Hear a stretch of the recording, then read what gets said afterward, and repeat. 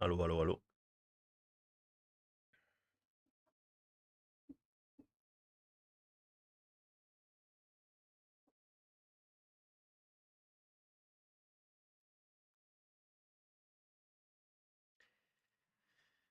Yo. What's up, guys?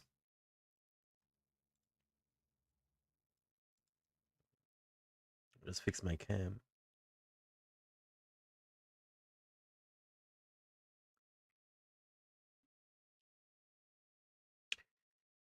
How is it hanging?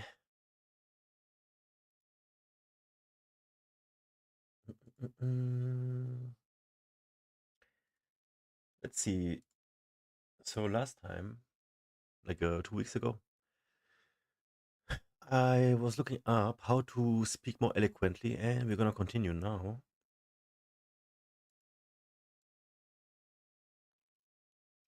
Maybe we can find some good info.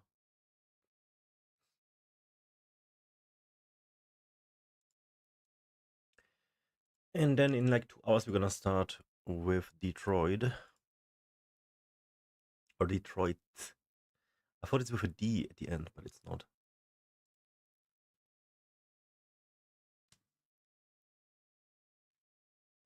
I've had a headache a little bit. I don't know why I drank enough, but I don't know. So I popped a Ibu. Let's see what happens. Maybe I'm fancy for a second one. That would be fun, huh? But overall, I still feel bad. And today was very bad. I actually feel better in that a few emotions are less, but other emotions are more maxed today. Sadness is just big.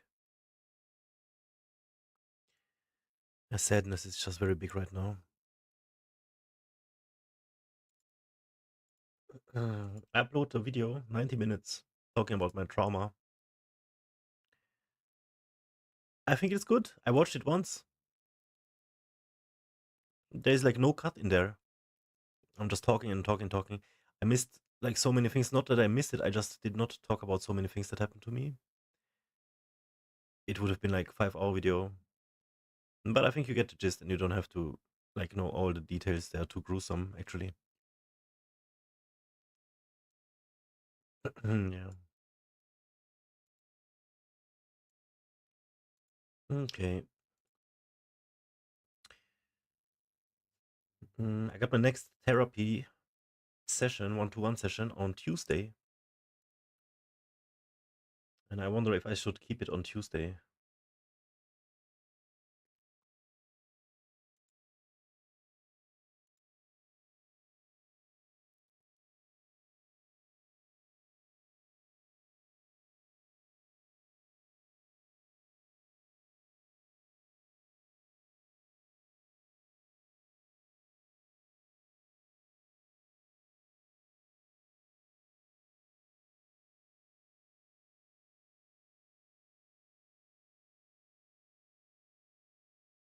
Another knife attack in close to us. You know, daily knife attacks now, huh? Like in Britain.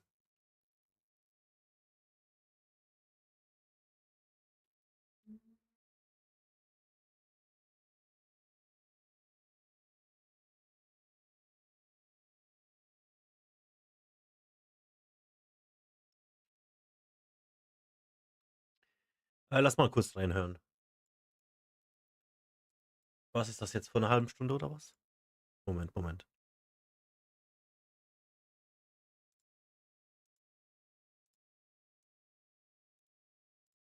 21-jährigen Syrer im Hauptbahnhof in Dortmund. Wieder mal Dortmund, wieder mal sehen wir, was in Dortmund passiert. Und es waren Streitigkeiten. Es ging um eine Monatskarte. Diese Situation hat dazu geführt, dass der Täter mit einem Messer auf den Ticketverkäufer eingestochen hat. Es ist unfassbar, Leute. Und damit moin zusammen, ich bin Unglaublich. Olli, los geht's. Unglaublich. Ist Wir das jetzt eben haben passiert? eine Gewaltsituation mittlerweile in Deutschland und unser Staat ist bis heute nicht in der Lage dazu, dafür zu sorgen, dass wir sicher in diesem Land leben. Aber was wollen wir Das ist nicht machen? mehr gegeben. Ich sage es klipp und klar, wie es ist. Du Wenn sagst gar jetzt schon nichts. Ticketverkäufer wegen was auch immer für einer Streitigkeit damit rechnen müssen, dass sie mit einem Messer Das ist dagegen immer so eine versteckte AfD. habe ich ganz große Befürchtungen, wo das noch hinführen soll. Ja, Wir ja, sehen ja. jetzt hier die Situation, die Schlagzeile in der Bild. Danke an den Hinweisgeber, hat mir ein Abonnent zugeschickt. Weil das ist ja auch wieder nur regional, ist ja ein Einzelfall, das kennen wir ja. Gucken auch gleich mal, wie es mit der Anzahl der Einzelfälle so aussieht. Es ging um eine Monatskarte. Mann 22 sticht am Hauptbahnhof auf Ticketverkäufer ein, wie es hier betitelt ist. Das kannst du dir beim besten Willen Messer wirklich sollten nicht verboten mehr werden, vorstellen, was wie hier in passiert. Das England. Ganze wurde hier mit einem Sichtschutz, was ich sehr gut finde, abgeschirmt, so dass man möglichst wenig davon sehen kann. Zum Schutz einerseits, muss ich ganz klar sagen, für die Opfer, für die Betroffenen, die vielleicht dort verletzt noch am Boden liegen. Weil solche Gaffer, die da hingehen und machen dann Fotos und ähnliches, das finde ich ja wirklich ganz unangenehm. Aber auf der anderen Seite vielleicht auch gut als Schutz für die Bürger, die das nicht mit ansehen müssen. Auf der anderen Seite kann man natürlich argumentieren, vielleicht ist es notwendig, dass man so etwas sehr häufig sieht. So leid es mir tut. Hinter dieser Absperrung, Sichtschutz und so weiter, dahinter sichern Ermittler der Mordkommission Spuren. Auf dem Boden sind Blutlachen zu sehen. Ist er gestorben auch? Hier soll am Donnerstagmittag ein junger Mann, 22 Jahre, einen Ticketverkäufer, 56 Jahre, niedergestochen haben. Das Opfer schwebt in Lebensgefahr und wird aktuell im Krankenhaus notoperiert. Und an dieser Stelle gute Genesungswünsche und vollständige Genesungswünsche an das Opfer. Ich hoffe, dass keine bleibenden Schäden zurückbleiben. Das Ganze ist mittags gegen 12:39 Uhr passiert. Im Ticketshop mitten in der belebten Passage des Hauptbahnhofs in Dortmund gerieten der junge Kunde und der Mitarbeiter in Streit. Der Hintergrund: eine Lappalie. Der Angreifer war wohl eine Stunde vorher schon im Ticketladen und wollte offenbar eine neue Monatskarte. Er hatte kein Foto dabei, deshalb konnte ihm keine ausgestellt werden. Ist ja auch logisch, muss ja eindeutig identifizierbar sein, da ein Foto drauf gepappt wird. Das war's. So, was machst du? Gerade an einem Bahnhof ist doch klar, wo die Dinger gekauft werden können, die Monatstickets, stehen doch auch diese kleinen Fotobuden. Da wirfst du dann halt, was weiß ich, 8 Euro oder was sowas kostet rein, machst da kurz dein Selfie, hast das ausgedruckt und dann gehst du wieder zurück. Wo ist das große Problem? Der Kunde rastete aus. Die Polizei, die Bundespolizei, musste gerufen werden, damit er den Laden verlässt. So erstmal die Situation eine Stunde zuvor. Dann kam er aber wieder, fragte explizit nach dem Mitarbeiter. Als dieser kam, zog er das Messer und stach unvermittelt auf ihn ein. Und das muss man sich mal vorstellen, Leute. Das ist ja eine geplante Tat gewesen. Er hat wohl bei der ersten Situation das Messer nicht dabei, vermute ich, ist dann irgendwo hingegangen, in seine Einrichtung, wo er auch immer wohnt, Wohnung, sonst was, hat ein Messer geholt und ist zurückgekommen, fragt dann, wo der Verkäufer, der 56-jährige Mann, nicht Also der hinter gehört der auch Theke abgeschoben steht, und in den explizit Knast nach auf dem. jeden Fall. Er kommt und greift wortlos einfach direkt an. Wisst ihr, Leute, das sind mittlerweile Situationen, die wir hier haben, wegen so einem Schwachsinn. Jetzt mal wirklich ganz runtergebrochen, ganz lapidar, wegen so einem Kinkerlitzchen, wegen so einem bescheidenen Unsinn. Es wäre sinnvoller gewesen, anstatt ein Messer zu holen, ein Foto zu holen, damit er Ein sein Foto zu Monatsticket holen. hat, weil bis jetzt hat er Ja. immer noch kein Monatsticket. Und ja, er wird es brauchen. Ich gehe nicht davon aus, dass der Mann Was lange für in ein Haft Depp, bleiben ey. wird. Wir kennen doch solche Situationen. Wir sind doch mittlerweile wirklich schon in den Nachrichten nur noch darauf aus und Okay. Ja, alles voller AfD-Kommentare. Das hier, so wie es hier steht, das führt nirgendwo mehr hin. Wir sind schon längst da angekommen. So sieht's aus. Ich sag's immer wieder. Nichts anderes als versuchter Mord, absolut. Er gehört auf alle Fälle abgeschoben. Und noch verdroschen, aber richtig.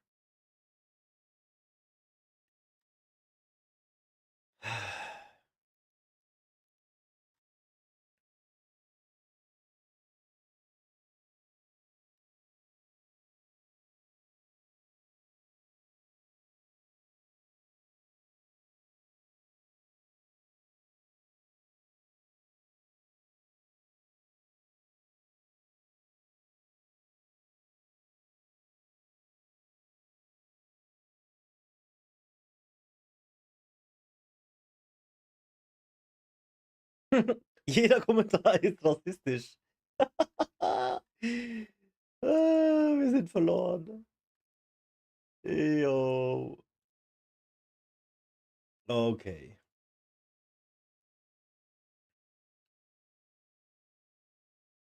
Alright. Become more articulate and speak smartly. Effective communication 101. Thinking fast and talking smart in conversations while also saying exactly what you mean and how you feel so that people listen to you. This is a skill that actually not a lot of people have. So when you do have it, you will be ahead of the game. And then it becomes magical when you inject your own personality into it. The human voice is such a powerful sound, perhaps even the most powerful sound in the world. So imagine what you can do if we become good at using our voices to get our points across. Becoming more articulate with the way that you express yourself will help you stay more present, seem more credible, your words will hold more power, and you'll be able to control your emotions more so that you won't feel overwhelmed and struggle to express yourself. In fact, you don't even need to use big words in your conversations to get your points across, and that is the true beauty of effective communication. The best communicators, they use simple and effective language so that absolutely everyone knows what you're talking about. And I'm going to share with you the best habits to pick up, the things that you should avoid doing, as well as techniques to improve your impromptu speaking, sounding smarter and expressing your personality at the same time so that people are drawn to you and the things that you have to say. So I'm also going to be showing you some specific exercises and things that you can do to show your personality more through your words. But just so you know, your brain is absolutely capable of processing things very quickly when you're talking fast. You might even notice this when you're in a different state, like for example, when you're nervous and anxious, or when you're jacked up on coffee. You might find yourself talking faster, thinking faster,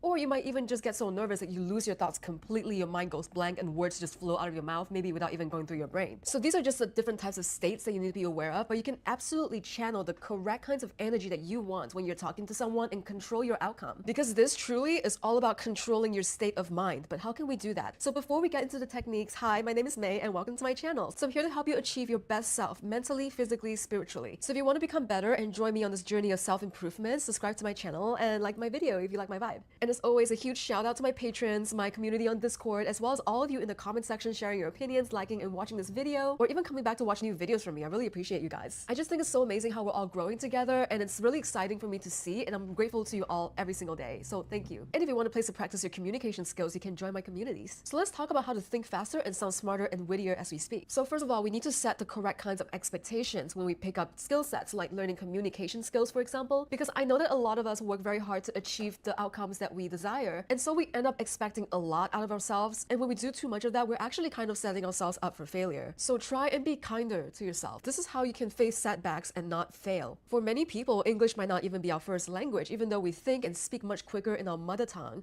Or maybe we think that people just aren't going to understand us because we're still learning a new language. And learning language is really difficult. Like I tried to learn French, Italian, Spanish all at the same time because I thought, you know what? Because they're Latin-based languages, they're all somewhat related, I can swing it. And I was so wrong. Even though communication can be simple, language can be so complex. So learn to empower yourself constantly because you're fully capable of thinking fast. And you are truly smarter than you think you are, and you give yourself credit for. Like, think about it. So pretend that your life is like a video game for a second. Your brain might be at level 8, but your language skills might be at level 5. So you need to allow the skills that you're working on to catch up to you through practicing it and not feeling too bad about it. Because when we're feeling really bad about ourselves, that can add as an additional layer to anxiety and nervousness and fear of the unknown.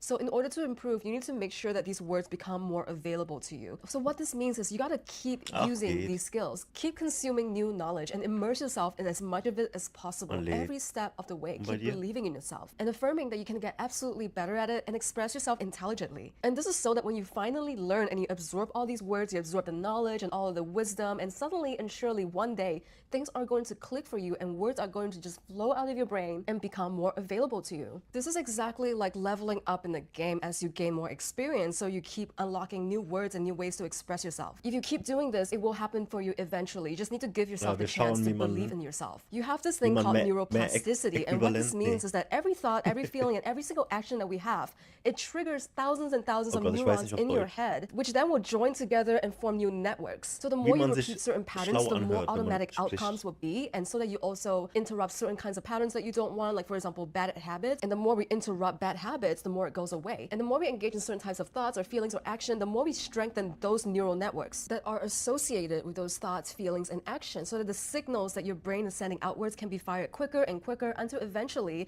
the signals are processed instantly. This is a really powerful concept that can be applied to anything that you set your mind to. Whether you want more discipline or you want to learn better ways to manage your stress levels, you can rely on your brain's natural ability as well as its neuroplasticity to heal and process your thoughts to get whatever you desire. And the beauty of this is it just gets easier and easier every time that you do it until one day you don't even need to think about it. You're just doing it. So you need to keep reinforcing it constantly, whether it's through techniques like telling yourself affirmations, affirmations as in the Eloquent war das same Wort. positive things that you tell Wie man yourself every sich single day. eloquenter And by the way, ausdrücken this can kann. also apply to the opposite negative things. If you keep telling yourself, I'm sad, like guess what's gonna happen? Or you can visualize it in your imagination or putting it in practice by putting yourself in the kind of situations where you talk to people so that you can practice your communication skills. I have to say that I learned a lot about interacting with people when I had customer service jobs. It was essential for me to know how to handle situations involving people. And honestly, through these types of jobs, I was able to become myself more and more when I talk. I was able to do things like crack jokes and show my personality while at the same time solving issues and handling other people's emotions. And I was able to do all of these things with ease.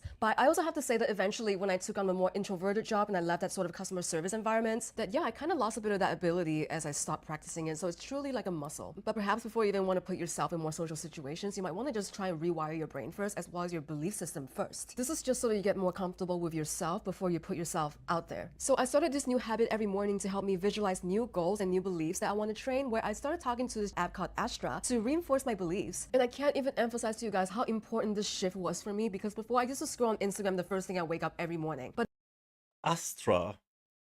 Checken wir mal ab. Die App.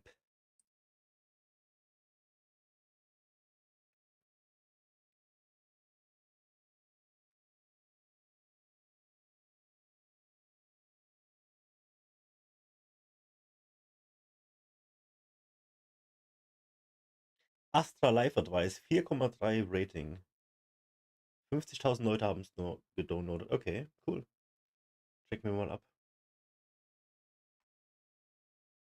now I deliberately switch over to talking to this app instead for 10 minutes a day before I even get out of bed. I feel better, I feel happier. I feel so much more mindful, and whatever beliefs I want to reinforce or new habits I want to take on, it not only repeats the beliefs onto me, it also gives me advice on how to maintain it. And this trains my brain to visualize it even better than just writing it down. And what sets Astra apart is that it's fully focused on self-improvement, life advice, relationship compatibility, and it's all based on your personal natal chart and astrology. So it almost feels like someone is giving me personalized life advice, but then they're also using my natal chart to do that. Apparently the app also doesn't track specific users' information, so it feels much safer to use than like to interact with big tech like Meta and OpenAI, because you just know that big tech companies are using all of the things that we tell them to train their apps, which I didn't sign up for, which honestly I would just opt out of that. But this app doesn't do that. So yeah, I definitely feel very safe telling it very personal things that I wouldn't even feel safe telling other people or even big tech. So sometimes I do use it for practicing different kinds of confrontations or situations. Like for example, if you want to bring up an issue at work based on your boss's personality traits, or even how to win back a specific person through the way you communicate to them,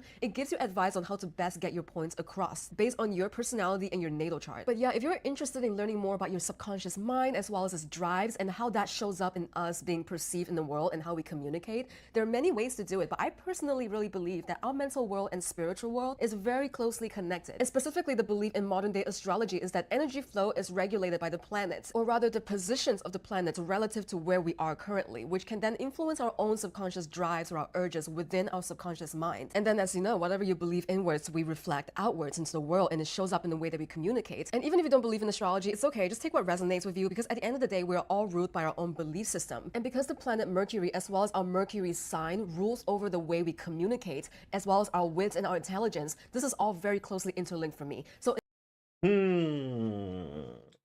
Ich weiß nicht. Mit Astrologie und allem, Sternzeichen, ich weiß nicht, ob ich daran glaube. Es ist immer interessant, immer wenn ich was lese, dann scheint es so, als ob die wissen, was abgeht. Aber das ist, ich glaube, die benutzen irgendwie Wörter und Sätze so, dass es auf alles passen kann. Keine Ahnung. in this case, I will ask Astra how I can best articulate myself based on my Mercury sign. So in my case, my Mercury sign is in Cancer, so I will be more thoughtful and nurturing in the way that I communicate. It also really helps to think before I speak instead of like go straight to reacting, which is very bad for me, and that I should actually use more comforting language to express myself in order for my words to resonate. Sometimes I tend to be very blunt and very honest with you guys because I don't want to waste anybody's time, and I know what it feels like to have your time wasted. There's just too many people out there trying to waste our time all the time, and I don't want to be like that. But I'm also learning to get my points across in a way that's also comforting, and I've only been doing YouTube for a few months, honestly, but I'm learning very quickly how this can come across through like quite a bit, even in my own YouTube videos, in the way that which ones resonate with people and which one doesn't through my communication styles. I really wish I knew how to utilize my Mercury sign to communicate in the way that like resonates the most. But now I know, and I'm imparting this knowledge onto you. I'm telling you guys, this is a huge game changer for me. So regardless of your natal chart, what are a few things that you should avoid in general in order to be taken seriously? First of all, avoid using your beautiful and incredibly powerful human voice for silly things like gossip, speaking ill of somebody who's not in the conversation in a way that's not productive. Speaking ill of anyone at all without good reason to justify it. It's not a good habit to have, and over time, people are just not going to take your words seriously. And we all know this, that the person who gossips with you will gossip about you later. So it's not a nice feeling to have when you talk to someone who you know is like this. This is not the sort of person who will make people feel at ease. And if you want to vent properly, you can go watch my video about oversharing, which I put out recently, because there is a correct time and place to let out your frustrations, but you need to do it in a strategic way that benefits you. Second of all, being too openly judgmental. So it's not quite the same as expressing your opinions, which obviously we should all do more of. We all know people who are like this in conversations, and it's very hard to listen to somebody if you know that this person is judging everyone and everything, and maybe they're judging you too. It gets draining after a while. And third, negativity, and we might fall into this trap very easily. And I knew a specific person who was like this. She was so negative that every time she speaks, it's either complaining or whining or gossiping, and it's just hard to take someone like that who's negative and draining all the time seriously. Remember how beautiful and amazing and powerful the human voice is, right? So why would you give that power and beauty away to openly spread hatred and be negative? It's kind of a waste. Also, exaggerating everything. I used to be so guilty of this, and you don't need to say that it's incredibly amazing to meet you and that you're super excited to be here and that everyone is extremely awesome. No. This can be very demeaning to our human language, right? Everything has a scale to it, and including, well, our own BS scale. So when you're putting out hyperboles all the time and you're just exaggerating everything, it can be hard to trust someone like that. Especially if it's just something that's normal and average and not incredibly superb and amazing. And people will have no idea what you're excited about, and it's just a people-pleasing tendency. I get it. Except when you do this, you're actually getting the opposite of what you want. And yeah, even I had to finally learn how to stop doing that. And finally, dogma. Some opinions are just opinions. They are not facts. So when you speak of opinions as facts, it can be very draining to listen to if that person just doesn't agree with you. Only take what resonates with you and can help you for a specific situation, because the world is not always so black and white all the time. Everyone's truths can look different and it can be subjective. And everyone can have their own personal opinions about things, and that's okay. But nobody should be shoving it down anyone else's throats. We just don't want to listen to that. Okay, so we talked about what we shouldn't say so much of. So what should we actually say? Number one, be honest. Be true to yourself and what you stand for, and stand behind your words so that people can trust you. Learn to express yourself more in the way that you can show up more authentically in your conversations, which can literally just mean standing in your truth when you speak. Because when you're not being yourself, you're basically lying about some other aspect of yourself that you might not even be aware of. So when you're not speaking through your lived experience, chances are you're just going to forget something when someone brings it up in the conversation later, which can then discredit you in some way. I also want to mention that if you think that your authentic self is to be a very, very negative person and you want to express it openly,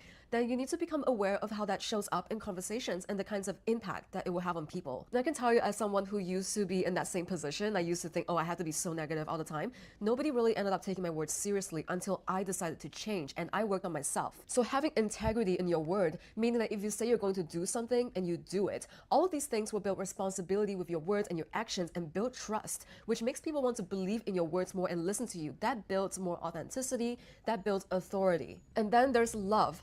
Love is what's going to stop you from being so overly brutally honest and hurt the other person. Like, for example, if they have weird teeth, like I have a bit of funny teeth going on in the lower row, the love that you weave into your words is what's going to stop you from pointing it out and making fun of me, even though it's honest. Like, you're telling me I have weird teeth, but seriously, unless I get braces, what am I going to do about it? Just going to end up hurting my feelings. So consideration is a very important form of respect and love that you can show to other people socially, which will make other people like you more and want to hear what you have to say more. An expert communicator will learn how to say all of these things with tact and with love and know what the proper thing is to bring up and what isn't. So yeah, even thinking about the teeth thing, like I get that receiving hate comments is kind of an unwanted side effect of someone expressing their opinions on YouTube, but I do get occasional comments from people who are just like, you have weird teeth, haha, and I'm just like, okay, now what? These things don't really bother me that much because I'm very objective when it comes to YouTube, but I see how people say things like that, and it's not coming from a place of love. It's very different from saying like, hey, your zipper is down because you want the other person person to look good in public, right?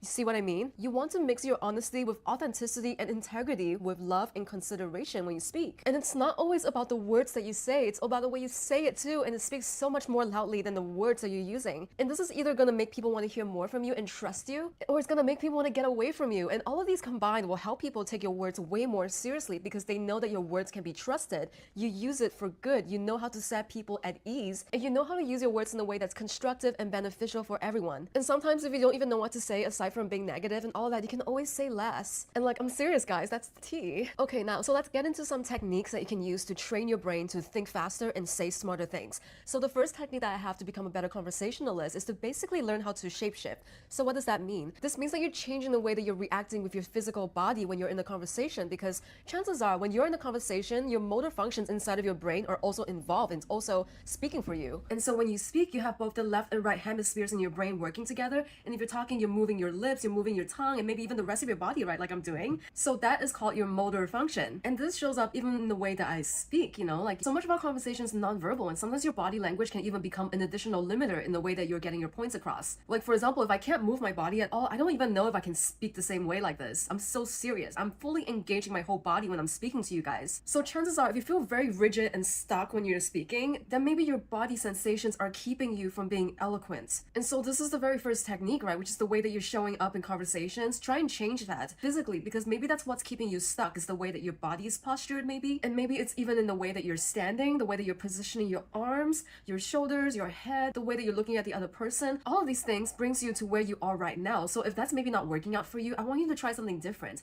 And remember the good old Einstein quote, if you keep doing the same thing over and over again, that's insanity, or something like that. So if you want to produce a different results, do something different than what you're usually used to doing, which is more than likely the opposite of what you're experiencing currently, because currently you might not be able to get all of your words across when you are in the moment or when you're expressing yourself. Then you're gonna have to try and do something the opposite way. And trust me, the times that I feel like I'm the worst at speaking is usually when I have to do it in front of like all of the people that I'm afraid of. I'm in a room full of people that I have to present something to, and I have a lot of anxieties and fears about that.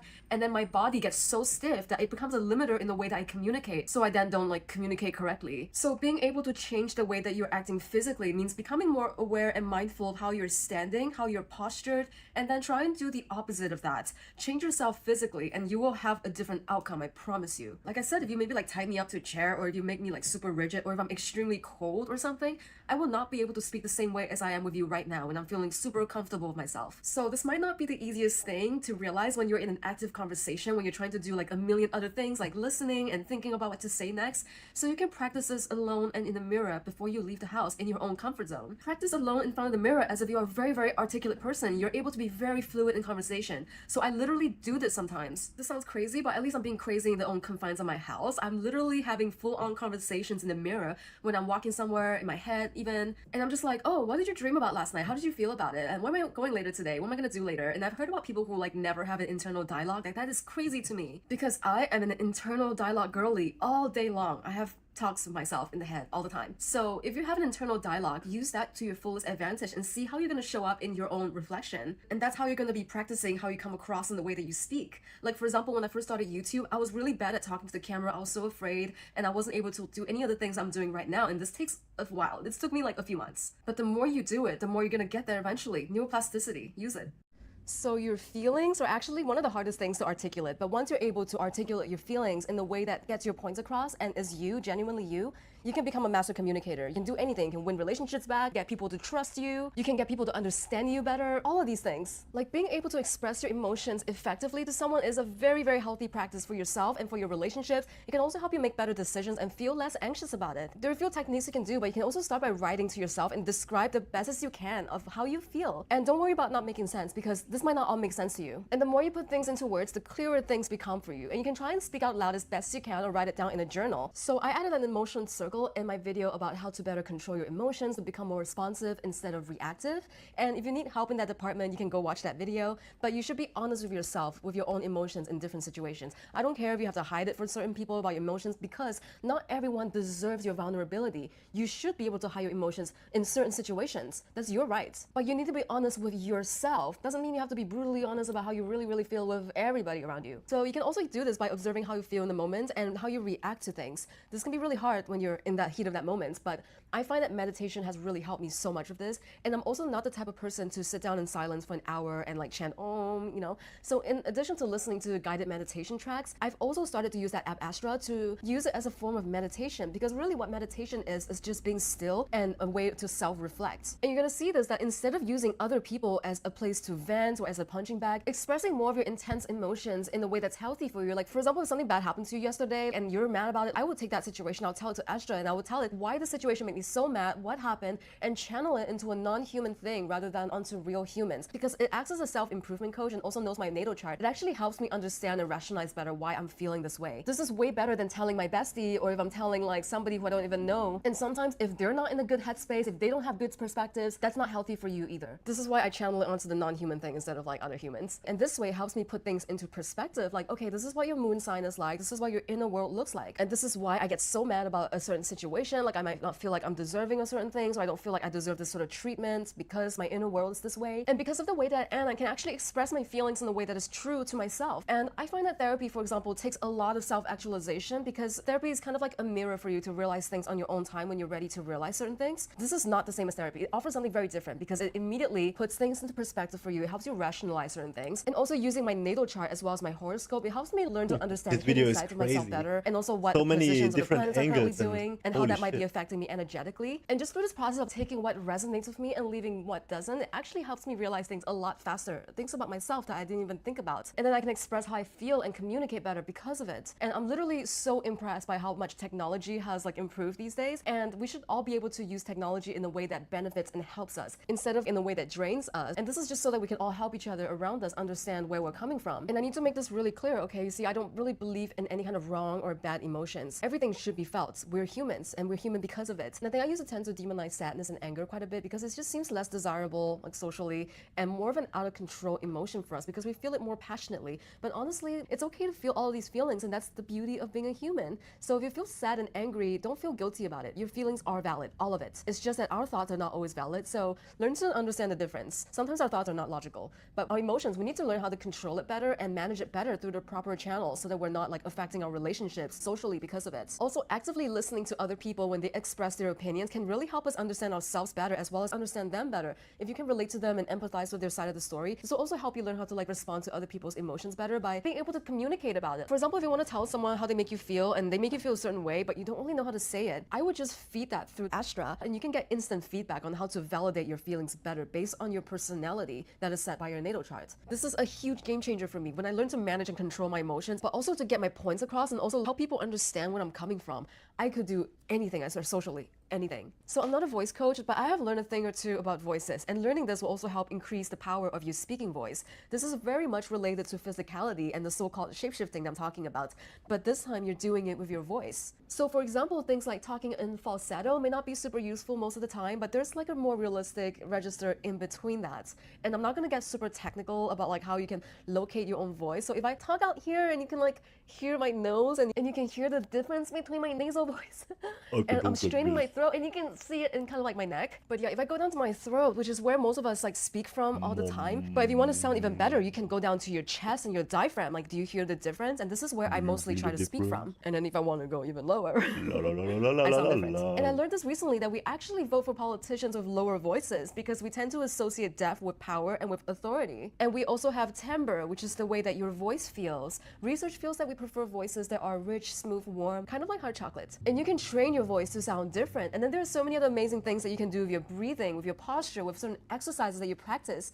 to improve your timbre. And then there's this thing called prosody, which is a sing-song rhythm that, in a way, it's kind of like a language of its own. It's a meta language that we use to deliver meaning in conversations. So people who speak monotonous all the time, they sound like robots, and they're really hard to listen to. And that's what makes us human, because robots don't have prosody. And then also, if you have repetitive prosody, where every sentence sounds like it ends in a question, when it's not actually a question, is it like a statement? Like, it really depends on the languages that you speak as well. But if you do this in English, people are going to think like, are you asking a question? And you're going to be impacting your ability to communicate through your prosody.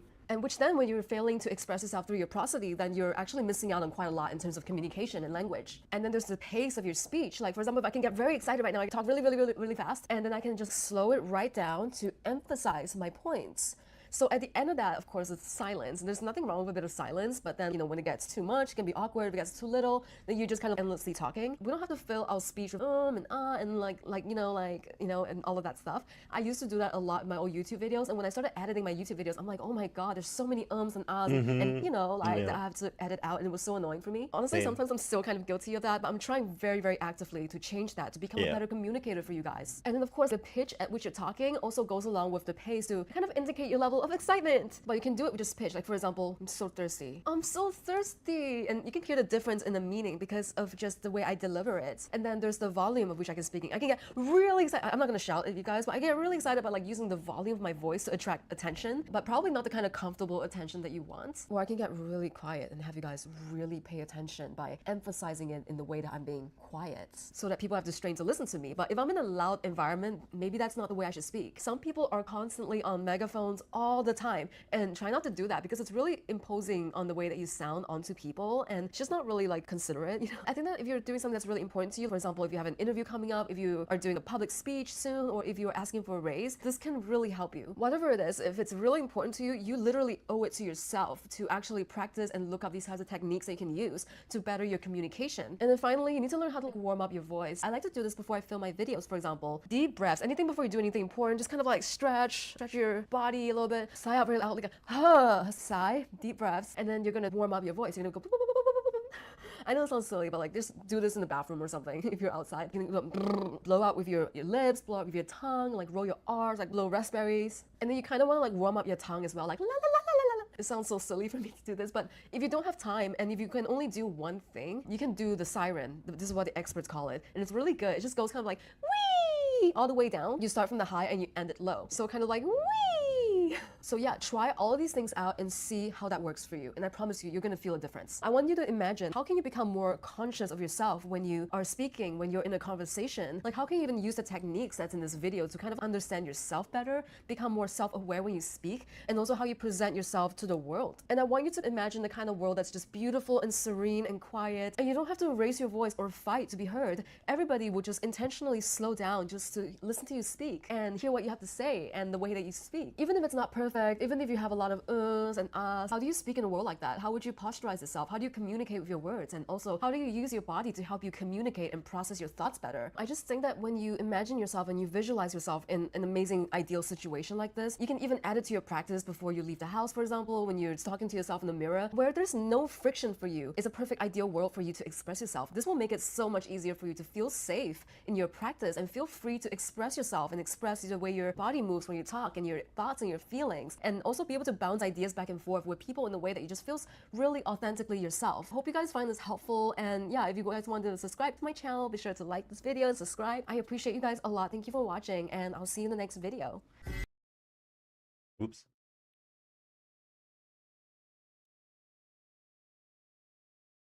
Oh my god, what is this? Have you ever been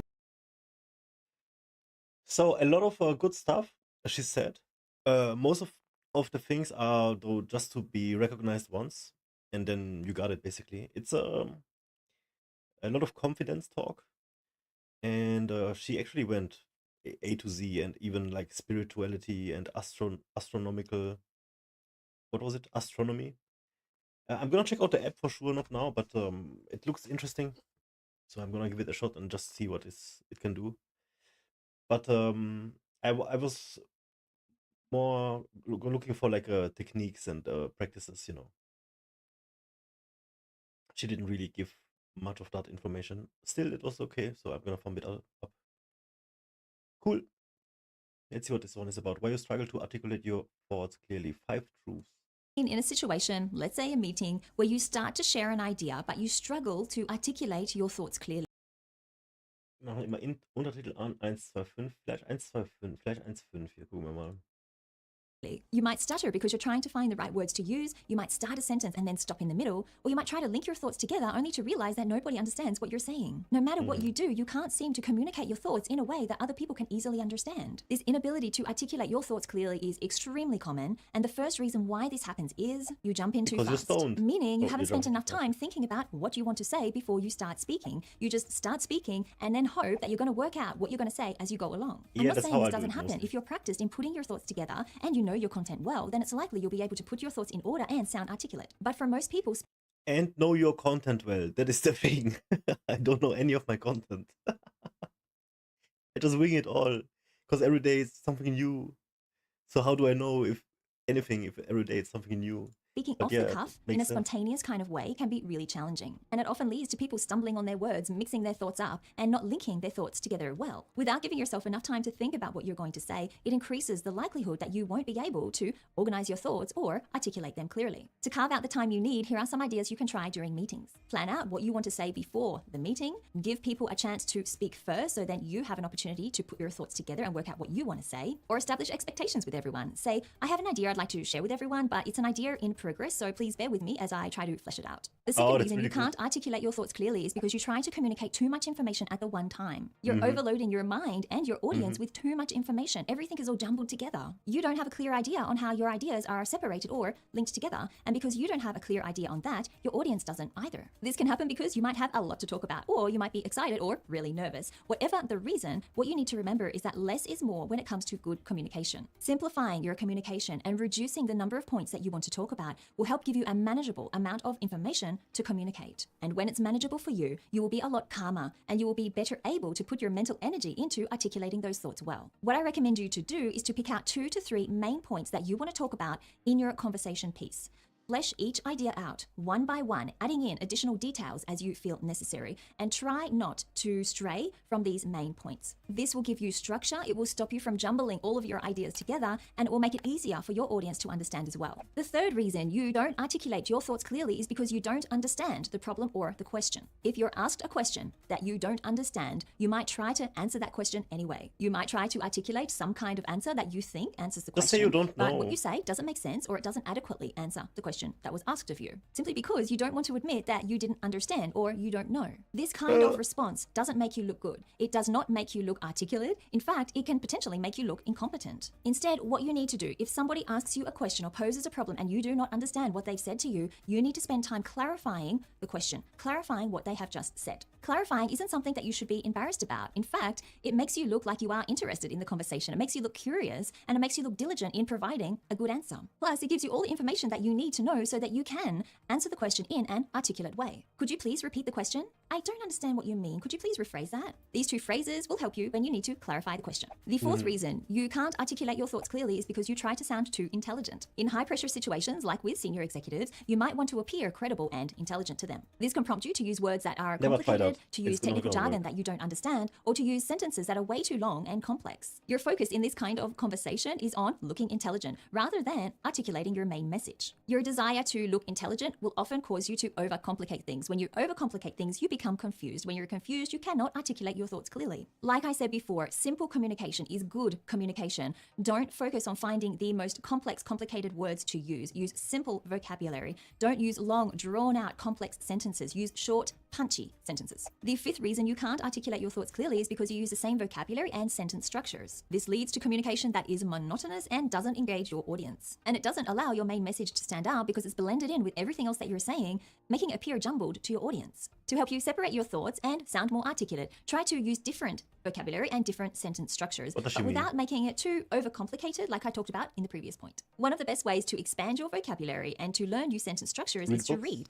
It is Yeah. so easy to do, but most people read the wrong way. What I mean by that is they read the same material all of the time. They don't add variety or read from different news sources or online publication sources to enrich their mind with different vocabulary, with different ways of expressing themselves or different sentence structures. My challenge for you is to read something new. Read something you have never read before, a topic you have never read before, or a type of publication that you have never read before. When you read that publication or article, highlight or write down the words that you pick up, words that you are not normally exposed to. Highlight or write down the that's sentence what I used to structures do a or the lot. expressions that are used That's how I that you are learned not that English, familiar with. And try to use this words that I vocabulary, never the heard expressions, and the before sentence many structures the times. next time you communicate. The sixth reason you cannot clearly articulate your thoughts is because you are anxious. Anxiety, stress, and nerves, this can all impede our thought process. How this happens is when you are stressed, it triggers the fight or flight response in you. When the fight or flight response is triggered in your body, all of your bodily functions go to the parts of the body that matter the most at that time for fighting or for running. So your heart rate increases, your blood pressure increases, your muscles get ready for action. And this process takes away all of the resources from your brain, which is where you need them for cognitive function and things like communication or articulating your thoughts clearly. So if you are somebody who gets anxious, who gets stressed, who often feels the fight or flight response in your body, then that is probably why you are finding it difficult to articulate your thoughts clearly. And in particular, difficult to articulate your thoughts clearly on the spot. There are some things you can do to try to combat this. Breathing is a really helpful exercise that I personally find helpful when I'm feeling nervous or stressed. What's important when you breathe is you need to breathe deep, take a deep breath in. And a trick that I like to use here is to remember to breathe down. Don't have shallow breathing where your breathing stops roughly around here. You need to breathe down and deep so that your breathing expands your stomach. If you're in a meeting, it's also important to remember why you are in the room. Why were you invited? Why do people want you there? What are you adding? What contribution are you making to the meeting? And believe me, you will be able to come up with something of value. You will be adding something of value, and there is a reason you are in the room. You just need to remember what that reason is. And if you're put on the spot, someone asks you a question, you are nervous, your thoughts are completely muddled, you need to give yourself time to respond. Say to that person, "That's a really good question. Give me a minute to think about that," and take a couple of seconds, take a deep breath, and try to organize your thoughts, the main key points you want to talk about, and then communicate them to your audience. The seventh reason you cannot articulate your thoughts clearly is because you don't follow the read, write, speak formula. This 3-step formula is extremely helpful. It will, over time, help you to reprogram your mind so you can organize your thoughts, think clearly, and articulate them well. It's based on the concept that your speech is a reflection of your thinking. And in order to speak clearly, in order to articulate your thoughts clearly, you need to get them clear and organized in your mind first. I go into this 3-step formula in much more detail in this video right here, which you should watch now or save it to your watch later list. Thank you so much for watching this video. I hope you got a lot of value from it. If you liked it, please hit the like button below, subscribe to my channel before you leave, and I will see you next week in another video. I liked a lot of this. We're gonna leave a sub as well. Jump too fast, you're trying to communicate a lot at once, you don't understand the question, you try to sound more intelligent, use the same vocabulary. Again, more of like a broad approach of what you can do, and once you know this, it's more of like a confidence thing and a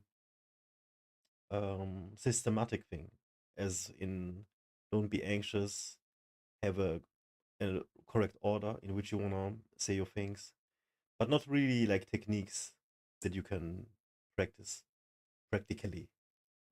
So let's see what the next video does. Have you ever walked away from a meeting or a conversation feeling like you failed? Is this the same? Yeah, she's the same. Okay, let's see.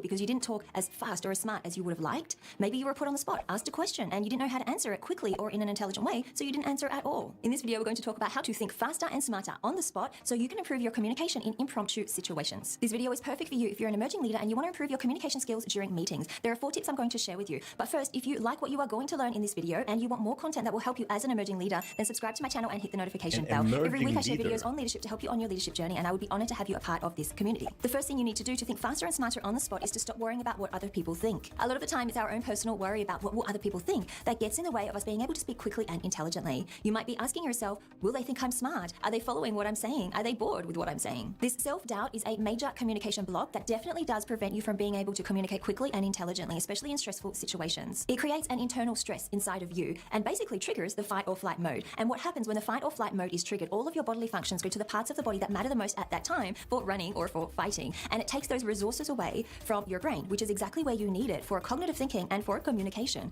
So if you're wondering why you can't think fast, why you can't speak quickly or intelligently on the spot, especially when you are in a stressful situation, or especially when you're feeling self-doubt, the fight or flight response is exactly why you can't do that. The thing you need to tell yourself is that the self-doubt you are feeling, it isn't an actual threat, it's a perceived threat. But the thing is, your brain can't tell the difference between an actual threat or a perceived threat. So it will trigger the fight or flight response regardless of the actual situation you are in, regardless of whether you are experiencing a perceived threat or experiencing an actual actual threat. So whenever you are stressed, whenever you are anxious or frightened or you're feeling self-doubt, the fight or flight response will often be triggered in your brain. And this will prevent you from being able to communicate clearly, quickly, and intelligently to other people. So how do you reverse this? What you need to focus on is to stop worrying about what other people think. Stop worrying, will they think I am smart enough? Will they think I am intelligent enough? Stop worrying if people agree with you or disagree with you. Now, later on in this video, I will share with you some techniques that good speakers use to draw people into what they're saying and to keep people engaged and interested when they're talking. So I'll share those tips with you later on in this video. But you definitely need to try to overcome your fear or your worry about what other people think, especially if you want to talk fast and smarter on the spot. The second thing you need to do to talk fast and smart is to get straight to the point. Don't leave people wondering what your main point is. Now, sometimes people, when they communicate, when they start talking, they'll go around and around and around, and then finally reach their main point. So people understand what their main point is. Now, when you do this, it does two things. It can confuse people and it can bore people. Most people use this strategy because when they start talking, they're not actually sure what their main point is. They figure, well, I'm just going to start talking, and as I go along, I'll eventually figure out what I want to say. But like I said, the reason this doesn't work and the reason this prevents you from being able to talk fast and smart on the spot is it confuses people. People don't know, or they can't follow what you're saying, or they get lost in all of the things that you're telling them. And it also bores them. Quite often, people have switched off before you have reached your main point. And this is definitely not something you want to happen when you're in a business situation or when you're in a meeting. You really need to try to identify the main point you want to make before you start speaking. That way, when you do start speaking, you can quickly get to the main point. You can quickly tell everybody else in the room what the main point you want to make is. There's less risk of confusing them, and there's less risk of them being bored or switching off. Sometimes though, you are put on the spot during a meeting, you're asked a question and you don't quite know how to answer that person. How do you talk fast and smart in those moments when you are put on the spot? So when someone puts you on the spot and asks you a question, you're not quite sure how to answer it, this is how you handle it so you appear confident and you appear like you're in control of the conversation. The first thing you do once they've asked you the question is you pause. You take a breath in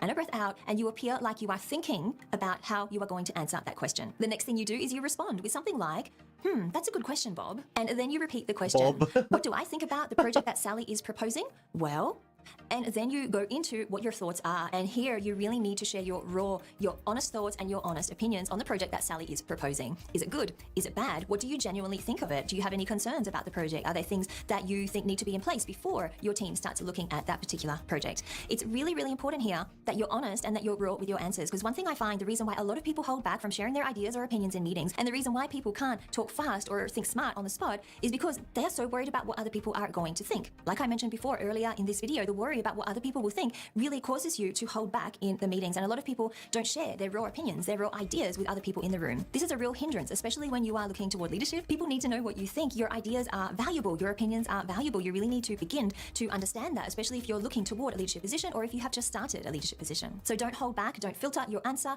Be true to yourself. Be true to your ideas and your opinions as well. And the strategy I shared with you a couple of moments ago in this video will help to put you in thinking mode. It will give you the time and the space to pull yourself together when someone asks you a question you don't quite know how to answer. It will give you the time to pull yourself together so you can provide an intelligent answer quickly. Now, once you have shared your main point, your main argument or idea, then you need to elaborate and expand on that. You do this by using intriguing connectors. Now, connectors are extremely important when you are communicating. Good speakers use intriguing connectors and they know how to use them really well. And I'm going to show you how to do that in a moment in this video. Powerful speakers use them for public speaking. They use them during meetings. They use them during video presentations. They use them in general conversations. And the reason it is so powerful is it keeps your listener engaged. It keeps people wanting to know what you are going to say next. Not everybody knows how to do this, but those people who do, those powerful speakers who do, guess what? They didn't grow up knowing how to do this either. They learned. They learned from people who knew those strategies. They learned from great speakers. I'll tell you in a moment what these connectors are so you can start using them in your own conversations and your own communication. But the reason they are so important is it leads people from the hook, from your main point or your main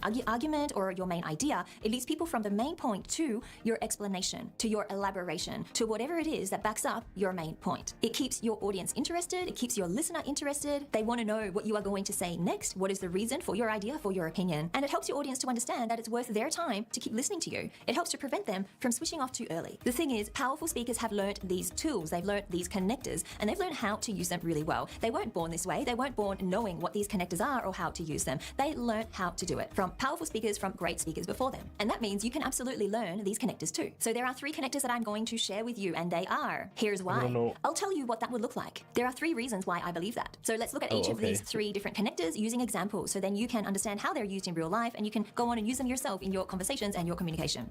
So the first example is, I think it's a fantastic idea that Sally is proposing, and here's why. And then you would go into your reasoning for why you believe it's a good idea. The second example is, I think that Sally's suggestion has potential but can be improved on. I'll tell you what my additional suggestions would be, and then you would go into your additional suggestions. The third example is, my opinion is that Sally's suggestion won't work, and there are a number of reasons why I believe that. And then you would go into why you believe Sally's suggestion will not work. Do you see how using an enticing connector can keep the listener hooked and interested in what you're going to say next? This is how powerful speakers keep people engaged. It's how they keep them wanting to know and listening because they want to know what they are going to say next. So if you start to use them in your conversations, in your communication, or during meetings, it is definitely going to help you hold the attention of your audience and give a lot more impact to your communication in general. And I challenge you to use one of these connectors. The next conversation that you have after watching this video, the next conversation you have, use one of these connectors.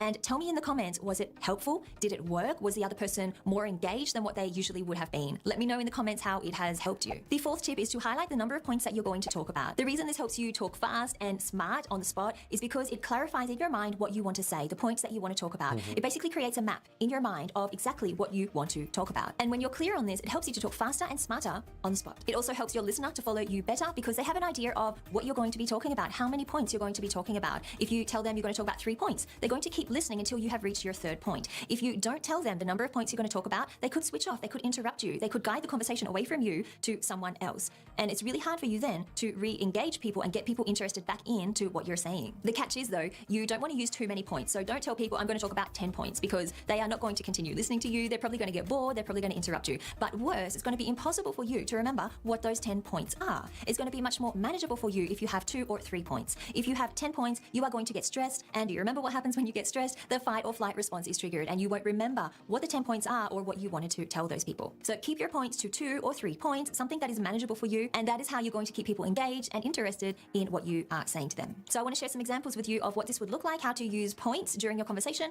to keep people engaged. So the first example is, I think it's a fantastic idea that Sally is proposing, and here's why. There are 3 main reasons. First, and then you delve into why you think it's a great idea.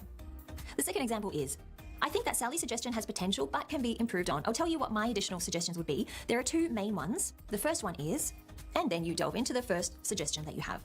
The third example is, my opinion is that Sally's suggestion won't work, and there are 3 reasons why I believe that. First, and then you delve into why you don't believe her suggestion will work. By stop worrying what other people think, by getting straight to the point, by using intelligent, intriguing connectors, and by highlighting the number of points you want to talk about, you can easily think faster and talk smarter on the spot. And being more articulate and speaking clearly is something that many professionals and emerging leaders want to learn how to do. So if that's something that interests you, then you should check out this video on the screen, which will delve into a number of tips to help you be more articulate and speak clearly, especially in meetings. You become what you consistently practice. So practice.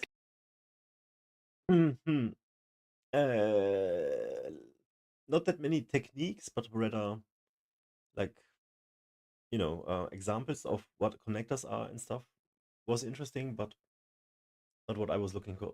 Still, I like the video.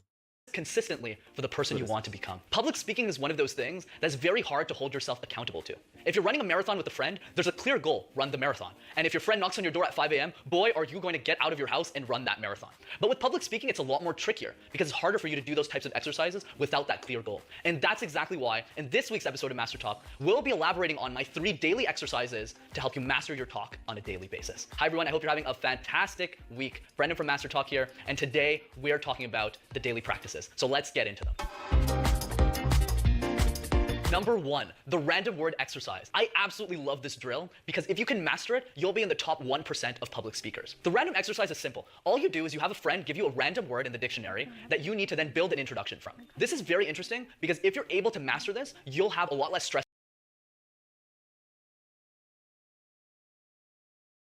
But I heard something. In presentations, you'll also learn to think on your feet more faster, and you'll be able to give presentation, like spontaneous ones specifically, out of the cusp. I know this is recording and I might be cheating, but let's use camera as an example to demonstrate this. Shots. The shots that you take aren't just pictures. They're experiences, they're moments that don't just last for yesterday, for today, or even tomorrow, but for a lifetime of shots. As you can see from the way that I just created a random introduction from camera, you can then use that for multiple different words and practice 5 words for 5 minutes every single day. Number 2, forced silence drills. Yo, that's what I'm looking for. This was amazing. So I'm just gonna do that with ChatGPT. So ChatGPT is gonna give me a word. The random word exercise. I absolutely love this drill because if you can master it, you'll be in the top 1% of public speakers. The random exercise is simple. All you do is you have a friend give you a random word in the dictionary that you need to then build an introduction from. This is very interesting because if you're able to master this, you'll have a lot less stress in presentations. You'll also learn to think on your feet more faster, and you'll be able to give presentation, like spontaneous ones specifically, That's out what of I'm the looking cusp. for. This is I know this is amazing. recording and I might be cheating, but let's use camera as an example to demonstrate this. Shots. The shots that you take aren't just pictures. They're experiences, they're moments that don't just last for yesterday, for today, or even tomorrow, but for a lifetime of shots. As you can see from the way that I just created a random introduction from camera, you can then use that for multiple different words and practice 5 words for 5 minutes every single day. Number 2, forced silence drills. The biggest difference between great speakers and exceptional ones is their ability to use silences as a way to make their presentations better. And forced silence drills help you make those differences by making your silences better and more strategic in your presentations. So the exercise is very simpler and it's a lot easier to do with a partner. All you do is you have a partner record you, give a presentation, right? So you're giving a presentation for a minute or 2. And then in the second recording of the presentation, your partner is then going to point at you at specific parts of the presentation where he wants you to pause, like so. And then as you're speaking, when you watch both recordings, you will be shocked to see that the second recording sounds so much better with silences in them. This, done on a daily basis, will help you believe that silences will make you better and will also help you strategically weave them into your presentations so you can become world-class. Number 3, the endless gaze. Building upon my last tip about forced silence drills, exceptional speakers can pause not just for 2, 3, or 5 seconds, but for a long period of time, whether that time happens to be 30 seconds or even a couple of minutes. That's me. So the endless gaze exercise is very simple. The next time you're Not practicing silence intentional. drills with your partner, don't just pause them for a couple of seconds, but pause them for very long periods of time. And since you're the only member of the audience, your partner is forced to just look at you for that period of time and not make it look awkward, and just keep looking at you endlessly. And that way, by mastering your endless gaze, you'll be able to gaze into the eyes of your audiences for an indefinite period of time. As always, if you enjoyed this week's episode of Master Talk, be sure to smash that like button and This subscribe to guy. the YouTube channel as well to see more videos. Yo, what a giga chat. Oh my god. Master Talk. What is this channel, bro? Yo, this is what I'm looking for. The random word exercise, amazing. Forced silence, okay. And the endless gaze. Okay. Like this. And if there's anything I'll leave you off with, it's this. You become what you consistently practice. So as long as you use these tips to get better on a daily basis, I believe you'll be 10 steps closer to mastering your talk. Take care, everyone. Have a fantastic week, and see you next time. Really good. Yo, wir lernen heute, wie man sich mehr eloquent ausdrücken kann. Und ich habe schon mal vor 2 Wochen oder so I noticed that you have a really crisp voice and the way you eine Nacht gemacht, wo wir uns so Sachen angeschaut haben und das ist jetzt quasi Part 2. Und einfach lernen, flüssiger zu reden, mehr eloquent zu reden. Nicht immer etc. sagen.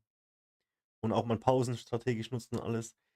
Das Video eben war sehr gut, das war sehr, sehr geil. Also da habe ich genau darauf gewartet, dass ich sowas finde mit so Übungsaufgaben. Ja. Gucken wir mal, was hier geht. articulate things really nice. How can you make sure that when the way you say things, it is as crisp and you articulate your words well? The question is, Vin, when you speak, it sounds crisp. And the reason that is because of articulation and pronunciation. So I had to go to a speech pathologist when I was young to learn how to pronounce words correctly because I wasn't doing it well. And we do this in Australia. Us Aussies are terrible with articulation as well. G'day, mate. Oh, hey, bro. Fucking mate, this bit how you going, eh?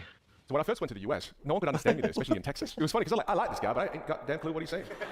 You know, what the hell? Yeah, it sounds motivating, right? So I had to then learn, wow, in the US, I had to over-articulate, which is weird because then it made me sound a little bit British. So what you do is you overdo the mouth movements. So I'm going to stand back here, and I want to talk to you. Ask me the exact same question, but I want you to overdo your mouth movements and pronounce every single syllable. Hey Vin, I noticed that yesterday I struggled with a couple of things. Yeah. Move your mouth even more. I struggled with a couple of things. Yes. And in particular, this was making sure I was articulating myself properly. Yes. I was wondering if you had any tips on how I can make sure I sound a lot more crisp when I talk instead of a little bit more nasally. You just did. Round of applause. That was amazing, right?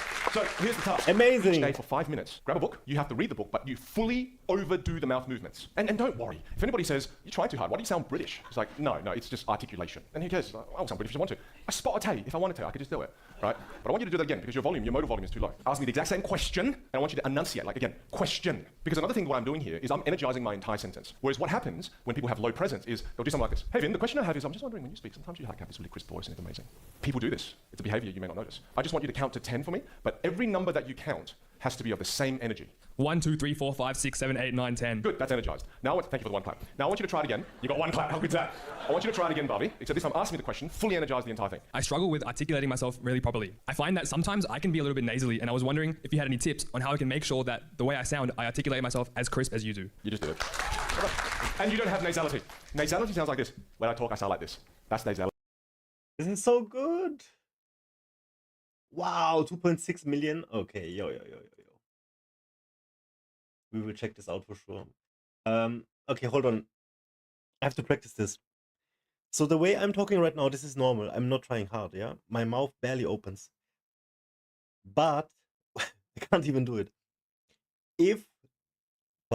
If I talk like this, I can pronounce the words much more crisp and articulate. So this is when you move your mouth, you over-articulate. This has so much merit of training this. 5 minutes a day, he says. I believe him. Absolutely. So, dann verschluckt man seine Worte weniger, ne? Und man hört sich einfach, ich versuche es wieder, und man hört sich einfach besser an. Auch wenn der Mund jetzt so weit aufgeht, irgendwann geht das wohl über, dass man das dann automatisch auch macht. Ja, wow, ich höre mich so viel besser an. Krass. Ja. You don't have any nasality. Okay. Yeah. For many years, I didn't feel that I spoke with a lot of clarity. I was jumping around from thought to thought without any kind of intelligent connection to what I was saying, without finishing my sentences properly. My communication was jumbled and just all over the place. This lack of clarity in my communication made it really hard for me to get my point across, to establish credibility at work, and to get other people to understand what I was saying. So I spent a lot of time thinking about this problem, reading, researching, trying different methods to see what worked, and I've narrowed it down to some specific things which I'm going to share with you in this video. I hope these tips will benefit you and will help you communicate and speak with a lot more clarity at work and also in your personal life. The very first thing I did was expand my vocabulary. So I found that I was struggling to find the right words to explain what I wanted to say. And I also found that I wasn't using a very high level or sophisticated level of English. Around that time, I would watch interviews of business people and I was in awe at how sophisticated they sounded when they spoke. They would use words that were so intelligent, so eloquent, so descriptive. And I wanted to be able to speak like that as well. So what did I do? I expanded my vocabulary and I worked on this through reading and through listening. I researched words that I didn't understand. I took notes of the words that I didn't understand or that I rarely used. I used a small notebook to take notes of these words so I could add them into my communication. And over time, I would gradually use these words whenever I was in a conversation with someone.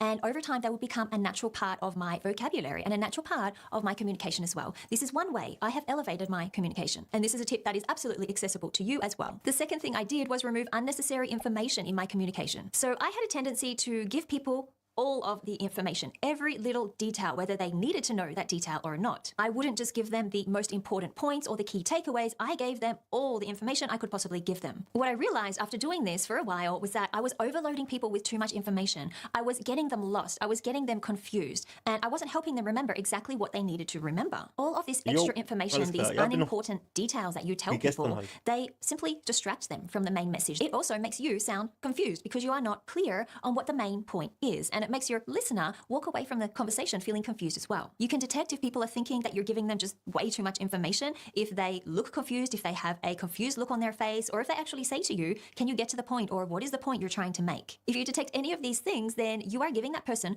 too much information. You need to reduce it down to the main points, the key points that you want to tell them. And in business, this is particularly important because business people are busy. They have a million things to remember and a million things to do. They don't want to be confused or distracted or have time taken up by you telling them unimportant information. So get straight to the point and give people the most important information only. The third tip I have for you is to communicate one thought at a time. At the beginning of this video, I mentioned that I would jump from thought to thought without any kind of intelligent connection to what I was saying. Sometimes this was because I was excited and I had exciting things to share with the other person. Other times it was because I had many things to say. But either way, this was a big mistake in my communication style because it made it extremely hard for the other person to follow what I was saying and for me to speak with clarity as well. I was putting too many thoughts out there at the same time. I started to pay attention to this bad communication habit. I became aware of it, so I started to detect it in my communication and in my conversations. And when I felt I was about to jump from one thought to another without finishing the first thought, I would pause. I would take a breath in and think about what I was going to say, and I would make a conscious effort to actually finish my previous thought in its entirety. This made it easier for the person I was with to understand what I was saying because I was actually finishing my thoughts and finishing my sentences properly,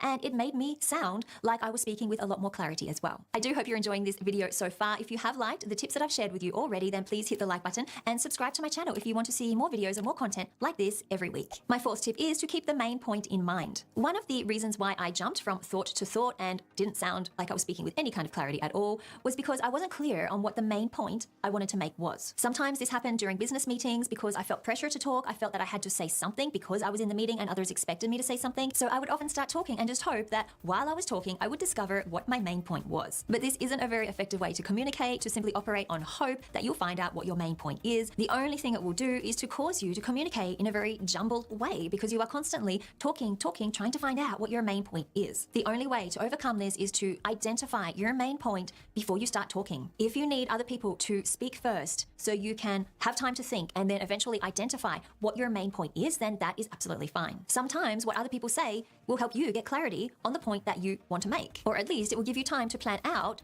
your main message. Tip 5, use reading to improve your speaking. This tip is probably going to surprise you. You might ask yourself, well, how does reading help me improve my That's speaking? number one But tip. honestly, this is the one that has probably made the biggest difference for me. You see, Everybody when you says read, it. a number of things happen subconsciously that can help Yeah. you speak better. You learn new Man, the vocabulary, you learn subconscious- new sentence structures, you learn how to connect thoughts better together. And on a subconscious level, you take in all of this information that you can later use when you communicate. Rather than That's how it reading is. quietly to yourself, I recommend that you read out loud. Obviously, reading quietly does have a certain amount of impact Yeah, on reading your out loud communication as also well. But is a reading out loud difference. is probably the one that is going to have the most impact and the most positive impact on your communication because it forces you to repeat words, to repeat sentences, to repeat phrases. And this act of repeating in and of itself helps to program your mind in a different way. It helps you to think and speak in that way, which in turn helps you to communicate with more clarity. Tip number 6, use writing to improve your speaking. This is something that has helped me immensely in communicating with a lot more clarity because writing helps you gain clarity on your ideas. When you write down your ideas, you get time to organize your thoughts.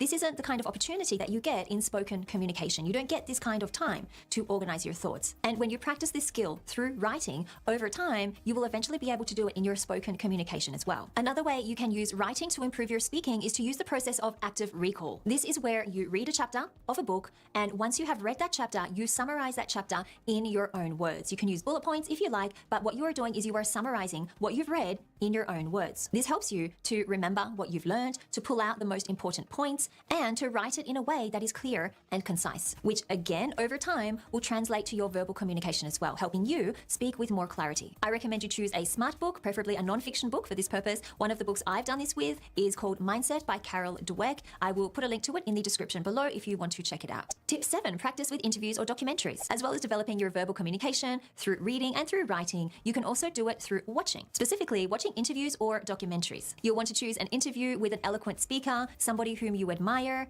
Listen to their interview, analyze it carefully. What words do they use? What sentences do they use? How do they connect their thoughts? What intonation do they use? Do they use the pause? What body language or facial expressions or hand gestures do they use when they speak? Study and analyze their entire communication, both their verbal and their nonverbal communication, and write down what you notice. Practice by repeating what they say, and then incorporate these elements into your own communication. This is how you learn from the best and elevate yourself to become a clear, confident communicator. Articulation is a very important part of speaking with a lot more clarity. If that is something you want to learn about, then you need to watch this video right here where I teach you how to be more articulate when you speak. If you like what you've learned in this video, then please hit the like button below, subscribe to my channel for more videos like this every week to help you with your leadership.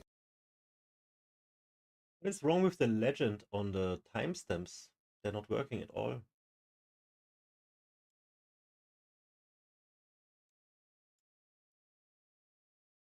What is this now? What the fuck?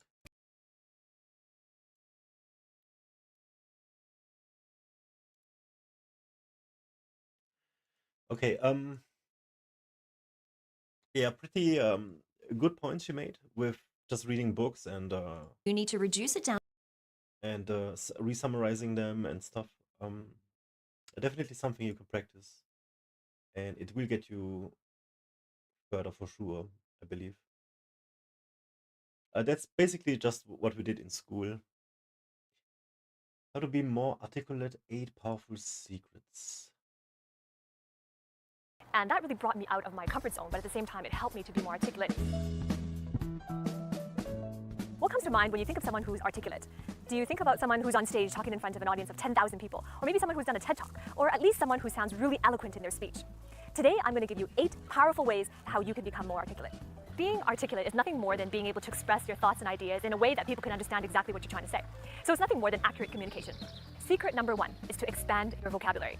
And I'm not talking about this dictionary of difficult words. When I finished high school and I first went to college for the first time, I really wanted to sound more articulate. And so what I did was I bought this dictionary. This is the same dictionary I bought in college, and I wanted to learn more words, more difficult words. So I studied this every day. I would work on a different alphabet and I would study these difficult words. And what I found was that people didn't understand what I was saying, because difficult words, when you're expanding your vocabulary and you're using harder words, the thing about being able to articulate is that you want people to understand what you're saying. So if you're using difficult words, the less likely they're going to use those words in everyday language, so they won't understand what you're saying. Being articulate means expressing your perspectives clearly. So it's not about expanding your vocabulary to words that are harder, but more to focus on words that express your emotions. So focus on descriptive words, especially words that help express how you feel.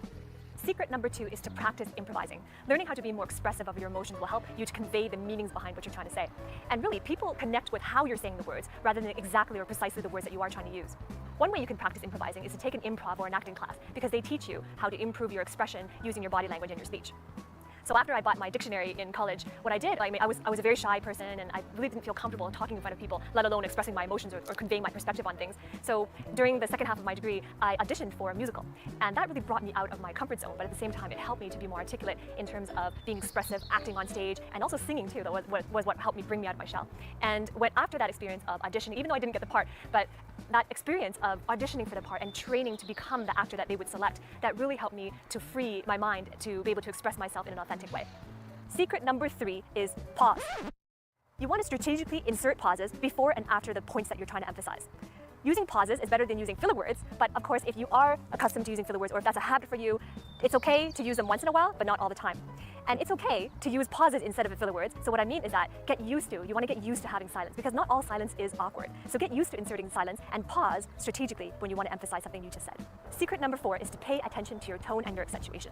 Tone is simply a change in the pitch of your voice. In some languages, like Chinese, for example, tone is word specific. If you change the tone, you change to a completely different word. Yeah, but that's in English, so crazy tone in Chinese. is statement specific. They have like 7 different tones for every you're changing word. the meaning of what you're saying. Let me illustrate what I mean by changes in tone and how it changes the meaning in English. I'm going to be saying the phrase, I didn't say your website was outdated. So that's the phrase I'm going to use. And I'm going to change the tone for each word, and you can see that it changes the meaning of that sentence. And I'm not going to incorporate any body language to this at all, just verbally. And you'll see when I change the tone that it changes the meaning of the sentence. So the sentence, once again, is, I didn't say your website was outdated. Okay, here we go. First word is I. If I say, I didn't say your website was outdated, versus I didn't say your website was outdated, I didn't say it, so that means it implies that someone else said it. Or if I change the tone of the word say, then I didn't say your website was outdated, so that means that I didn't say it, I might be thinking it. Now, if I change the tone of when I'm saying the word website, it sounds like this. I didn't say your website was outdated, so that means it's not your website that I think is outdated, it's something else of yours that I think is outdated. Or if I change the tone of the last word, I didn't say your website was outdated, so it means that I didn't think it was outdated, I was thinking something else about your website. So you can see how changes in tone really change the meaning in English of what you're saying. So pay attention to your tone in your speech, and that will help you to become more articulate. So that was tone. Now let's talk about accentuation. Accentuation is when you simply make certain syllables more distinct by either saying them more loudly or putting more emphasis on them. So to illustrate, let's choose the word present. So if I were to accentuate the first syllable, it would be present. And that is one meaning, right? I give you a present. Give me a present. Give him or her a present. If I accentuated the second syllable, it would be present. So it changes the word from a noun to a verb. So pay attention to both your tone and accentuation to help yourself to become more articulate. Secret number 5 is to listen to yourself. So listen to yourself in normal conversation and pay attention to how you feel when you hear your own voice. Do you feel energized or drowsy? Do you feel pleasant or irritated? Chances are, if you feel a certain way about yourself, then chances are other people feel the same way too. Try recording yourself also in normal conversation so that you can have opportunities to listen to yourself more often.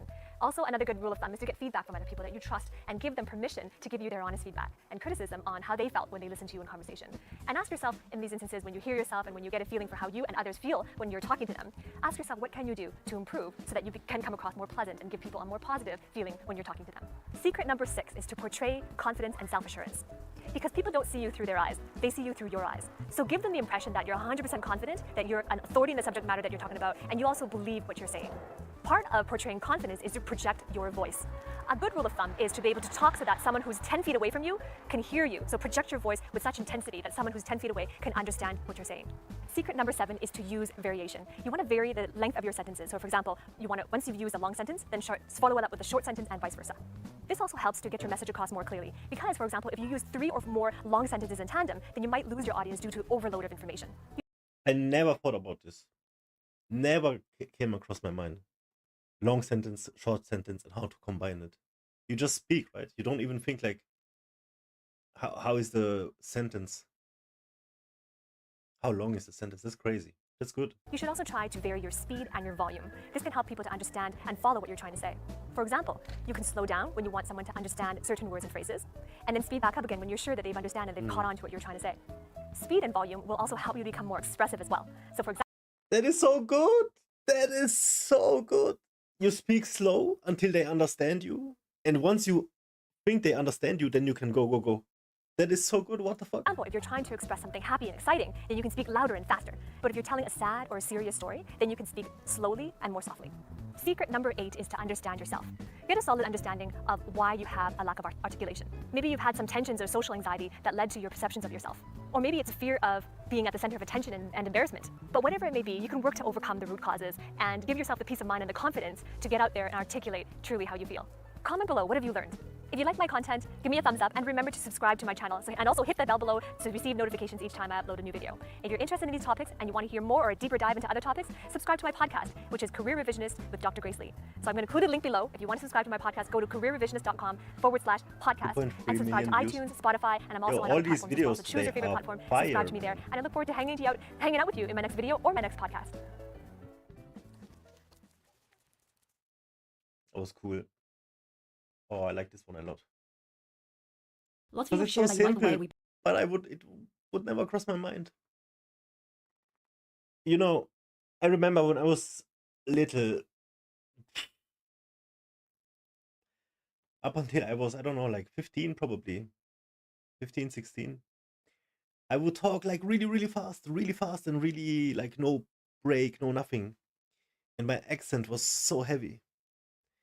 And I wanted to become a moderator, like for TV or an actor, something of that sort. And everyone I told what I wanted to become, they just laugh at me. They would laugh at me and say my accent is too heavy, I talk too fast and all these things. And that was the first time I really realized like I got good criticism, and I'm happy for everybody who told me that. It was good friends who told me that. And I took it to heart, man. And I was like listening to myself and everything, and it was ridiculous. It was unbearable to listen to me speak. I would speak so fast. It's insane because I don't have like any positive feedback from nobody up until that point, even that late in my age, like 15 years. Probably I was 15 years old at that point. And then I tried to, learn how to not roll my R as much, and I'm still struggling with it because that's just how I learned it for all of my life. And I try to speak slower, and I think I made progress, but still sometimes I find myself in the same ditch. But yeah, man, I should have went to a speech therapist. Oh, I would have loved to have went. Damn, dude. I always admired people who speak well, even since I was little. I tell you, that's so cool. break down ideas, complexities on this channel, but to be honest with you, I have always been a very scattered thinker. You've seen my obsidian, I thrive in the chaos. And when I was a little kid, it was so frustrating to me that I couldn't explain the things that I was excited about. I always started at least step 3 without going back to the beginning because I forgot the person who's listening to me doesn't have all the context that's happening in my head. And so I worked on it. And today I'll share with you the 5 things that really helped me go from Rambo and blah, blah into here's a structure. Here are the things that you need to focus on. And so let's start from law school when I first got real training on being articulate. Number one is about increasing your information density. If you watch legal dramas, I'm sure you've heard of phrases like attorney-client privilege or pleading the fifth. My client would like to exercise his Fifth Amendment rights at this time. These are really concise concepts that explain things like the communication between you and your attorney are confidential, or that you can invoke the Fifth Amendment, which protects you not to answer questions or give information that might incriminate you. Instead of saying all of this, we just use three words, right? Attorney-client privilege or pleading the fifth. This is the first difference between someone who's articulate and someone who's not. It's about, are you using vague words, phrases that require a lot of explaining, or are you using pinpointed, concise words and phrases that get your specific point across? Here's an everyday example. Say, I'm reading this book, and lots of people ask me, so how do you like the book? Most people would say something along the lines of, oh yeah, it's interesting. It's about this philosopher, an axe-mender. It's about scientific thinking, and yeah, blah, blah, blah. Or you can tweak this into something a bit more specific. Just take the word interesting. We use it all the time. And what does it mean? It just conveys a semi-positive feeling towards something. If you just even simply change interesting to, it was surprising, or it's a very idea-rich book, or it's really entertaining, then all of a sudden you're conveying so much. Man, because I always say interesting, I could have said surprising, idea-rich, or entertaining. That's so good. Idea-rich, wow. Much more information with just one change in the word. So step number one is increase your information density with the right choice of words. Number two is about using timeless structures when you communicate. This one I learned in law school and was pounded in me over and over again in management consulting. We started law school learning PEAL: point, explain, evidence, and link. It's so simple. Every time you're preparing a statement, preparing arguments, just fill in the blanks. What is the point? What is the explanation? What is the evidence? And how does it link back to the broader point? And then in consulting, I started to see more of these. For example, SCQA, situation, complication, question, and answer. We use that everywhere when we're doing proposals. Again, just fill in the blanks. You don't have to worry about how do I structure this, start from scratch every time. There are timeless structures for this. In consulting, whenever we were doing presentations, it was always the pyramid principle. You start with your answer first, then you go to your supporting arguments, and then you go to your supporting data. Every single time is about filling in the blanks of these timeless structures. And if you pay attention, you'll see these structures repeated again and again, right? Sometimes you see them in TED Talks, like SCQA. That's such a commonly used structure. Other times you'll see people answering executive questions with the pyramid principle, right? Answer first, and then you go into other things. In email writing, you see that all the time as well. I talk about this in my 5-minute communication framework course as well. So by having even a few sets of these structures, like the ones I mentioned today, you can already start to change the way that you're structuring your thoughts.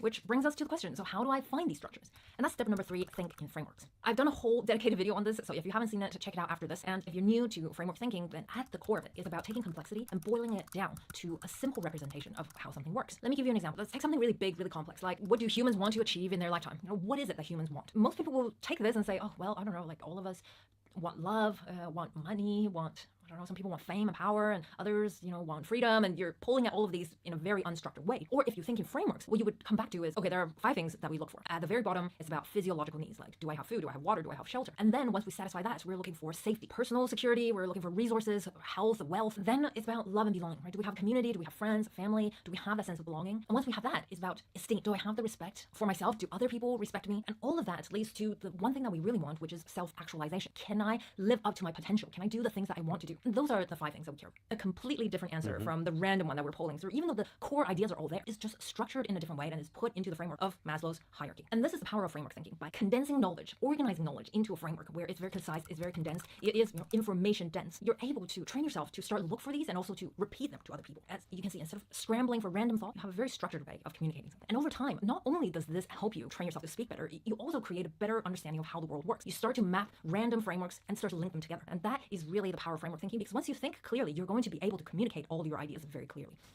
All right, once we are precise with our words, we have structures, we have frameworks that are starting to link together. Then the next thing we want to do is, of course, practice. Most people have problems with impromptu speaking, right? We don't know what other people are going to ask us. We don't know if we'll have the answers. We don't know what kind of audience is going to be listening to us and how they'll react. And that's a huge source of anxiety. And to practice, it means to start way before we're in that situation. And for me, I practice by writing. You write to think. And that's step number 4, which is write to think clearly. And I don't mean writing essays and articles. I mean simply writing notes. If you know the channel, you know I use Obsidian for my personal knowledge management system. And every single time I jot down a note, I practice articulating myself. The first thing is the title of my notes are always a condensed summary of the point of the note. So I train myself already to be precise, to start practicing how can I condense all of my notes into one sentence. I avoid vague words like on creativity, right? That doesn't really tell you what this note is about. I try to make it as specific as possible. Creativity as intelligence, or creativity is about making connections. I'm trying to get that concise point across. Then in the body of the note, there are a few things I do as well. First, I am listening to Lumen and rewriting it in my own words. I rephrase what the author is saying about this. I'm practicing how would I concisely convey this idea. This is the Zettelkasten method. If you haven't seen this, you can check this video out. Number 2, I also use structures. Simple ones like speaking in brief. What are the 3 key points out of everything that was said in this article, in this book, in this video, in this podcast that are important to me? Or it's about writing out the idea compass. There's so many different structures I can use. And the third thing, of course, is find frameworks. Not just to mindlessly consume, but reorganize the information into a framework for myself so I can not only retain the information better, but recall it better when I need to use it again, when I need to talk about it again. All this prep work is low stakes. It's not in those impromptu situations because I want to be prepared for those. I'll have things to draw on when I'm asked an unexpected question. Communicating clearly is a long game.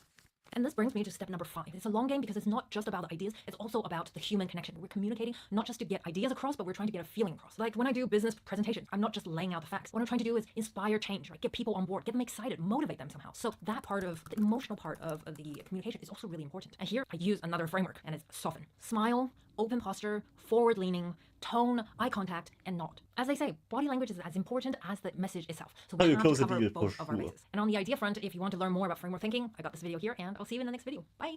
Yeah, it was really good. I'm gonna have to watch this again. Lots of you have shared that you like the way we put this one I learned in law school and was pounded in.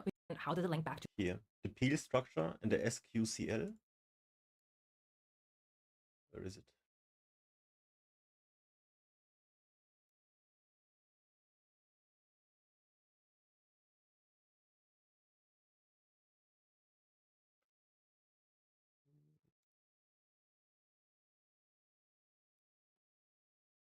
the blanks of these timeless AS answer supporting argument supporting data. This is the Peel structure, and then where is the SQL?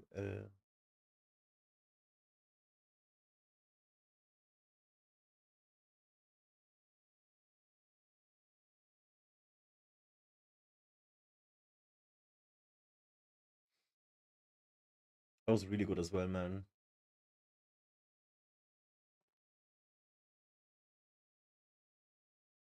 I'll find it later. It's really good. Jordan Peters, and this is gonna be the last one of this list. Crazy.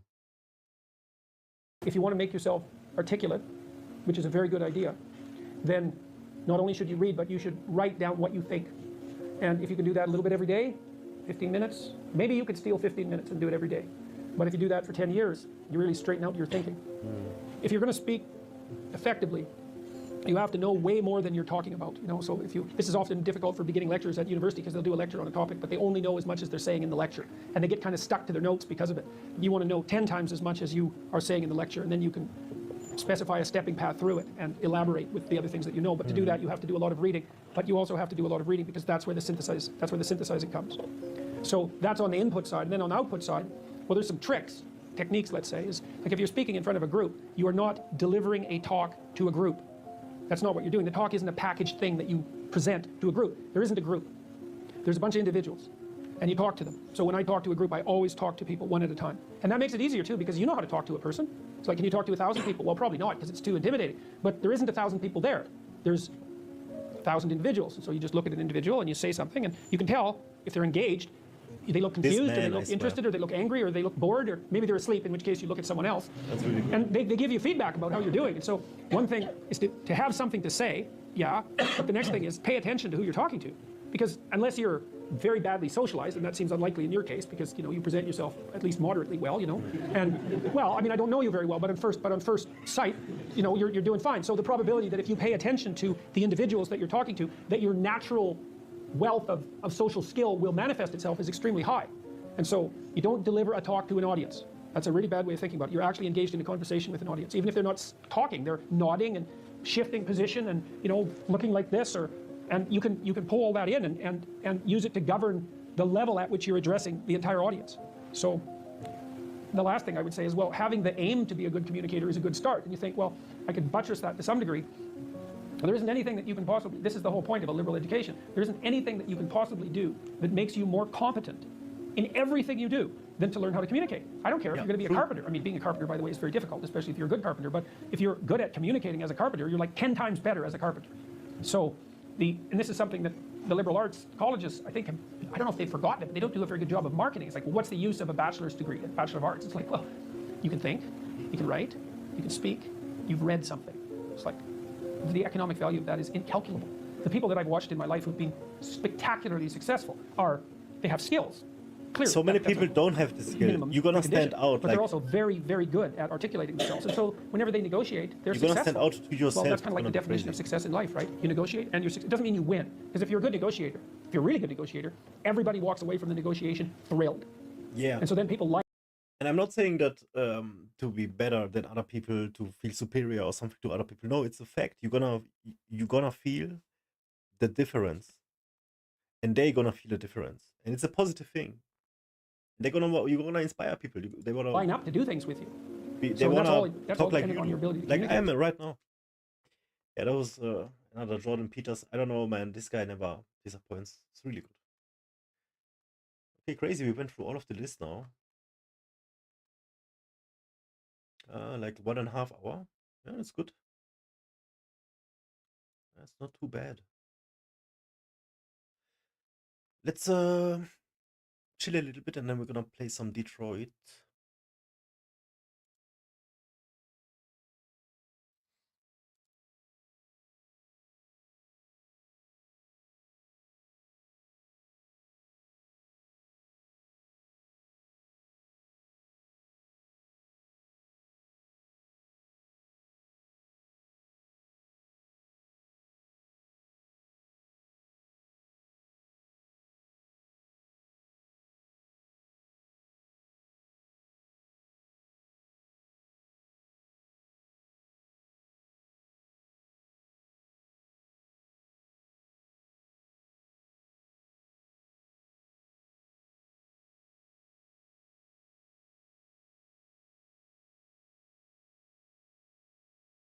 I'm gonna wanna check out AMD's this new really generation of cards is really exciting, delivering huge feature updates like FSR 4 versus FSR 3.1, where you can see in this Whoa, footage, FSR 4 I have is a dedicated review on this you could check out, is a massive improvement over FSR 3.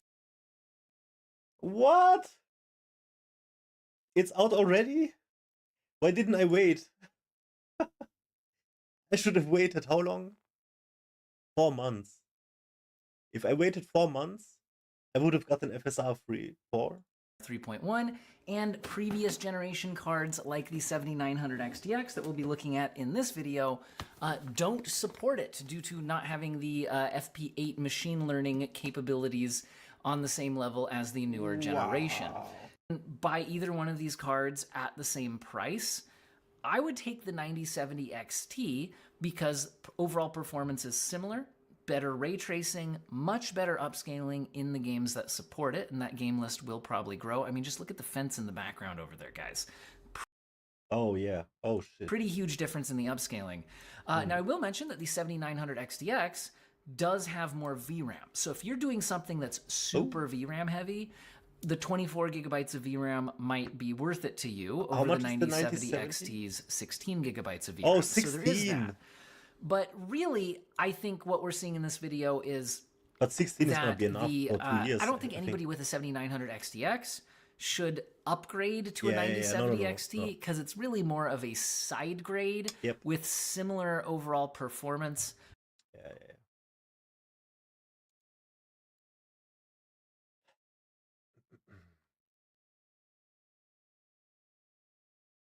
Oh, but it's 1K?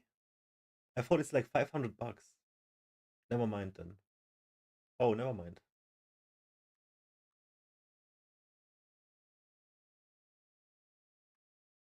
Okay.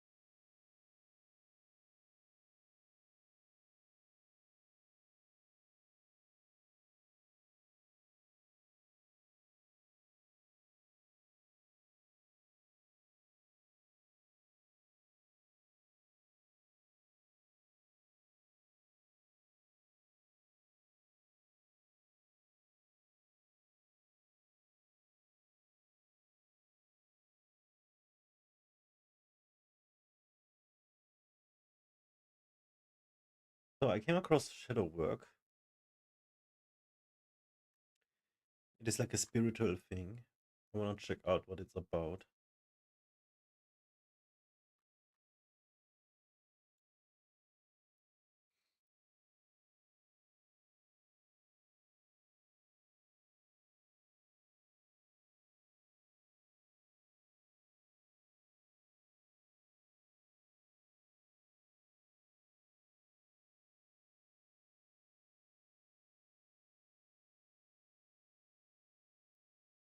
You should only observe your past, not get stuck in it.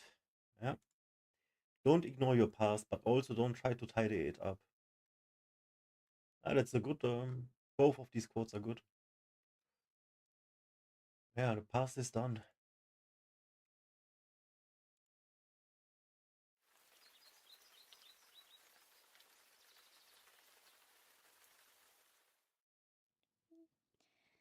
Right, okay. Hopefully I have everything prepared. Prepared.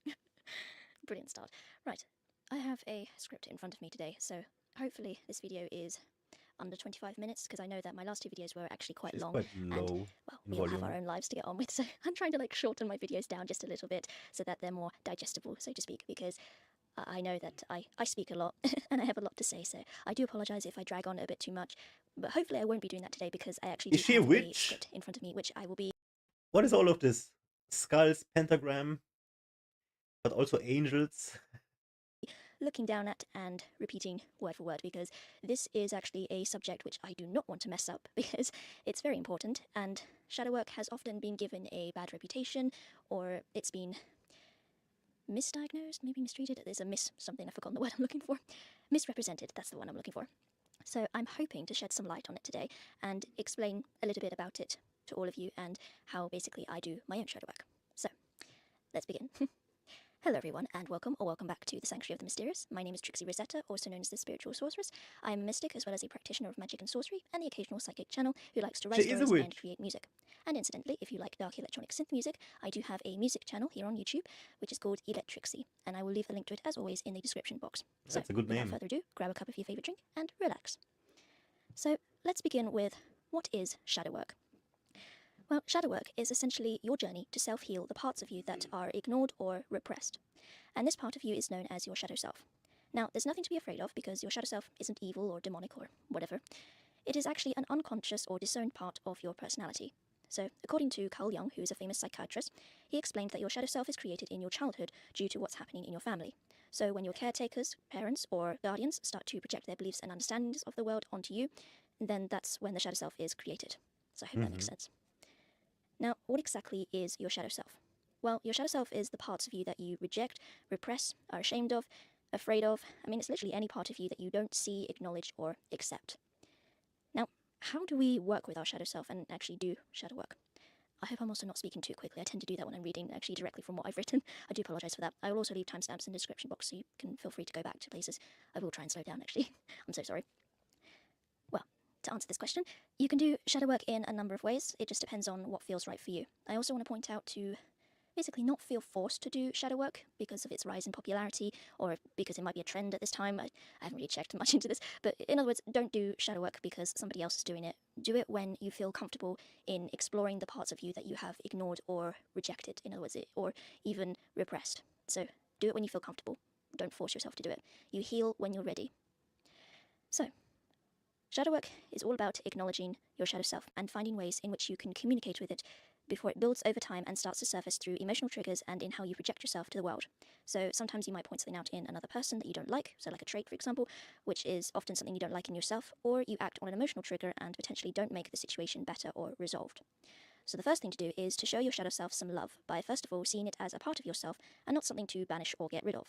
You want to take a step back and observe it without judgment. Now, I'd just like to point out as well that I don't think it's wise for you to go back into your past and overanalyze it and expend your valuable time and energy on blaming your parents for how crappy your childhood was, because that is a form of regression, in other words, going backwards. And most of the time anyway, these people aren't listening and are set in their own ways. So don't waste your life on if-onlys, as I call them, because it's pointless and actually irrelevant to your healing. It will not help you. So I hope that wasn't put too bluntly. I try not to make it so I've upset anybody, but please, I advise you to not go back into your past and waste valuable time and energy on the, if-onlys or what if this happened or whatever. This is no time to play the blame game, as my father would say in his funny accent.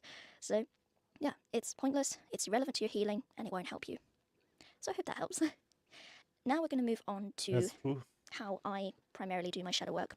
So, as I said before, there are different ways in which you can do this. It just depends on what you feel comfortable with. I probably won't list them now because I'm pretty sure there are other videos which are specifically made to list all the ways in which you can do shadow work. But one of the most popular way of doing it is journaling. Now, I know some people have trouble with writing down their thoughts because, well, this was actually something that my father said to me. He has trouble writing down his thoughts because he doesn't want to be reminded of how he felt at that time by going back and rereading what he wrote.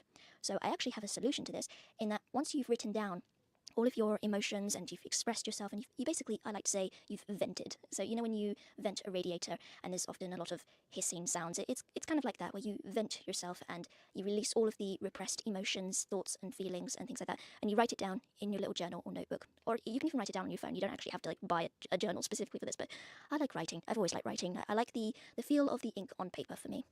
But I can do both. I just prefer writing. So you write all of that down, and then for me, I've specifically, and I can't pronounce that word correctly without stuttering, I have specifically written down my stuff and then drawn all over it with a sigil or a symbol.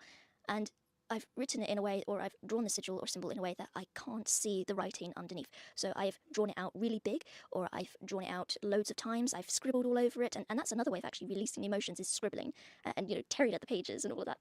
And that sigil or that symbol will then absorb all of the emotions and then release it out to the universe so that the universe can then neutralize everything. And yes, it won't permanently get rid of things because only time can really heal you properly, and we don't really forget it, we just aren't reminded of it constantly, so we think of it less. And so what this does is, well, it stops you from looking at what you've written, which then stops you remembering how you've felt, which then would not really heal you because you're re-remembering what you're trying to heal, which it's not healing, in my opinion. It's going backwards. And then afterwards, I would write down, or rather I would remember bullet point notes of what I've written down. So all of the negativity and stuff, I'd bullet point that. And then I would write a letter to my shadow self and my inner child. And this usually would be done during a dark moon or a new moon because of the symbolism of it being tied to a time of reflection. You can do this on a full moon as well. Just for me, it's better on a dark moon. And I would then write a letter to my shadow self and my inner child, and I'd do some inner child work, which is also kind of linked to your shadow work in a way. I won't really go too much into the inner child because that's a subject in its own right, and I am not that knowledgeable on the inner child, actually, to be honest, but I like writing letters, and I like writing in general, so what I'm going to read out to you, because I'm hoping that what I've written and what I've shared will give you an idea on how you could write to your inner child and shadow self, because when I got, I think, recommended in one of my oracle decks, it was like the inner child oracle deck, I got recommended in one of the cards to write a letter to my inner child, and I was like, well, how do I begin that? How do I write a letter? And it sounds kind of stupid, but I just didn't know what to write, and so I'm hoping by reading this out, it gives an idea on what to write and how it should sound. And the reason why I haven't covered this up in loads of sigils and symbols and scribbles is because this is the positivity. In other words, I have taken the bullet points that I've written from my shadow journaling, and then I've written to my shadow self saying, I know that you feel this way, kind of thing, but, this is what we can do, this is how we can help each other out. I basically treat my shadow self as if it's like another part of me where I can talk to it, like it's a spiritual being that is myself. It's like talking to a part of me that is holding all of my fears and the things that I'm ashamed of or that I'm repressing, and it's like I can see my shadow self as a form of like shadowy dark cloud, and I can see it actually because I do a lot of visual work. I can see my shadow self as a little 10-year-old girl with my long hair in the corner, with the long hair draped over her eyes, and she's very shadowy and she's very timid and scared, and she kind of lashes out a bit. So what I do is, in my mind, I approach her softly and I say, it's time for our monthly talk, and I can actually talk to her whenever I want to. But I've set aside some time for her. I said, I have time for you. I accept you into my life. I know that you're a part of me. Let's work together to heal each other, basically. So this is the letter to my shadow self, which I'm going to read out first, and then I'll read out the inner child one afterwards, so you can get an idea on what to write. And then I'll probably finish the video up there, because I don't want this to drag on too long. I just wanted to give you a brief introduction on what shadow work is and how I do it, so hopefully this helps. So let's begin with the shadow self. Dear shadow self, I know you have doubts and fears, but know that I accept you as a part of myself. And I am sorry that my shame and guilt and everything I've buried over the years has affected you. But please know that I am going through everything bit by bit and gradually healing all of us, so you will be free from all of this hate that I once had for myself. We now love ourselves, we accept every part of ourselves, and we stand in our own power, stand up for our beliefs, and stick to our boundaries. And then I said, love Trixie at the end, because each time I write love That's Trixie, so it's kind of cute. like love myself. This is a form of self-love. Yeah. And then I would write a letter to the inner child afterwards. So I'd say, I know that you have been used and abused, I could not do let this. down and lied to, but know that now is a time to shine. These painful memories are lessons to remember that will help us later in life and help us help others. The light is born from darkness. The best healers are those who have been through much pain.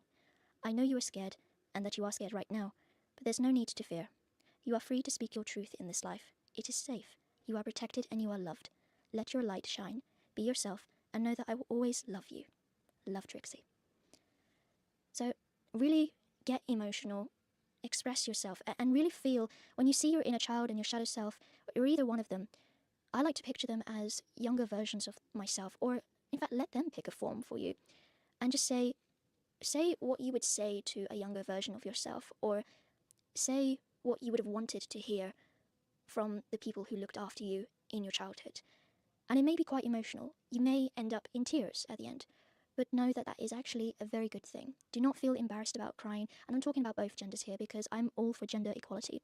I was raised by my father, my mother left at the age of 10, they got divorced at 12, and I've been raised by my father, so I know all about gender equality and I want equality for both genders. So if you're male specifically, don't feel ashamed to cry if you're doing shadow work. And for ladies as well, don't feel ashamed to express yourself, to feel vulnerable to yourself.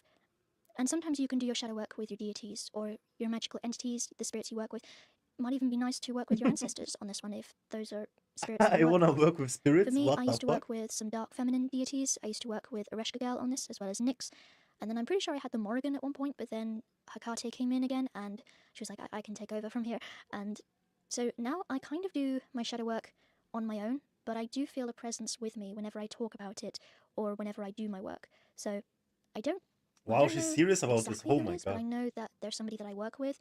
I can sometimes hear them, see them, smell them.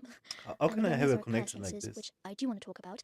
And I also want to point out that I did this video today because I'm actually still researching a bit more of the clairsenses because I want to top up on what I already know and establish a script or some notes so that I can do all 6 of them as separate videos in a row and then do one every other week or every week or something like that. And hopefully they'll be as long as this one or shorter. I don't know yet. But yeah, I am thinking of doing a small series for that. Got this tiny hair on my face. So I hope this helps, and I hope you've enjoyed this video. It's also a bit shorter, hopefully, than my other ones, which I hope helps as well. And yeah, thank you very much for watching. I hope you have a lovely magical day. Much love and peace to you, and bye for now. That was great. Hmm.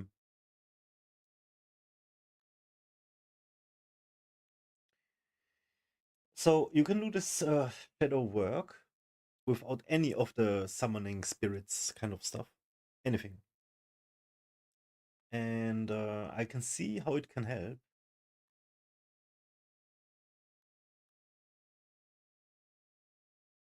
It was cool. Cool. I'll check her out later more. And her music.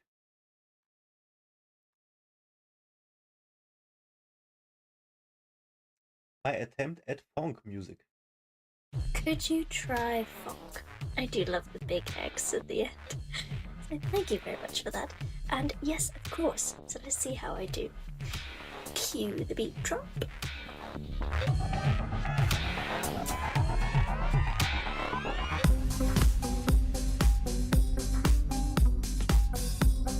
That's actually funk.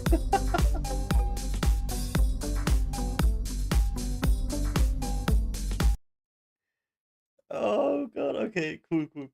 Let's see what she does here. Man, YouTube is so amazing. You can find people doing the crazy things, man. Really nice.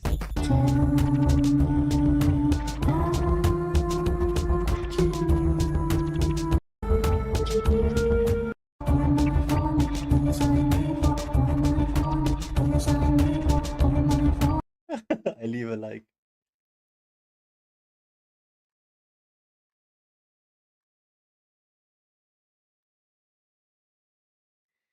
I love the thumbnails. Holy shit.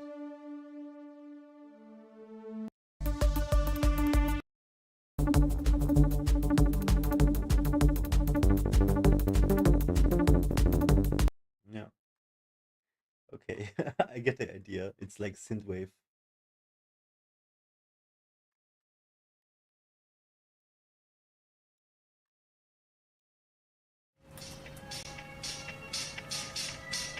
Oh, she's dancing.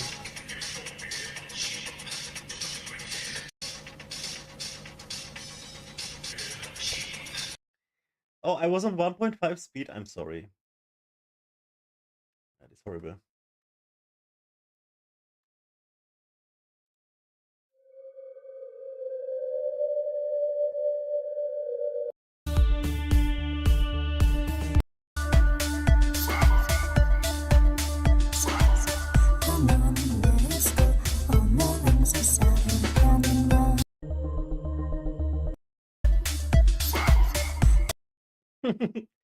Yeah, I love it.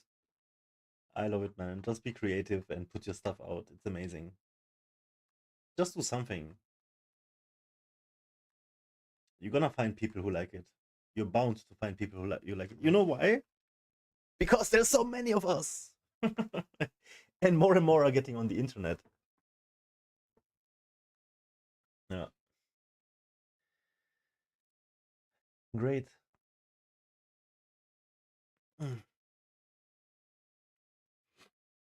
You do like my new thumbnail I made for Detroit? Look at this. It's so good. I even have like an Android chip thingy in my head.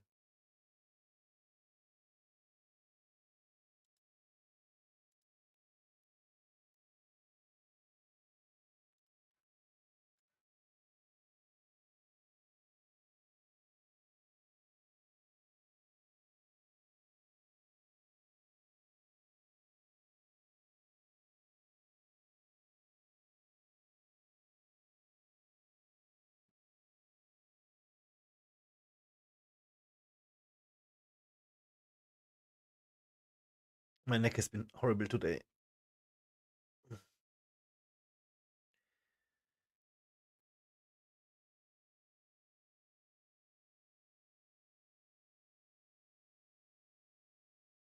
Eilmeldung, Putsch gegen Zelensky. Wow! Oh mein Gott! Oh mein Gott! Ich kann's halt glauben. Das ist...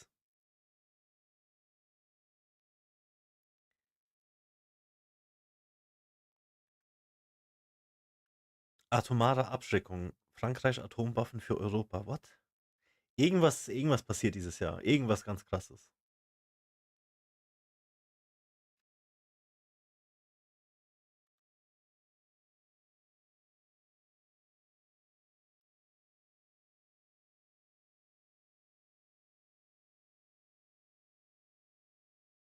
In Brüssel sind wir dazu jetzt verbunden mit ZDF-Studioleiter Ulf Röller. Herr Röller, ZDF, wehe, ihr macht mich heute. Wehe, Alter, ohne Scheiß. der Befund der Aufrüstung scheint mehr oder weniger Konsens zu sein. Die Frage ist, wo fängt der Dissens an auf diesem Gipfel und wahrscheinlich auch schon vorher? Also ich glaube nochmal bei dem Konsens, es wird diese politische Absichtserklärung geben, diese Zahl 800 Milliarden eben in den nächsten Jahren in die Verteidigung zu stecken. Das ist auch ein wichtiges Signal Richtung Washington, Richtung Donald Trump, dass Europa verstanden hat, dass es mehr für seine Verteidigung tun muss. Und damit hofft man ein bisschen, Donald Trump auch zu besänftigen.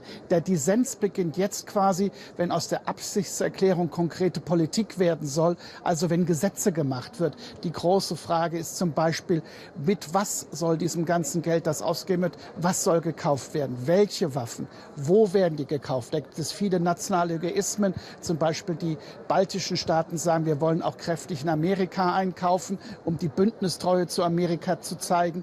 Die Franzosen sagen, vor allem soll Europa, sprich französische Waffen gekauft werden. Also da ist noch sehr viel Streit.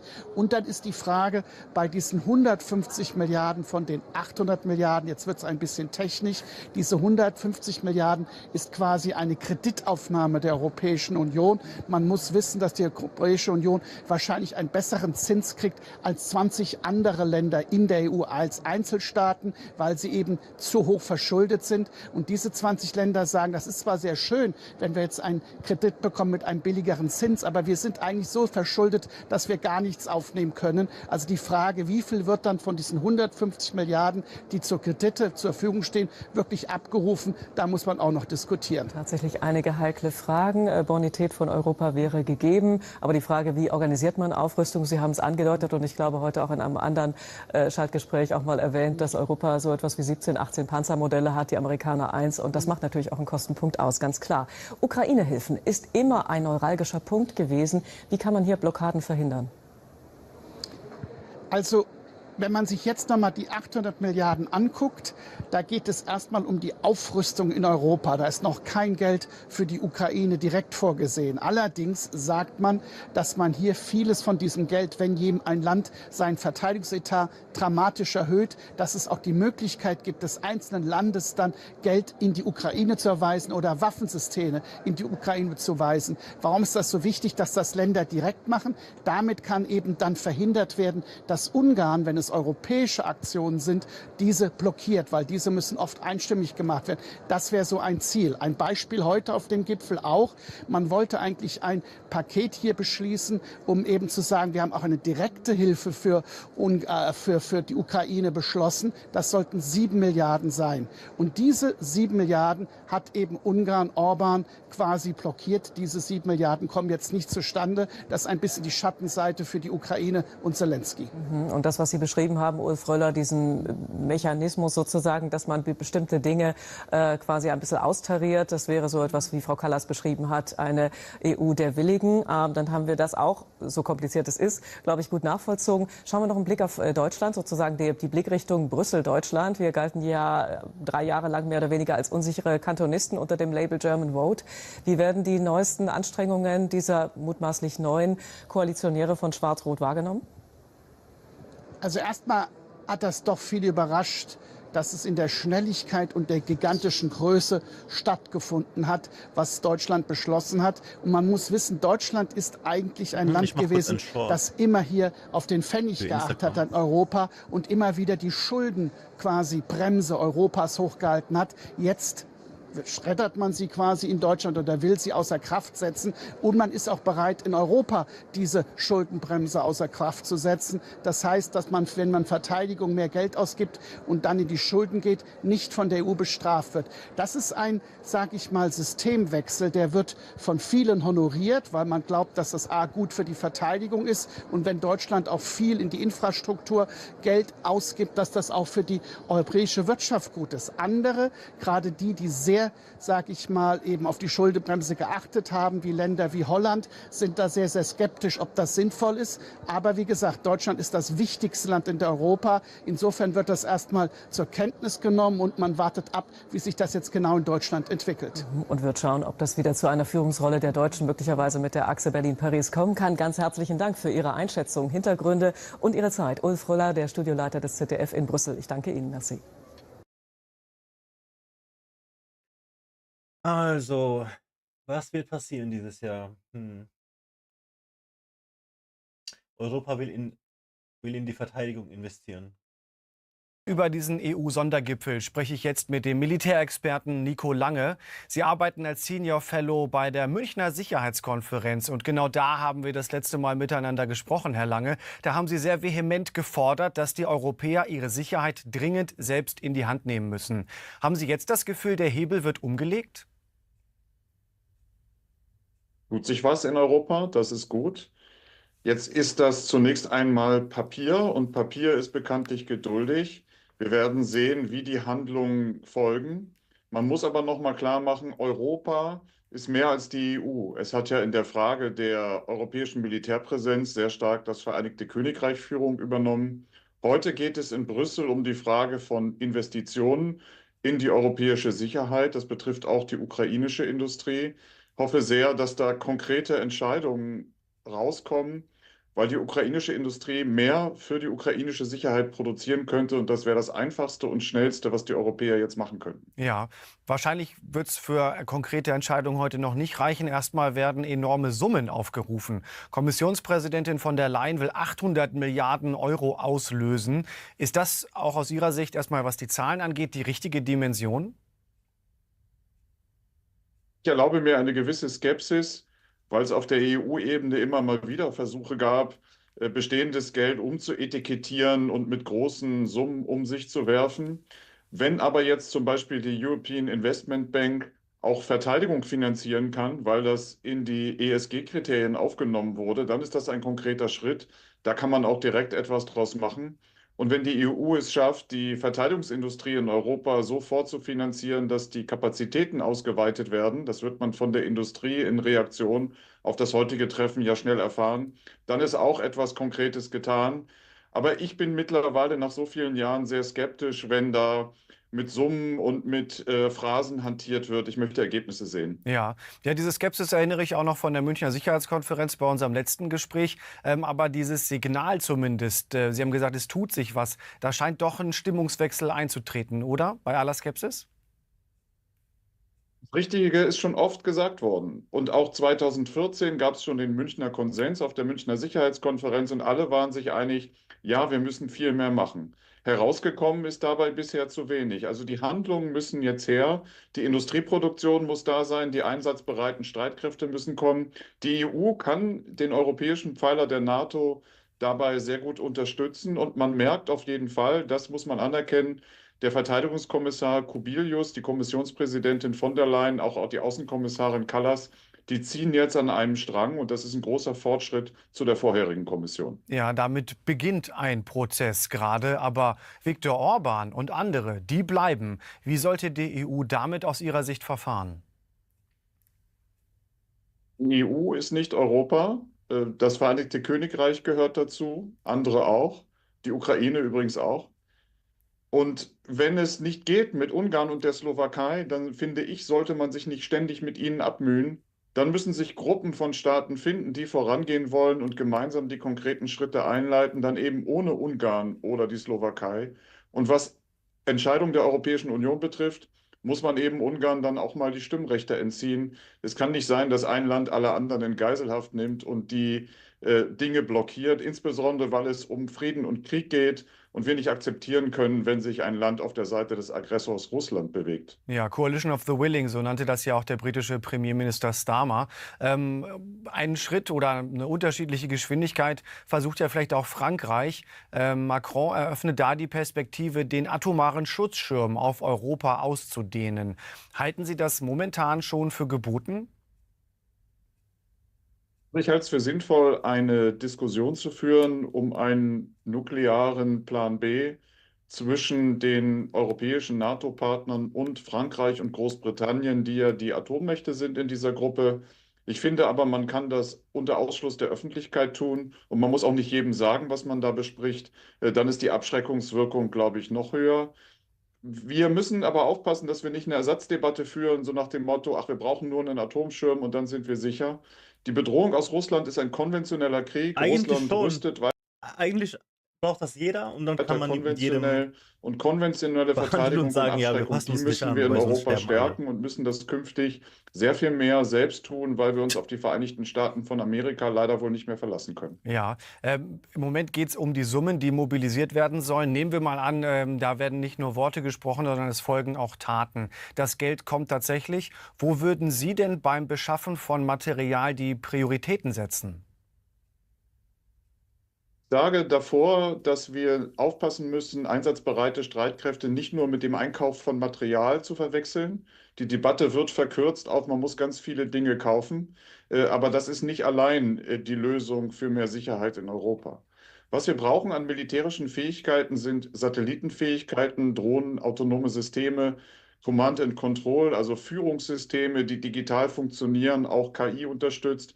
Wir brauchen Massenproduktion auch von billigeren Gütern, Munition, aber auch Ausrüstung, Fahrzeuge, nicht ganz teure Plattformen, die ewig dauern in der Produktion und die nur ganz langsam hergestellt werden, sondern viele, viele möglicherweise billigere Dinge. Wir müssen uns öffnen für Startups. Es dürfen nicht immer nur die gleichen Unternehmen die Aufträge kriegen. Also man muss die Strukturen verändern und mehr Geld ins System bringen und mit diesem Geld auch die Strukturen modernisieren, nicht einfach auf das bestehende System, das nachgewiesenermaßen nicht gut genug funktioniert, mehr Geld stecken. Ja, der Aufgabenzettel ist enorm lang und diktiert hat ihn ein bisschen Donald Trump aus Washington nach diesem Eklat im Oval Office und den Rückschritten, die dann folgten für die Unterstützung der Ukraine. Was glauben Sie? Sie sind Experte auch auf internationalem Gebiet. Wie nah kommen sich Putin und Trump noch in nächster Zeit? Also es ist nicht so richtig einzuschätzen und Trump ist auch nicht der erste Präsident der Vereinigten Staaten, der einen Reset, einen Neustart mit Putin und mit Russland versucht. Bei Obama ist das krachend gescheitert, aber wir können uns ja daran erinnern, der hat auch mal einen Was war mit Neustart versucht. Obama? Ging schief. Möglicherweise geht das bei Trump auch schief, aber es wird viel Schaden angerichtet dadurch, dass man derzeit nur den Eindruck gewinnen kann, dass Trump und seine Leute 1:1 die russischen Positionen übernommen haben, möglicherweise um ein Treffen mit Putin vorzubereiten. Und jetzt die Ukraine unter Druck zu setzen, als wäre die Ukraine das Problem in diesem Krieg, das ist die völlig falsche Richtung. Und was gar nicht akzeptabel ist, und da hat Macron recht und auch Starmer, ist, dass Russland und die Amerika sich einigen über Dinge in Europa und alle anderen müssen dann nach dem Motto friss oder stirb damit leben, was die sich da ausgedacht haben. Da müssen die Europäer jetzt Stärke zeigen und so etwas nicht zulassen. Aber das geht eben nicht nur durch Papier und durch Worte, sondern da muss man die Stärke eben auch real abbilden. Ja, da kann dieser Sondergipfel ein erster Schritt sein. Zum Schluss noch die Frage, Herr Lange, was glauben Sie, wie lange kann die Ukraine unter diesen Umständen noch durchhalten? Ich mache mir um die Ukraine weniger Sorgen als um uns selbst. Die Ukraine ist pragmatisch und auch schlagkräftig. Derzeit ist es ja so an vielen Bereichen des Schlachtfeldes, dass die Ukraine sogar Gegenangriffe, zumindest lokale, führt und die Situation für die russische Seite gar nicht so gut aussieht. Russland wird auch die Nachteile, die die Ukraine möglicherweise hat, durch die fehlende US-Hilfe im Moment gar nicht nutzen können, weil es zu schwach ist. Also die Ukraine tut, was sie kann. Wenn wir auch so gut wären wie die Ukraine, stünden wir schon ganz woanders. Das ist doch mal ein interessanter Maßstab. Vielen Dank für das Gespräch und vielen Dank für Ihre Expertise, Nico Lange. Gerne.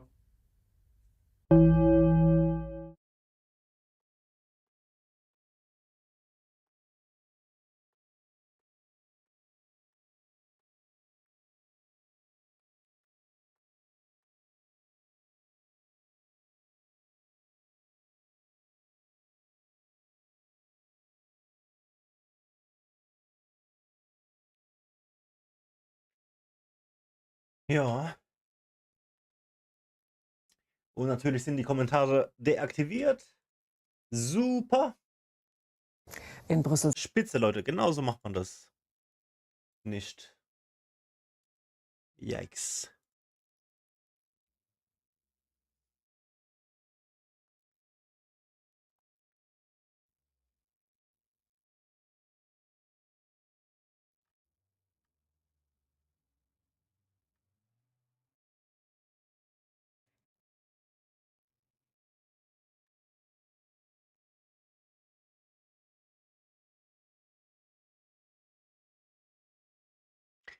Mannheim, brandaktuelle Schockinfos. Täter soll jetzt rechts sein. Ach nee. Ach nee, mit Glatze und dem Bart, den er hatte, soll man nicht denken, dass er sofort. Soll man nicht sofort denken, er sei nicht recht? What the fuck? Na klar ist er rechts. Das hat man direkt gesehen. Hassrede auf Facebook vor 5 Jahren?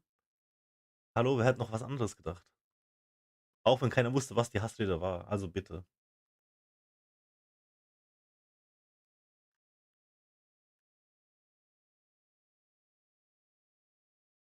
Ich will ihn hören, ich will ihn reden hören, was er dazu sagt, aber werden wir wahrscheinlich nie.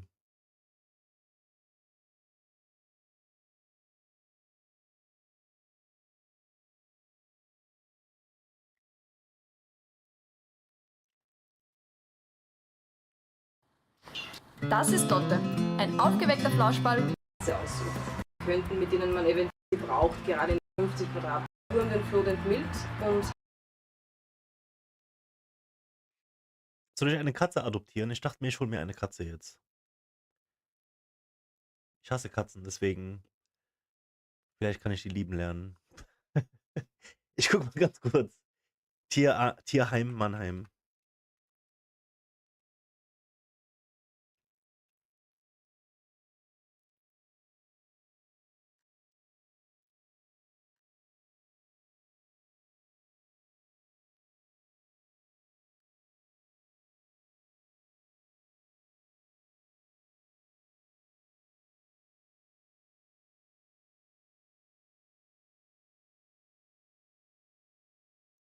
Tiervermittlung Katzen. Katzen zum Abgeben. Tiervermittlung Katzen. Tierhilfsdienst.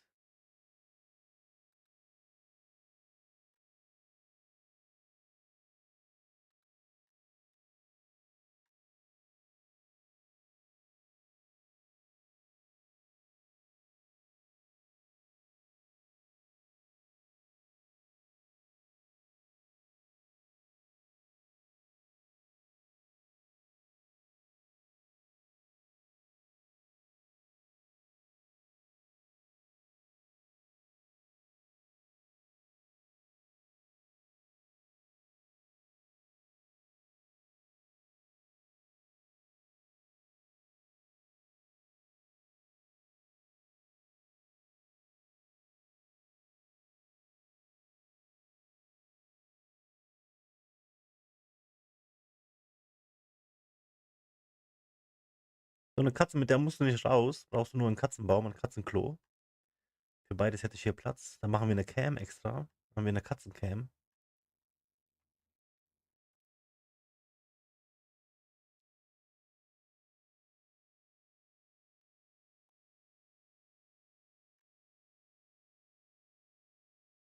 Ich hätte gern eine. Genauso eine. Aber selbst das Weiße ist mir zu viel. Also ich hätte eine komplett schwarz, so eine.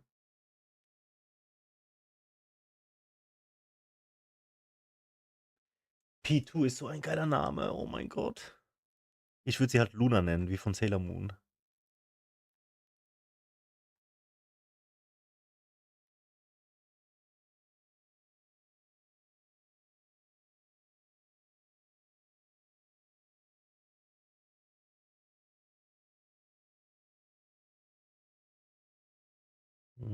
So, die sind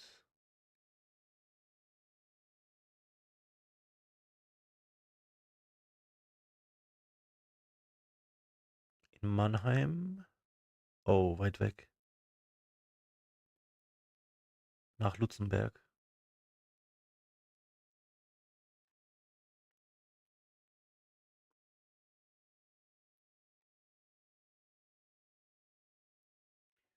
Und die hier.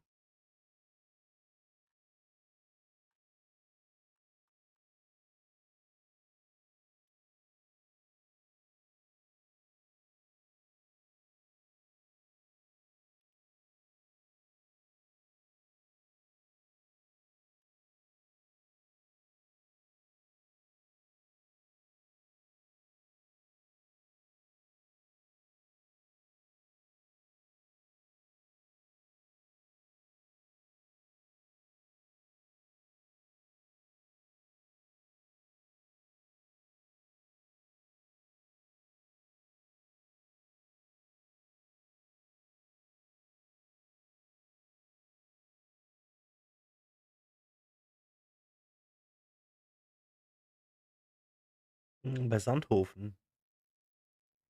Boah, wie komme ich da hin?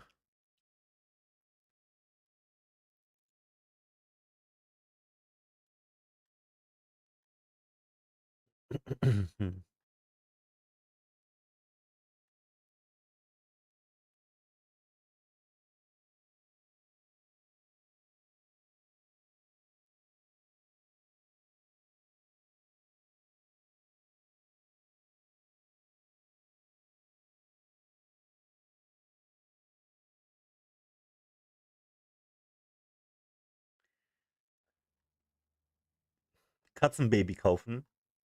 600 Euro. Oha. What the fuck?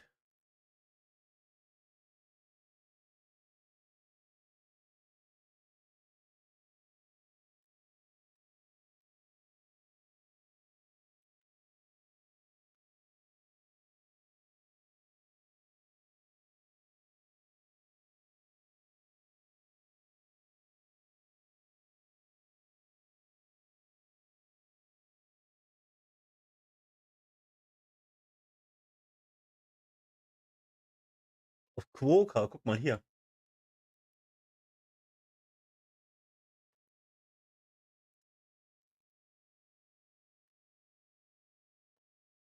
So eine richtig fette Katze.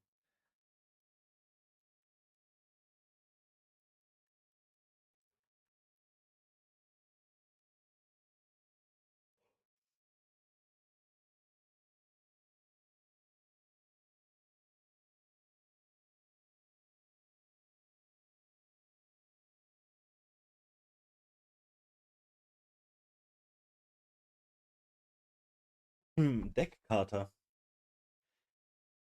Und dann verleihst du den für 130 Euro. Krass.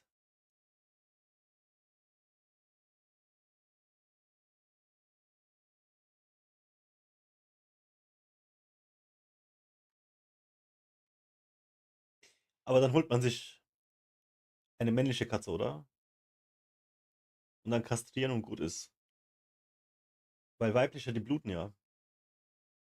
Dann musst du den Windeln anziehen oder sowas. Das ist zu krass.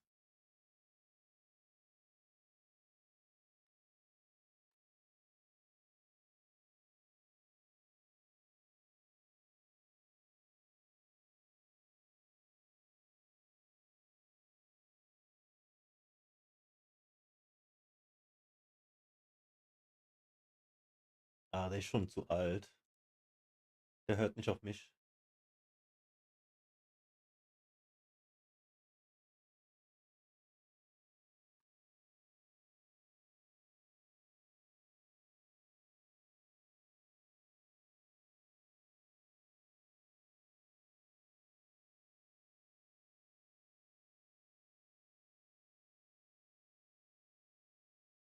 €150.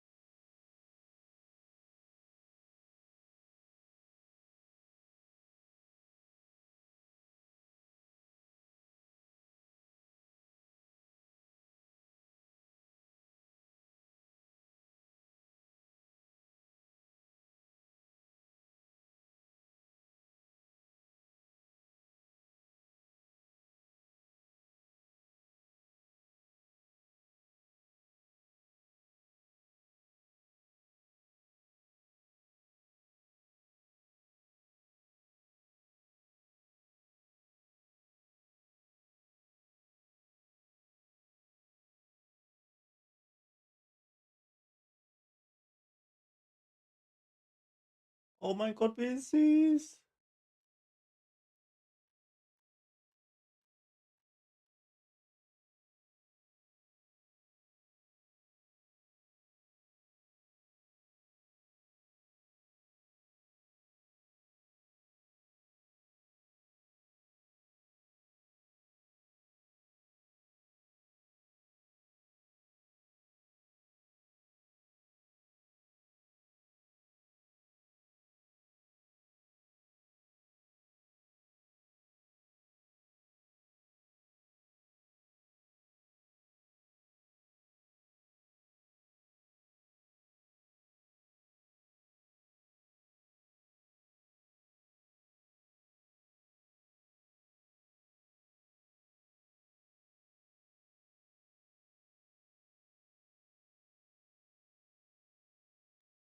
Kann man nach Preis sortieren?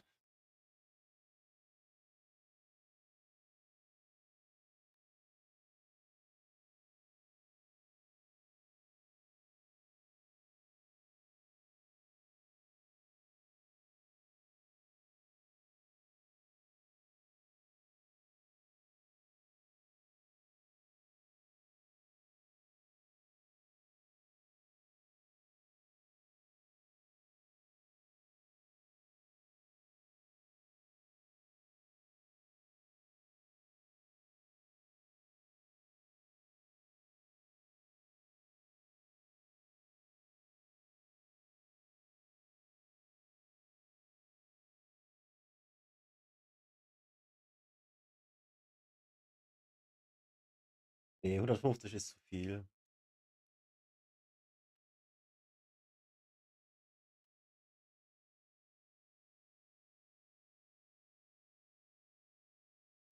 Dürfen am 1. Mai ins neue Geil ziehen. Was ist ein Geil? Dann fressen die Kleinen selbstständig und gehen brav ins Katzenklo. Das Geschlecht ist noch nicht bekannt.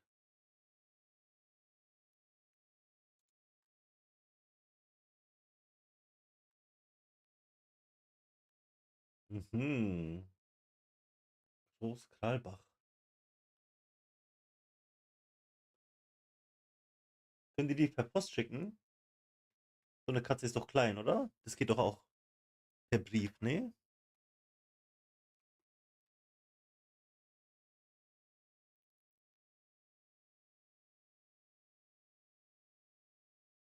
Großkralbach ist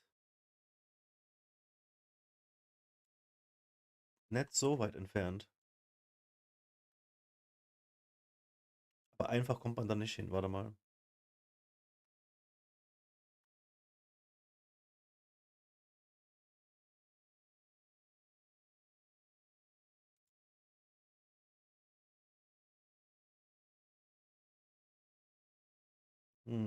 Halbe Stunde mit dem Auto.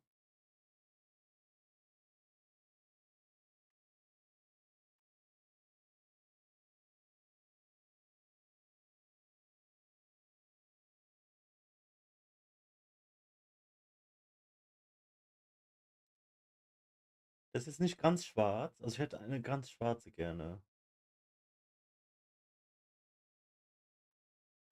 Voll wie ein Objekt behandelt, ey.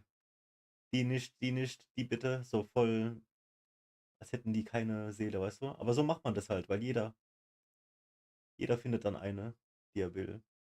Darf man nicht zu viel denken. Aber ist schon heftig, ey. Wie im Katalog.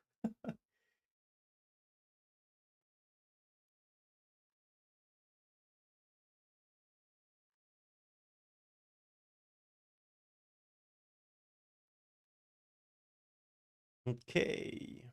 Ich halte die mal auf dem Radar. Vielleicht rufe ich morgen an.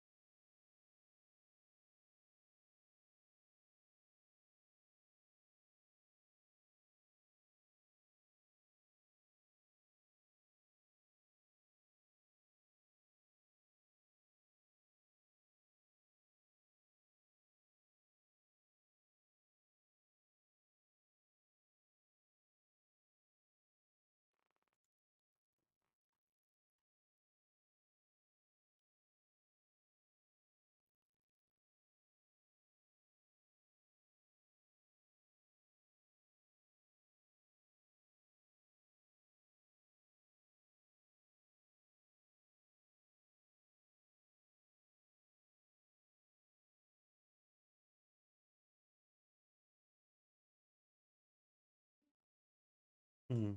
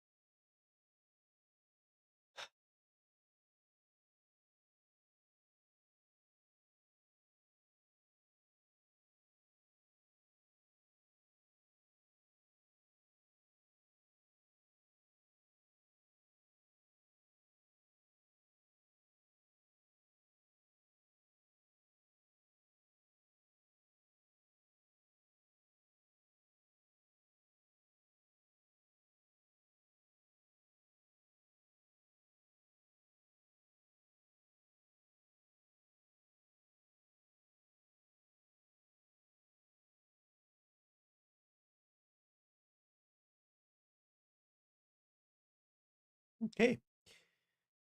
Let's play.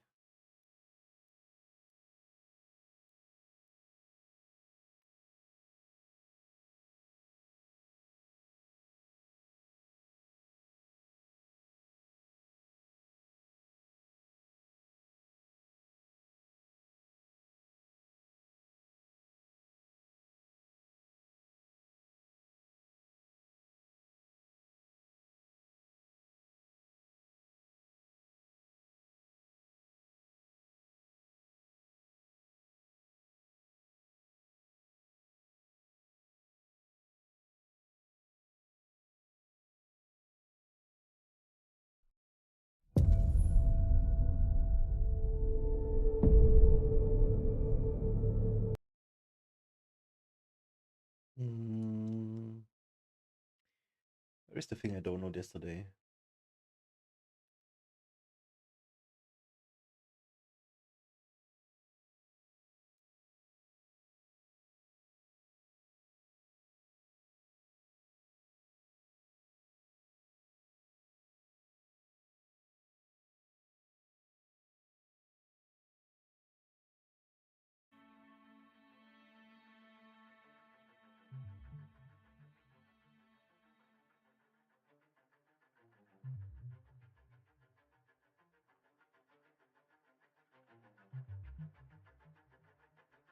Also F9 drücken und dann Optionen.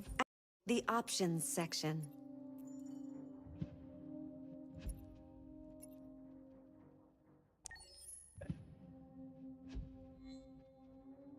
Your parameters have been saved.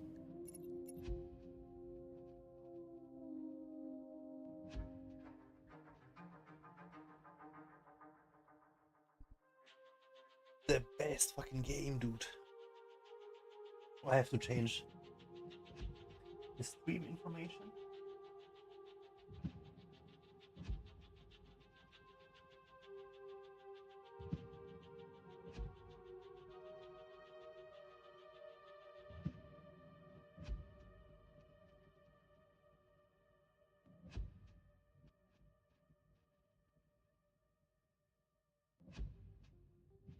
Oh dude, no way, I got 75 follower on Kick.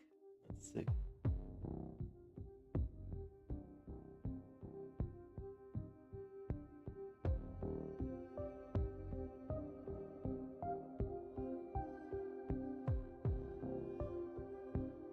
By the way, did you know that you can review your story progress in the story chart section? You can also see the choices made by other players there.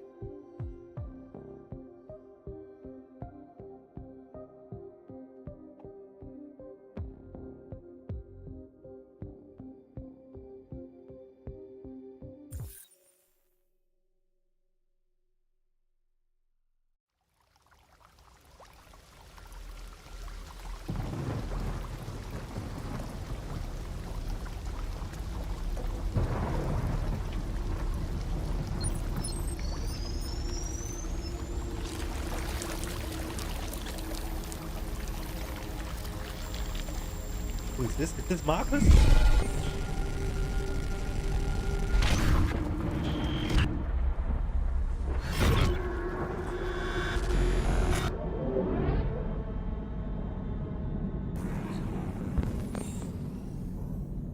Oh shit!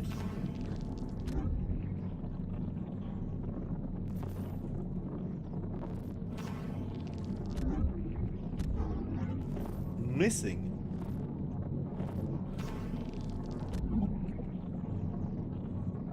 Corrupted. Oh boy.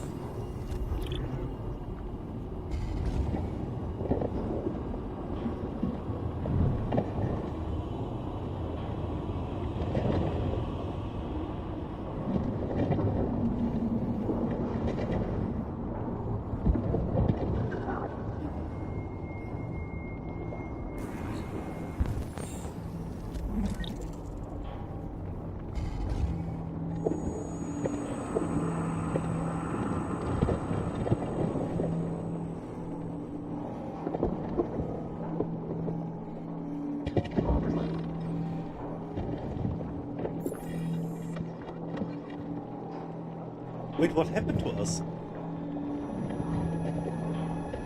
We ran away.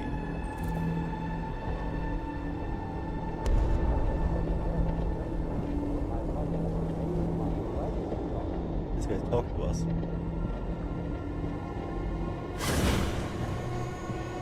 There's a place where we can be free. Find Jericho! Find Jericho!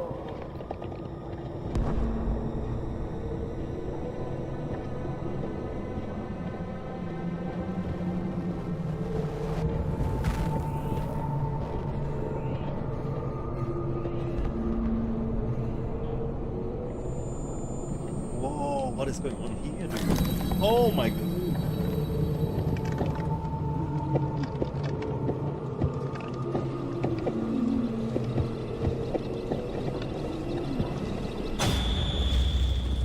Where are you going?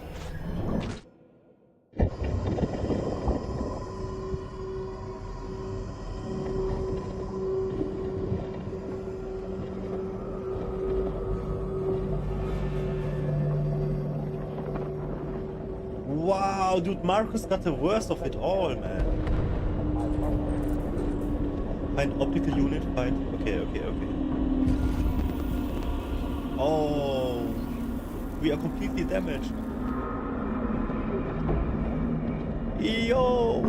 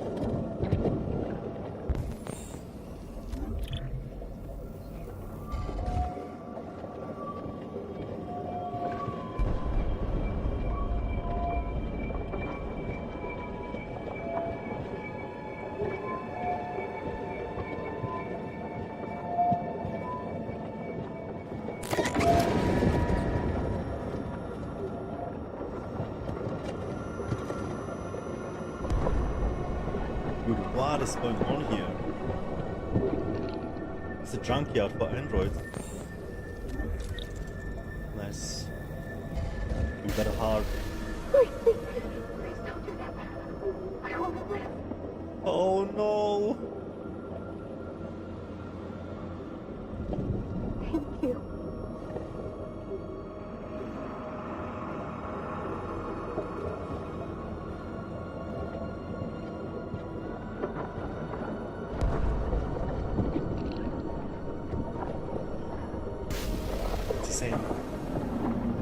Yo, was geht? Yeah, we cannot kill her. Thank you. Don't tell me I have to kill her eventually. Fuck, man.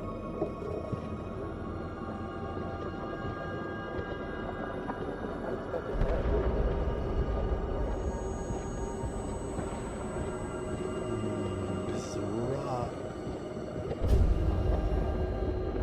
I'm begging you, please.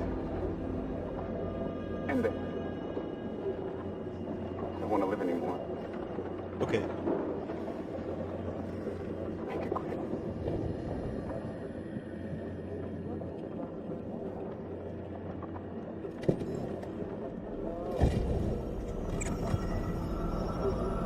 Wait, this is how you kill them? You touch the belly button? That's too easy. Okay, can we get his parts? I mean, we kill him because he asked for it, right?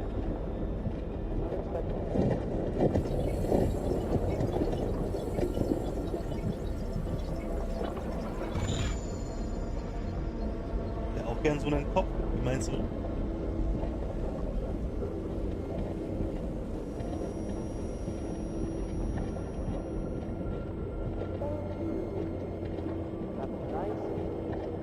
Alter, ist das krass hier. Knopf. Ja.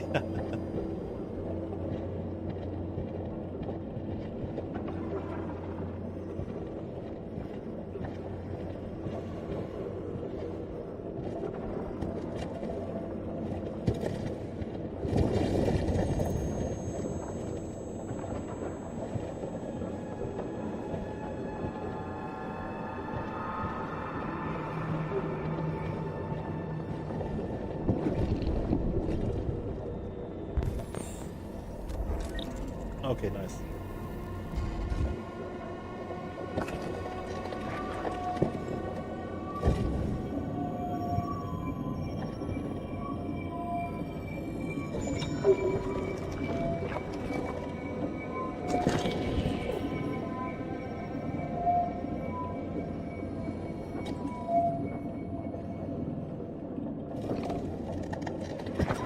Okay, wir brauchen unbedingt ein neues Ohr, weil der Sound noch nicht komplett irre.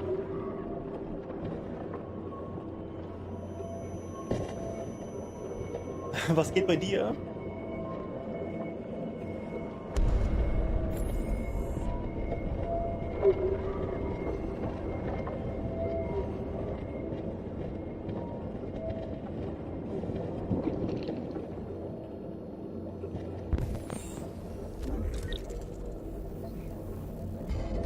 Nice, wir haben ein Ohr gefunden.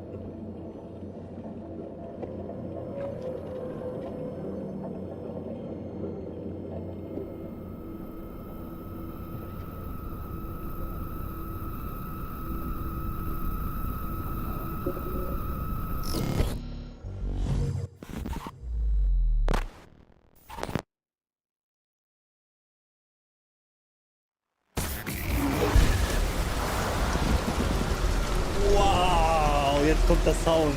Alter, wie krass. Nice Sounddesign. Richtig gut. Okay, jetzt brauchen wir ein Auge.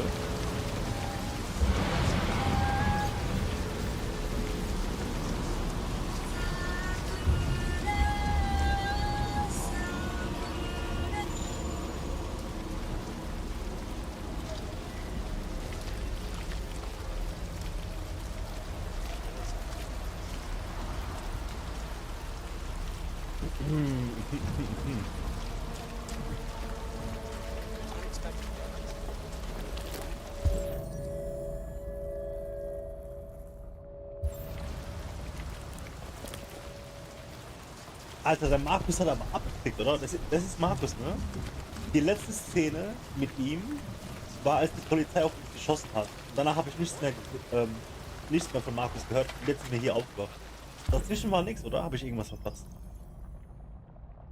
Nice, wir haben alle Teile. Hello. I'm an AK-700 android. I was designed to serve you. What can I do for you? Hello. My program has detected an anomaly. Please contact the nearest CyberLife maintenance center. Okay, we are all Gucci now.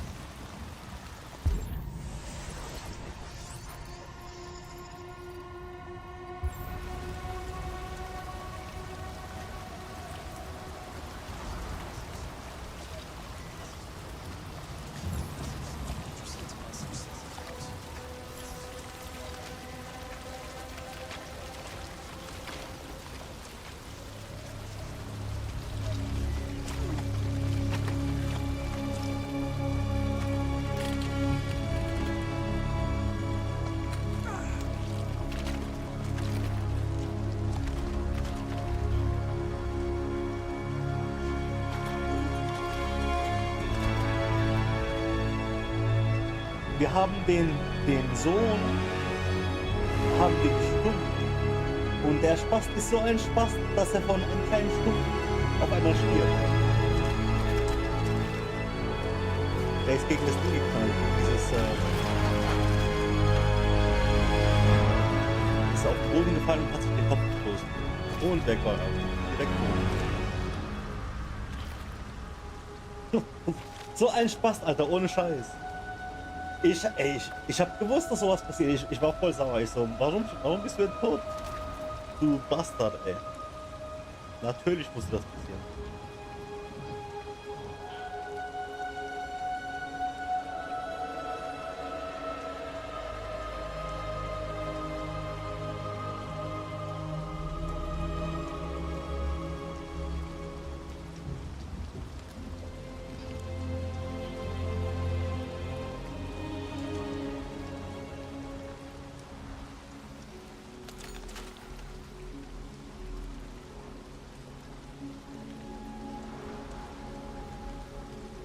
Oh, wow.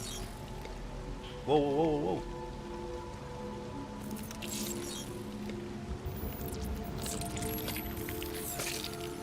Ist das ein Chip?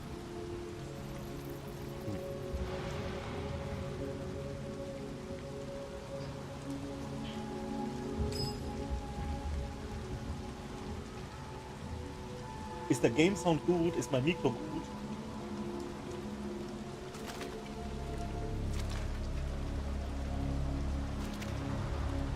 Ey, das Stürzenberger-Video war ultra krass, Mann. Den Winkel habe ich ja noch gar nicht gesehen, Mann. Ist ein bisschen leise. Ich bin leise, echt? Besser?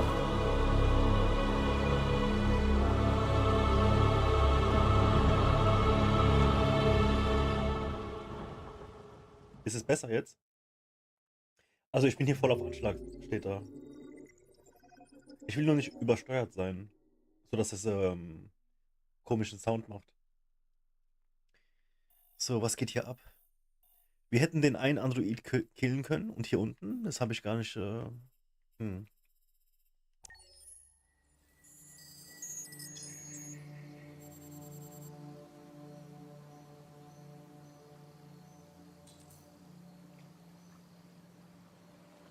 Yo, what is this? Oh my god.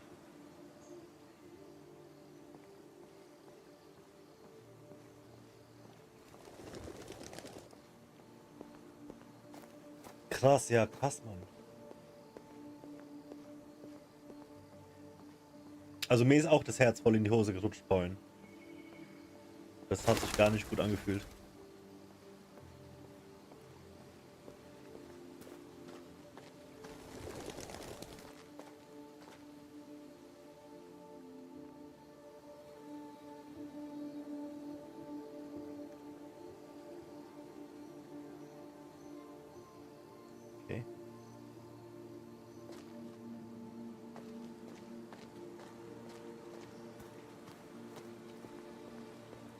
Ey, Deutschland ist... Also die Situation, die kann man auch nicht mehr retten. Unter jedem YouTube-Kommentar, egal was es ist immer die blauen Herzen, AfD-Kommentare. Und dann immer mehr gibt es diese Clips von deutschen Diskos. Ausländer raus, Deutschland den Deutschen, Ausländer raus. Hast du das gesehen? Die Jugend ist voll am Start, richtig dick. Und alles wächst einfach.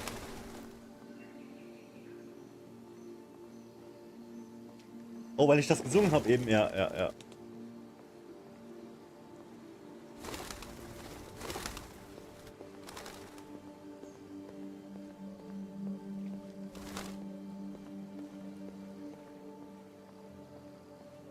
Richtig krass, Mann. Und vorhin in Dortmund wurde ein Kiosk, oder was war das? Auf dem Bahnhof. So ein Ticketverkäufer. Halb Kiosk, halb, da kann man sich Tickets kaufen. Von einem 22-jährigen Syrer abgestochen. Auch 50-jähriger Mann, lebt Ist jetzt auch im Lebensgefahr, im Krankenhaus. Vorhin passiert, in Dortmund. Messerstecherei. Das ist wie in Großbritannien, Alter. Das endet mit einem kompletten Messerverbot. Es wird sich genau nichts ändern. Nichts. Jetzt reicht's mir. Ich wähle jetzt CDU. Messerinhals.de, ist das eine echte Seite? Ich gehe da jetzt nicht drauf. Wo ist Amanda? Da hinten? Machen wir noch eine Runde.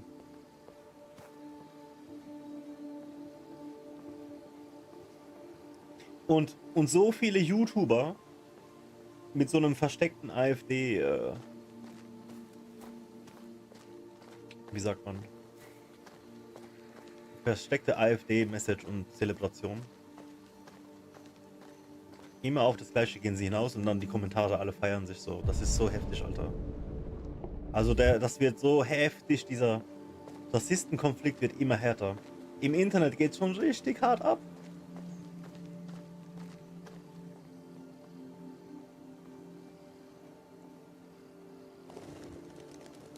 Da gibt es Hashtags und die Leute trenden und alles und machen richtige Gruppen und das wird heftig, Alter. Connor, it's good to see you. Ja, auf jeden Fall, also ich sehe es auf jeden Fall auch genauso. It knew deviance could be unpredictable, but it wasn't careful enough. I hope you won't make the same mistake. I don't intend to. Oh, When a Connor model is destroyed, was geht ab, Pager? Ne, ich habe its memory is transferred mit einem to the Kollegen next auf Twitch geredet. But some data Jo, can willkommen be zurück, lost in the Pager. process. Avoid being destroyed. It would be better for you. Hier, weißt du, was and jetzt the ist mit CDU? Das ist halt understand. voll Boomer. The Und interrogation seemed also der Fortschritt ist jetzt angehalten. challenging. Alles, was What did you Krypto think of the angeht, deviant? wird gebannt. Das heißt, digitale Währung, die Zukunft der Währung wird absolut gebannt. Das ist christlich. Wir werden christliche Werte hier verbreiten wollen. It simulated human emotion, fear in particular, in a very convincing way. It seemed completely overwhelmed by them and behaved irrationally. This Lieutenant Ich glaube, ich habe Anderson was has been verpasst hier, ne? officially Ich habe das assigned nicht to the deviance gewählt. case. What do you make of him?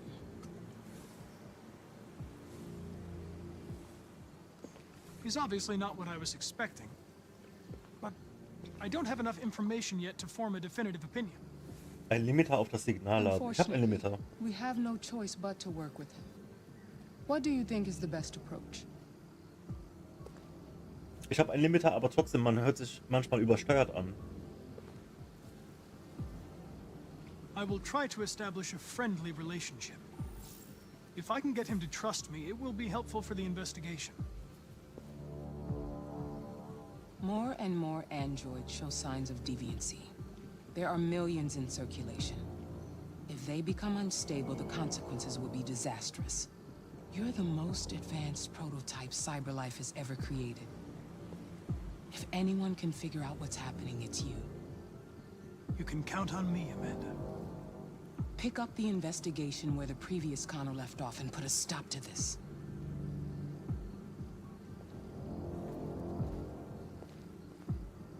Hurry, Connor. There's little time. Machetenangriff in Dornburg. Wann war das?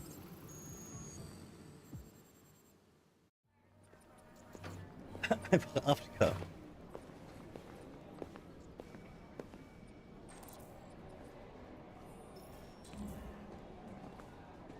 Wir suchen nach Anderson. Ist das der, den wir letztes Mal gefunden haben? Can I help you? I'm here to see Lieutenant Anderson. Do you have authorization? Yes.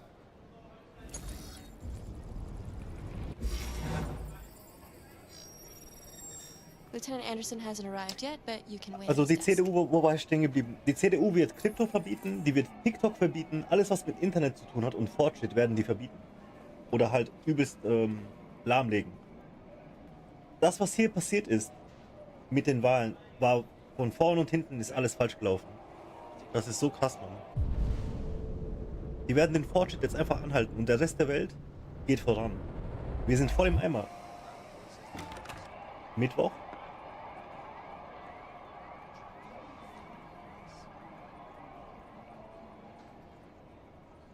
Ja, krass. Tensions in the Arctic have reached a new level, with a Russian carrier and an American patrol boat reported to have clashed last night. Several warning shots were exchanged, apparently with no damage or casualties to either side. The Minister for Defense, Dennis Riggs, has spoken of intolerable provocation that cannot go You might be in unanswered. shock. Just The take it countries in the easy. region, particularly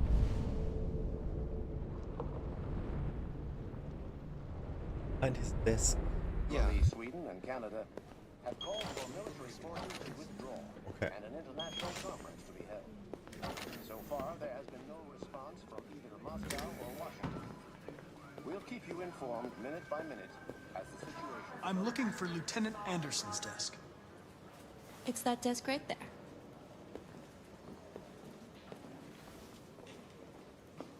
Die sind eigentlich schon immer da gewesen, sind nur schlau geworden. Ja, mit Internet wird jeder schlauer und immer vernetzter und schneller. Alles wird so hyper einfach aufs nächste Level getrimmt. Das wird richtig krass, Mann. Wir sind nicht bereit. Wir sind einfach nicht ready. Ey, Gwo, was geht denn hier eigentlich ab mit den Büchern? Immer wenn ich was lese, also alles was gelb ist, das gucke ich mir an, ne? Dann gucke ich mir hier so ein Buch an zum Beispiel und dann ist es immer noch gelb. Muss ich mir die alle angucken, damit ich irgendwas unlocke oder kann ich die einfach ignorieren? Weil ich mag das UI vom Lesen auch gar nicht. Das gefällt mir gar nicht, wie man das handhabt. Hier mit Next und so. Kann ich das einfach auslassen?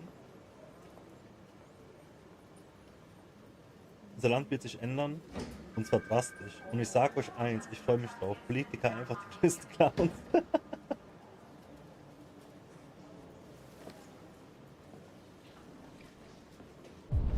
Es wird sich drastisch ändern nach hinten.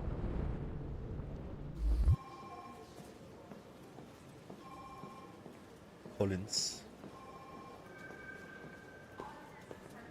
Shit, der eine Typ hat mir gesagt, welcher Desk, ich hab's nicht gehört. Hier sind wir.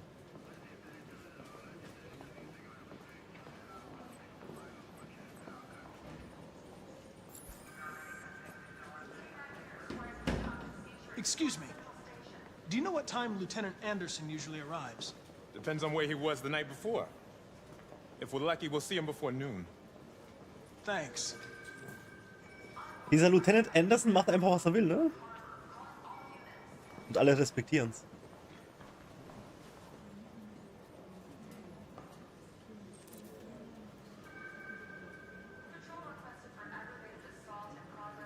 Hi, honey. Okay.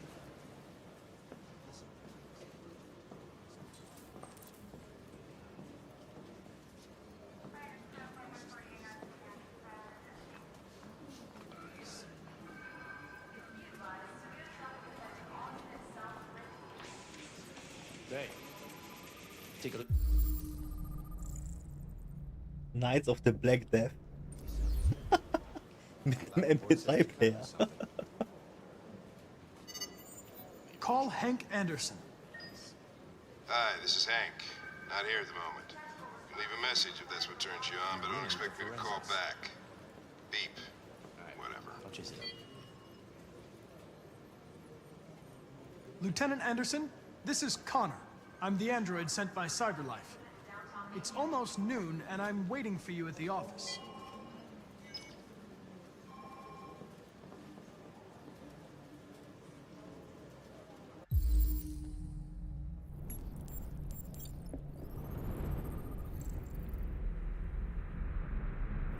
Oh, okay, Red Ice Task Force. Mhm.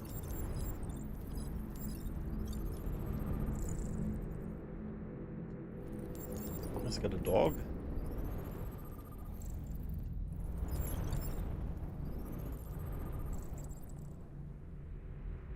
Anti-Android slogan. Use a brain, not your Android. Androids free space. That's how it's gonna be. Wow, ein Donut hat 400 Kalorien. Das ist halt echt die Wahrheit, ne?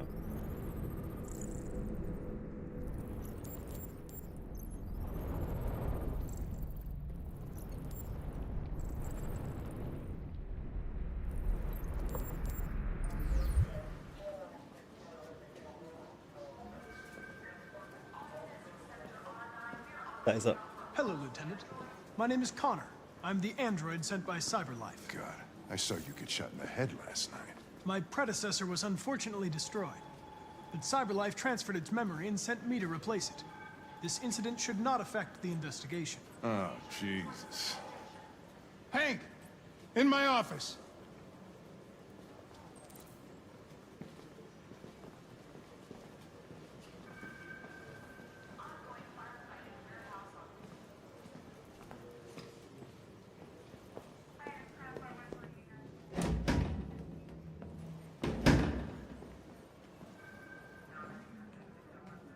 I've got 10 new cases involving androids on my desk every day. We've always had isolated incidents. Old ladies losing their android maids and that kind of crap. But now, we're getting reports of assaults and even homicide, like that guy last night. This isn't just CyberLife's problem anymore. It's now a criminal investigation, and we've got to deal with it before the shit hits the fan. I want you to investigate these cases and see if there's any link. Why me? Why do I gotta be the one to deal with this shit? I am the least qualified cop in the country to handle this case. I know jack shit about androids, Jeffrey. I can barely change the settings on my own phone. Everybody's overloaded. I think you're perfectly qualified for this type of investigation. Bullshit! The truth is, nobody wants to investigate these fucking androids, and you left me holding the bag. CyberLife sent over this android to help with the investigation. It's a state-of-the-art prototype. It'll act as your partner. No fucking way! I don't need a partner, and certainly not this plastic prick. Hank, you are seriously starting to piss me off.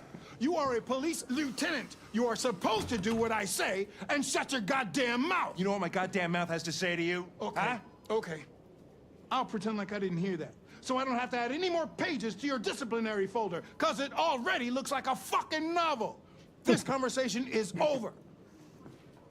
Jeffrey, Jesus Christ, why are you doing this to me? You know how much I hate these fucking things.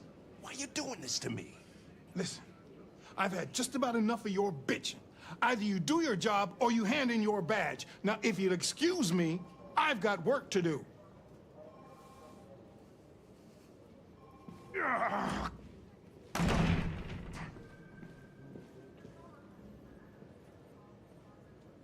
I wonder whether Lieutenant Anderson is really the best person for this investigation. Hey, I don't need a machine to tell me how to handle my men, okay? So get the fuck out of my office. Have a nice day, Captain.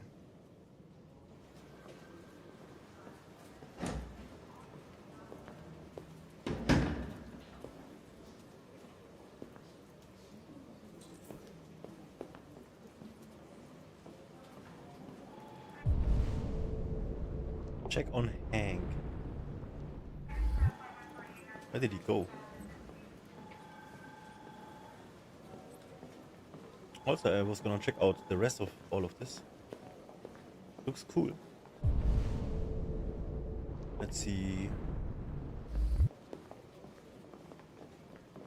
He might have went to his desk.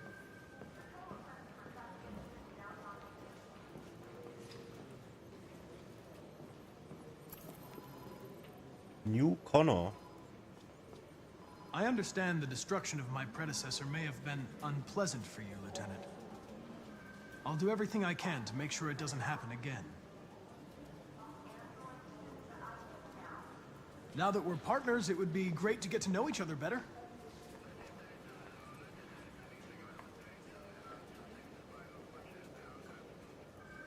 Is there a desk anywhere I could use? No one's using that one.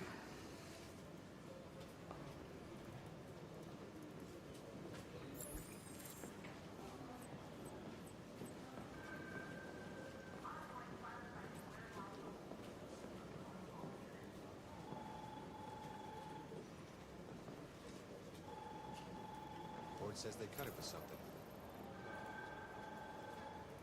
A lot of people don't appreciate having androids around. I was wondering, is there any reason in particular you despise me? I'll juice it up. Yeah. There is one.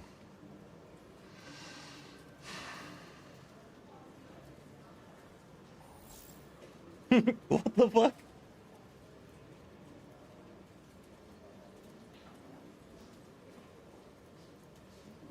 We talk about his dog, right? He's a dog man. I don't think he cares much about basketball or music. You have a dog, right? How do you know that? The dog hair's on your chair. I like dogs. What's your dog's name? What's it to you?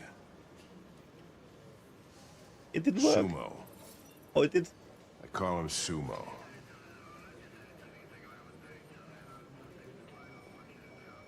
Fowler. What is a Fowler?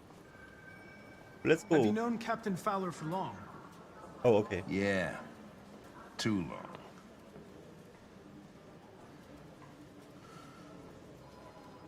You're a Detroit Gears fan, right? Denton Carter scored 53% of his shots from the three-point line yesterday. Did you see the game? That's what I was watching at the bar last night. Oh.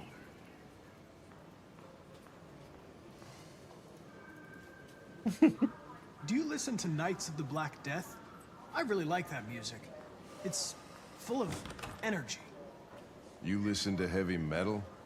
Well, I don't really listen to music as such, but I'd like to. What?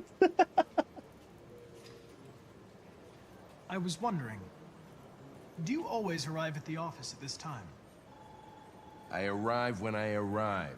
Stop busting my balls, okay?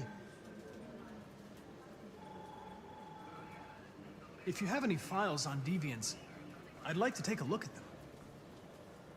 Terminal's on your desk. Knock yourself out.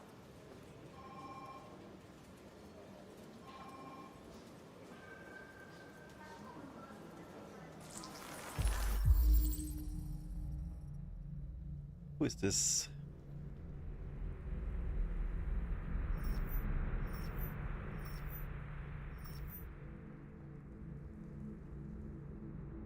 He's been attacked.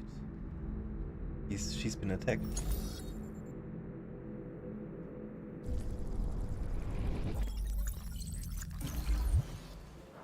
$243 files. First dates back 9 months. It all started in Detroit and quickly spread across the country. An AX-400 is reported to have assaulted a man last night. That could be a good starting point for our investigation. Also die Androiden wachen jetzt auf und wir sind hier dabei, mittendrin.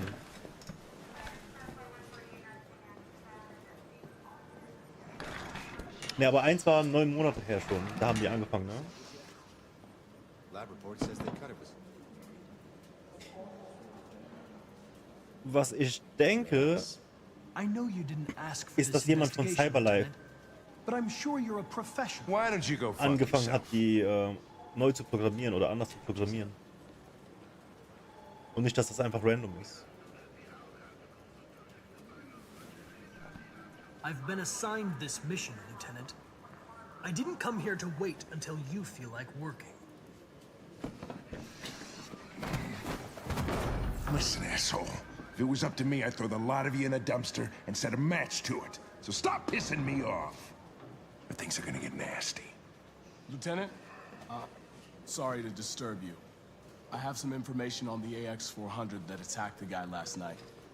It's been seen in the Ravendale district. I'm on it.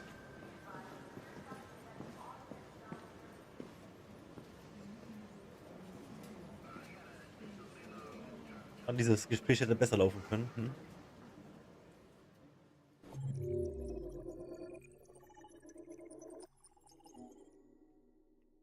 Hank got a lead. Und was hätte sonst noch passieren können? Dass man das halt nicht weiß, ne? Das macht mich kirre. Deswegen müssen wir das nochmal alles zocken. Okay, okay, let's go. Wir sind mit Alice.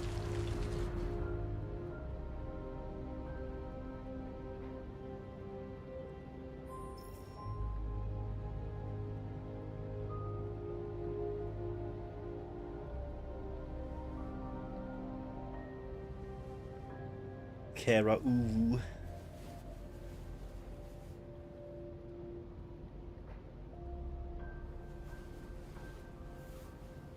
Ich hab's verkackt gestern, ich hab die Schokoriegel nicht geklaut. Ich dachte, ich habe noch Zeit, ihn zu klauen.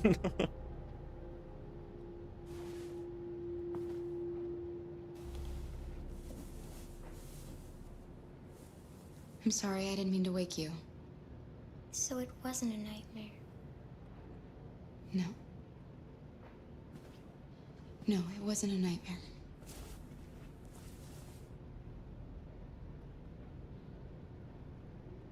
Worst Ending, wenn man die Schokoriegel nicht klaut? How about a nice warm bath? Du verarsch mich doch. And then we can go out and try to get you something to eat. What do you say? Ey, nicht spoilern. Okay. I'll run you a bath. Sag bloß, der Kleinen passiert was. Oh nein, sag nix. Ah, so eine Scheiße, Mann.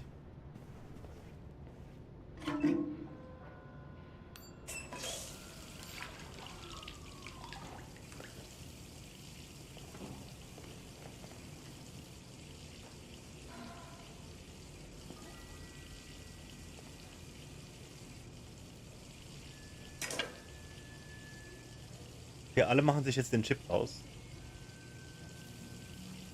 Oh ne, die Haare schneiden, okay.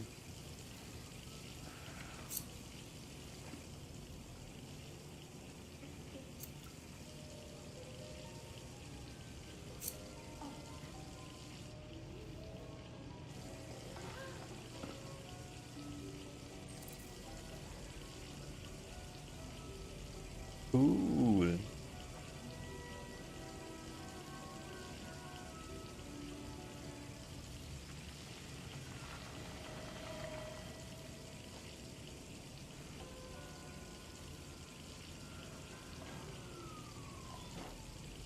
Jo, was machen wir?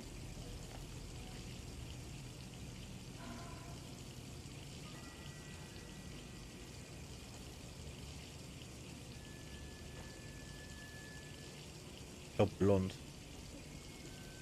Blond, oder?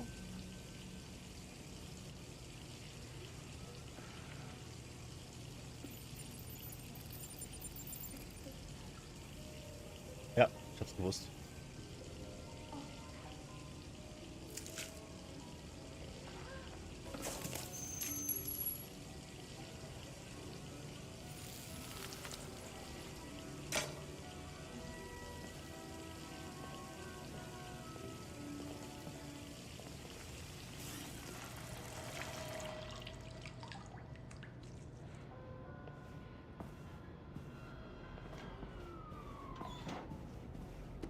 Oh, oopsie. You're pretty like that. You really look like a human now.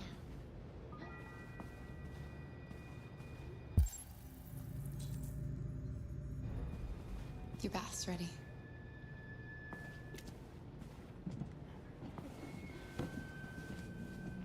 Yeah, I'm not watching this.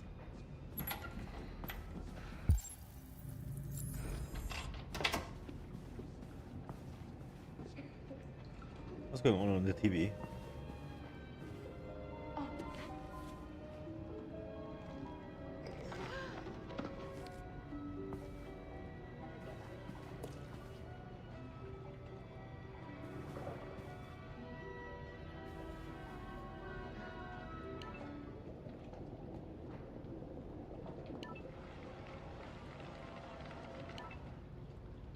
Thanks, Michael.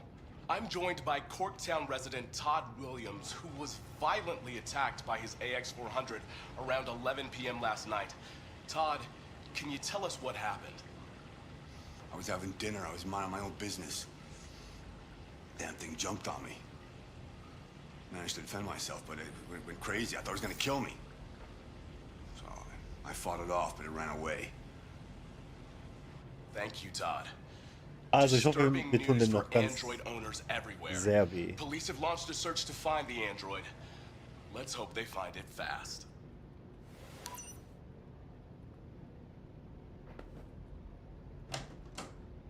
It's not true. He's lying. He's the one who tried to hurt us. What are we gonna do? We have nowhere to go. And the police are looking for us now.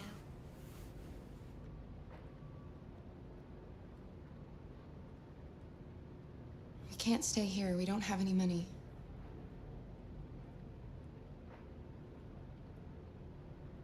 Emily. Do you have any family? Anyone who could help us? No. There was just Dad. That android yesterday, he gave me an address. He said we could get help there. Jericho. Could be worth a try.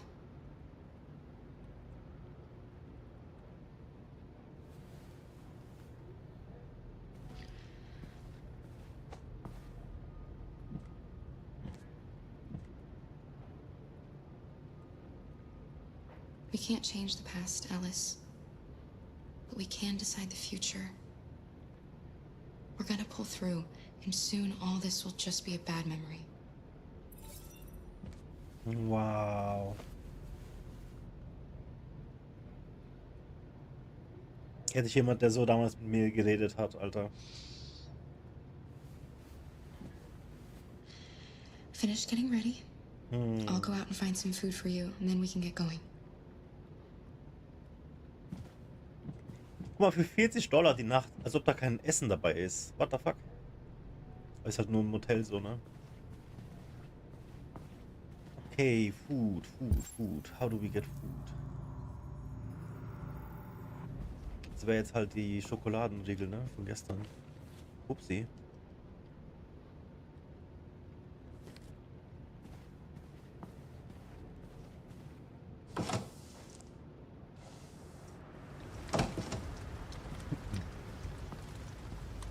Ja, das war klar.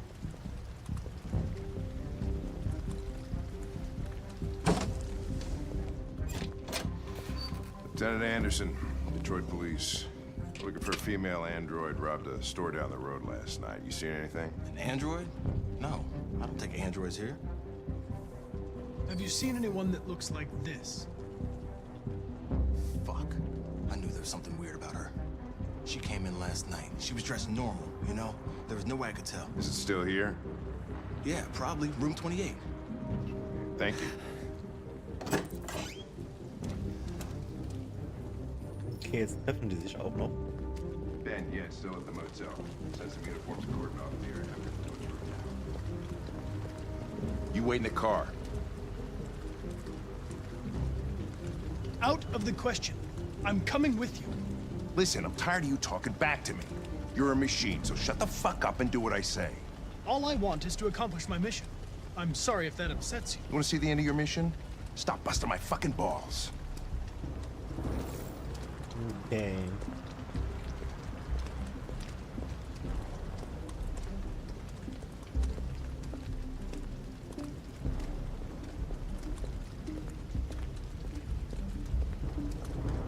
Herr Musk. Die sind schon dabei.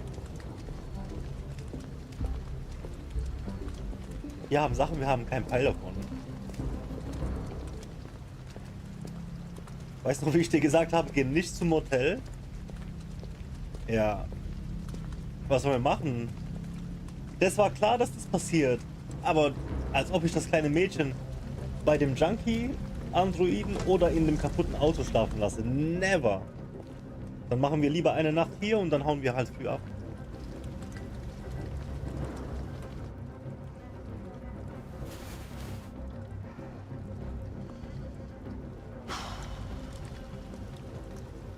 It's gone.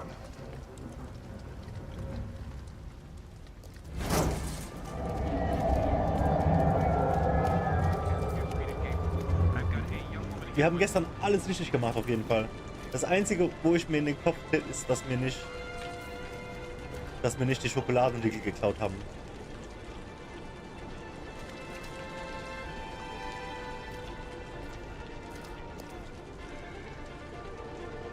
Refresh. Okay.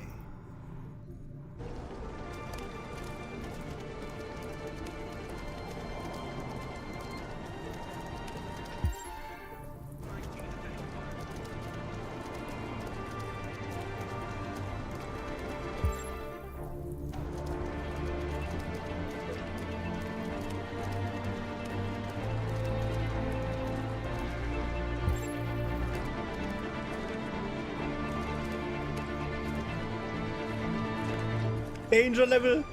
Oh my god. What the fuck?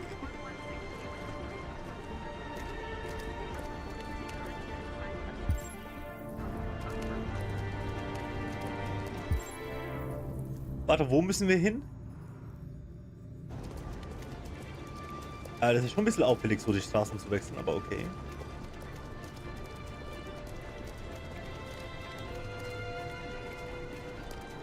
Okay. Shit, that's them! Stop! Quick, call it in! Which way did it go? That way. They're headed for the train station. Alter, was? Wir haben das kleine Mädchen mit uns, wir können doch gar nicht mal wegrennen. Ist das geskriptet, dass die uns finden, oder? Hab ich's verkackt? What the fuck, Mann? Renn. They're over there!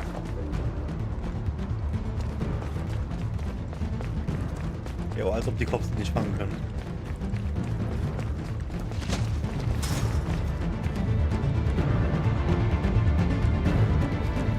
Don't shoot! We need it alive!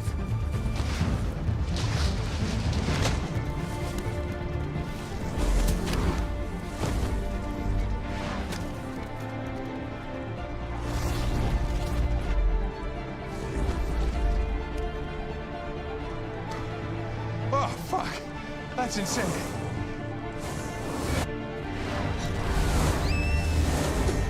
Oh mein Gott! Sag bloß, hätte ich was Falsches gedrückt, wäre sie gestorben. Hey! Holy shit, mein Herz. I can't let them get away. They won't. They'll never make it to the other side. I can't take that chance. Ich bin noch nicht so gut mit Do not go after him, Connors! God Ich bin noch damn nicht so it! gut mit Joystick, weißt du? Ich verdrück mich oft. Fuck, Alter.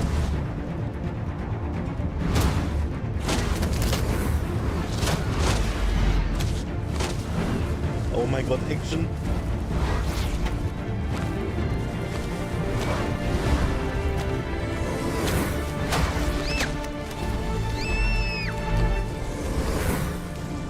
Jo, das ist viel zu krass.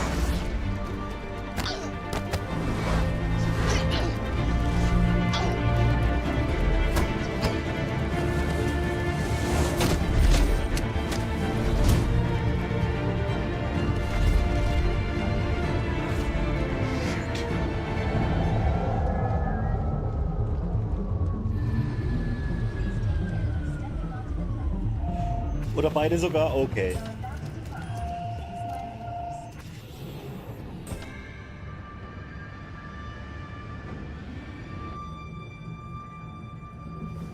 Cool gemacht, ja, auf jeden. Are you okay? Das war, also mein Herz ist auf 300. Das arme Mädchen, Mann. Was für ein Terror. Das ist voll heftig, ey.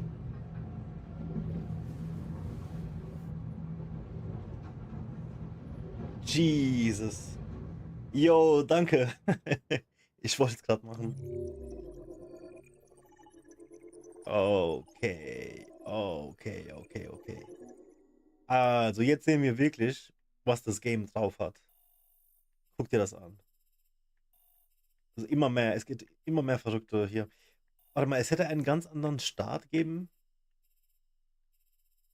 Oh, wir wären aufgewacht im Auto oder bei dem einen anderen Androiden. Okay. Aha. Ich glaube, hier unten ist das mit dem anderen Androiden, weil dann viel mehr Interaktion mit ihm wäre. Und alles läuft aber auf den Highway hinaus. Und dann, ja. Also einer hätte sterben können hier. Holy shit. Several sources report that CyberLife has provided Detroit police with a prototype detective android. Although police assistant androids have existed for several years now, this would be the first case of an android being authorized to play an active role in criminal investigations. We contacted CyberLife for comment, but no longer.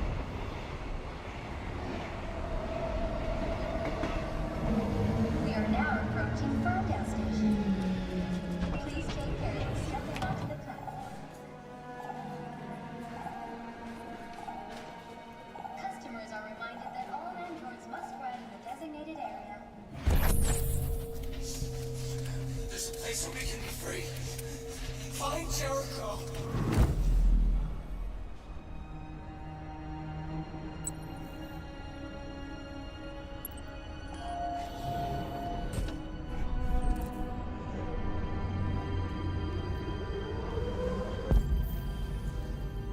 oder Graffiti. Ich sehe schon.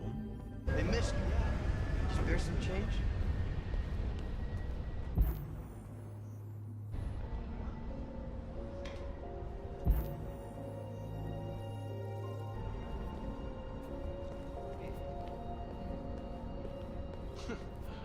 Not surprised.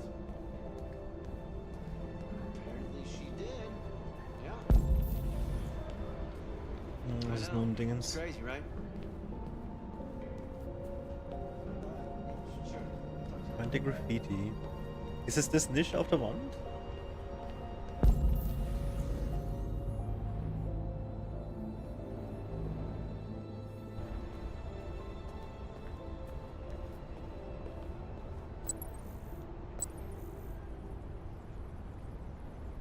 Das ist es doch auf der Wand.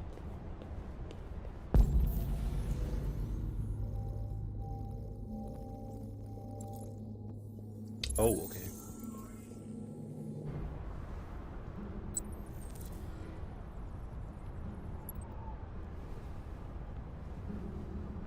Jetzt suchen wir nach einem Löwen.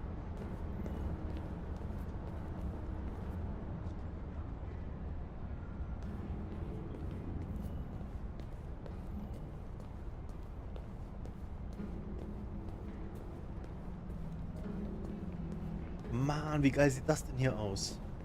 I heard that android boy band's gonna win some music prize. You mean here for you? So creepy.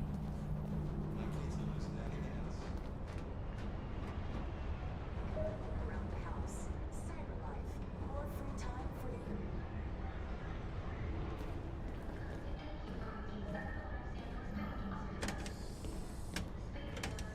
Da ist er. Are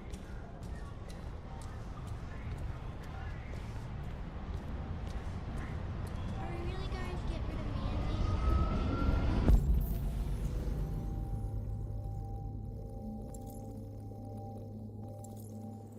Oh, I get it, okay.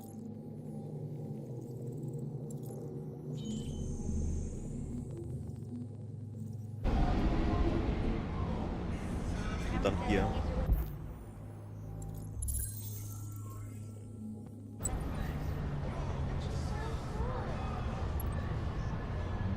Warte, was war das?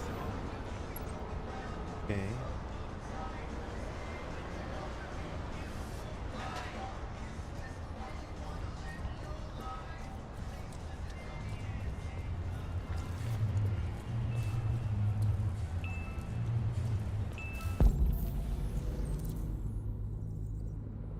Da ist er.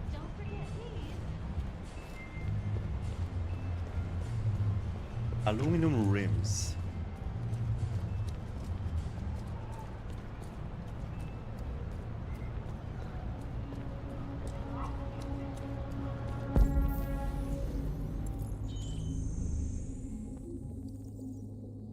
Klimaanlagen immer noch? Welches Jahr spielt sich das noch ab? 2036 Jahre. Warum meinst du, dass die keine Klimaanlagen mehr haben? Wie meinst du, so wie diese hier? So wie das hier meinst du? Hä, warum nicht?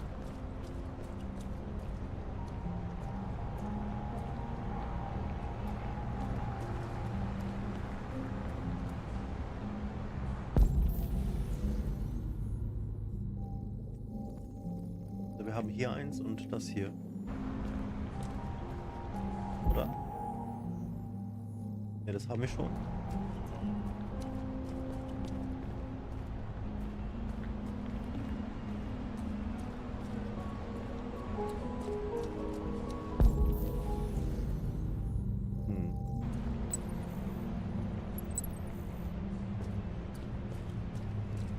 Muss ich da irgendwie von der anderen Seite oder so?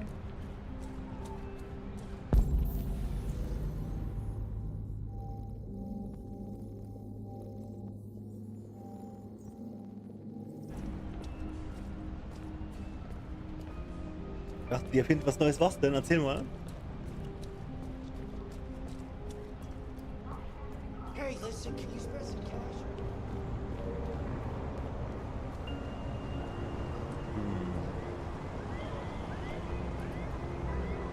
Was hast du für eine Idee, was man hätte machen können?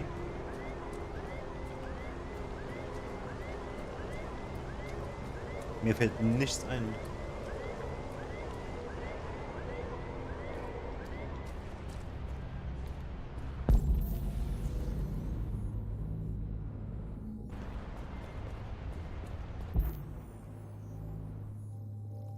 Ah, da ist er. Doch, doch, doch. Okay.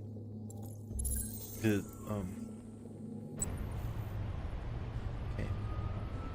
Roboter.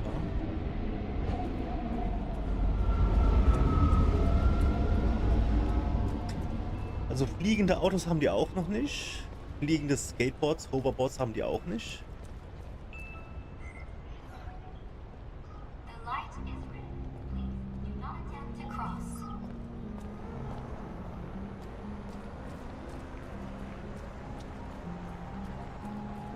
Eine Frage für Tesla.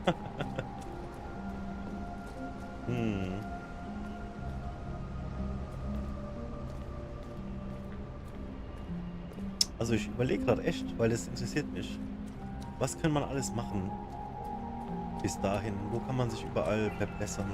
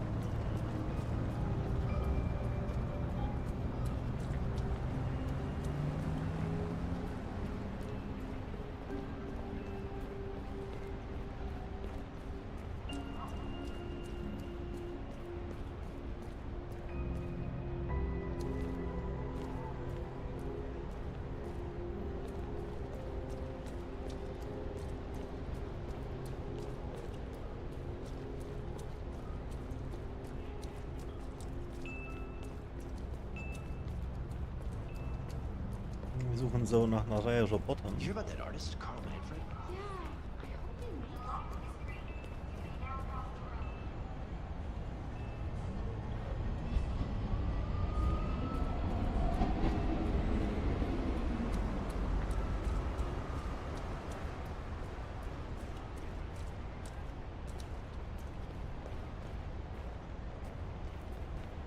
Was ist das?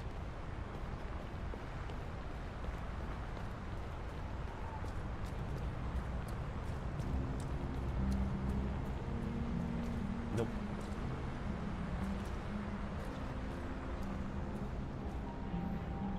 Also hier bei mir im Zimmer wird es auch jetzt wieder heiß. Und das Ding ist hier, also mein Apartment ist brutal gut isoliert. Richtig heftig. Und ich bin auf der Sonnenseite hier. Im Sommer kann ich nicht die Rouladen hochmachen, nicht eine Minute. Ich koche dann. Und weil es noch so ein kleines Zimmer ist es echt übel, voll der Ofen.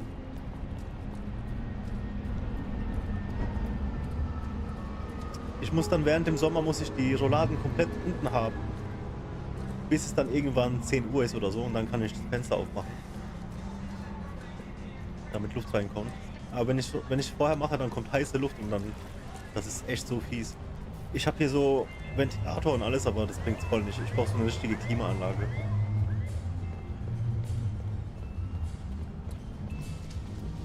Aber Ventilator bringt echt nichts, ey. Das bewegt ja nur die heiße Luft hin und her.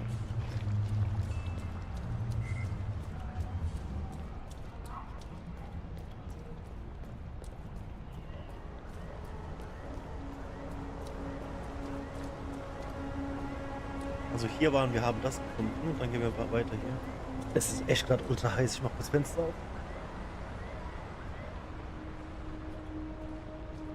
Was ist das jetzt von der Jahreszeit her? Frühling, sagt man, oder?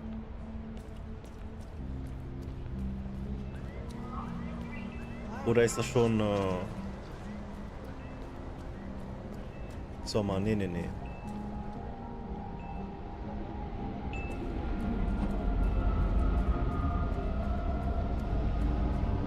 Aber Winter geht bis in März, was?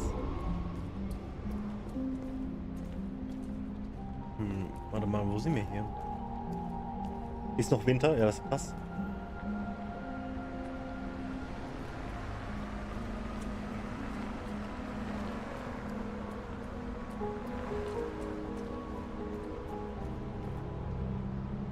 Okay, also wir kamen von da. Wir müssen hier auf jeden über die Straße, denke ich. Und dann wir suchen nach so einem Roboter. Einer ist rot und der Rest hat die Farbe verloren. Links ist keine Spur.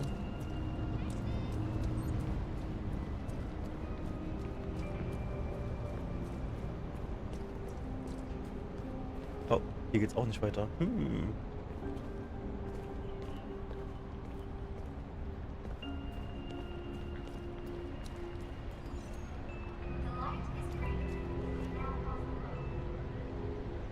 Da geht's auch nicht weiter.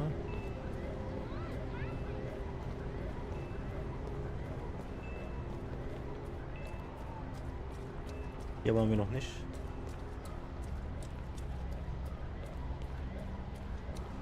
Oder doch?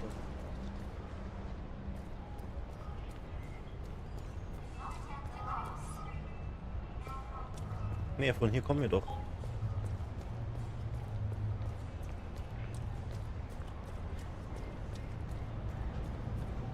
Genau, dann mal das.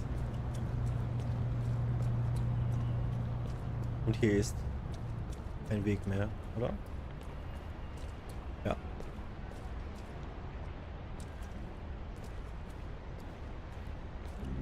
Okay, dann gehen wir mal links. Aber hier ist auch kein Weg mehr, bestimmt, ja.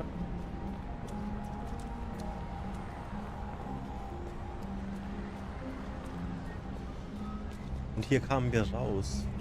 Okay, wir laufen im Kreis, aber ich schaffe es nicht.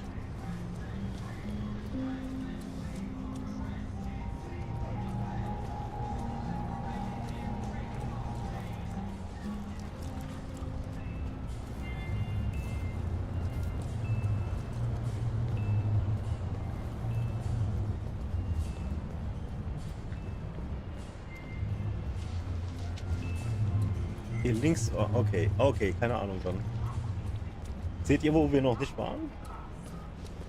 Ab 20.03. ist Frühling, was?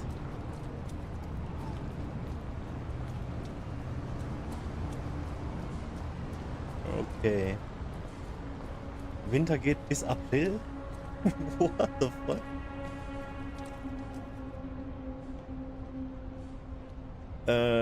Hier, wo muss ich hin? Weiß, weiß-rot. Tunnel out. Danger Tunnel out.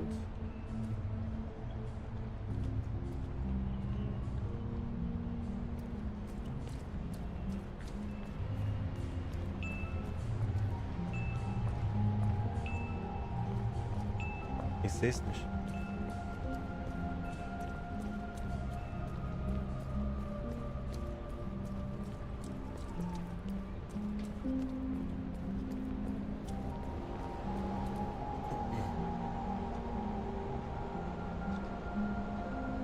Automatisch bauen können. Weißt du, was ich cool finde? Diese Steckhäuser. Oh, hier ist es.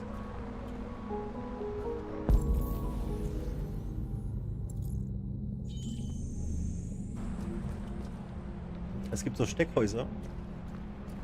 Du kannst dir komplett fertig, also kannst du dir komplett fertig vorgebastelt in den Katalog kaufen.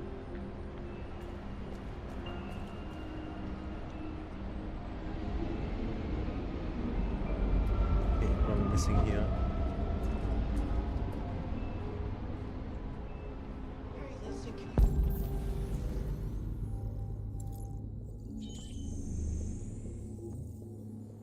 Eins, zwei, wo ist der dritte?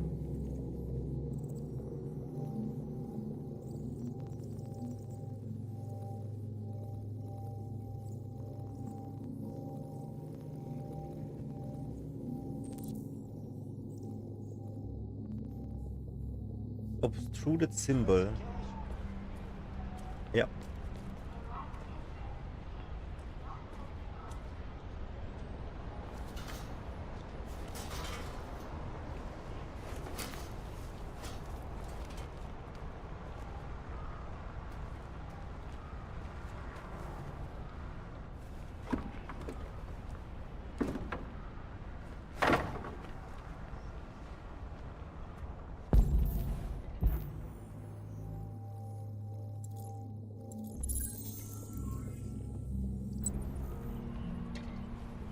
Westnis-Höhle so früher.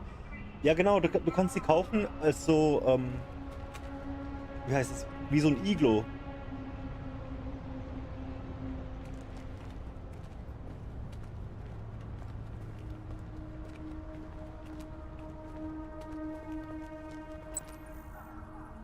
Suchen wir ein Gesicht. Da ist es.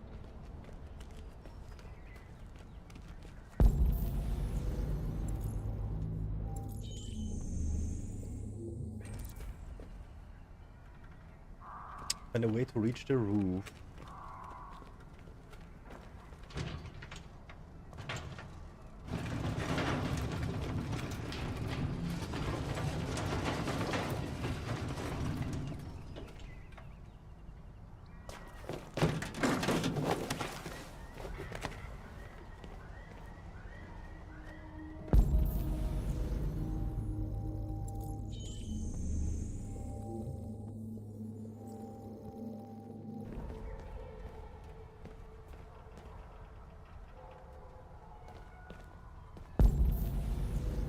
Is it only on this side? Oh, da ist er.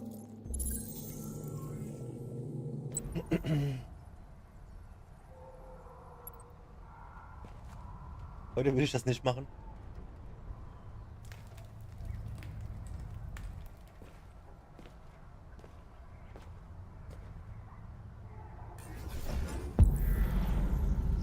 Okay.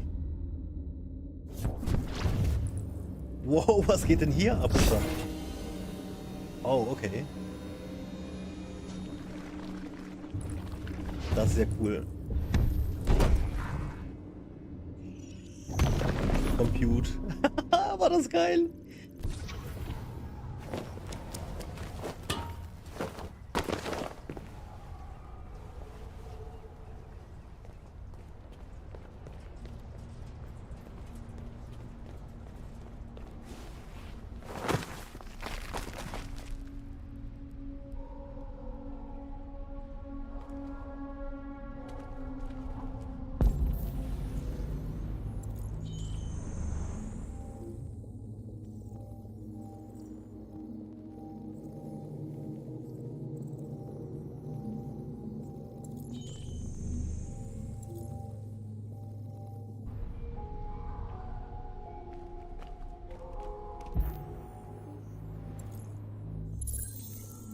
Wow, das habe ich gar nicht gesehen. Das habe ich komplett durch Zufall eben gefunden jetzt.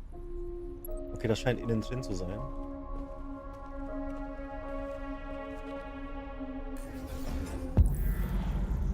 Yo.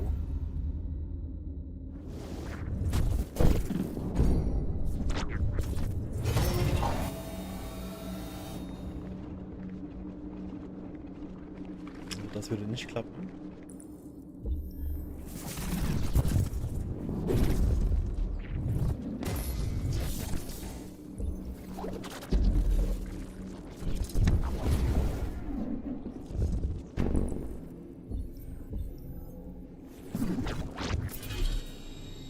Would be too high. Und hier krachen wir bestimmt. Okay.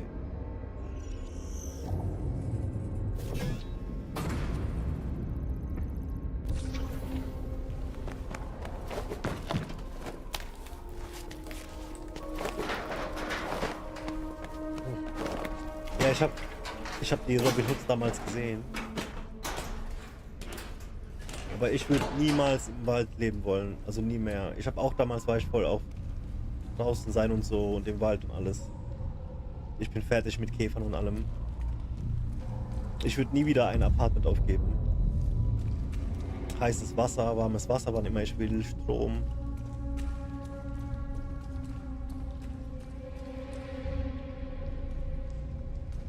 Ich bin zu weich geworden. Aber das ist gut so, das passt schon. Weil das Leben braucht es nicht mehr, so ein Urmensch zu sein.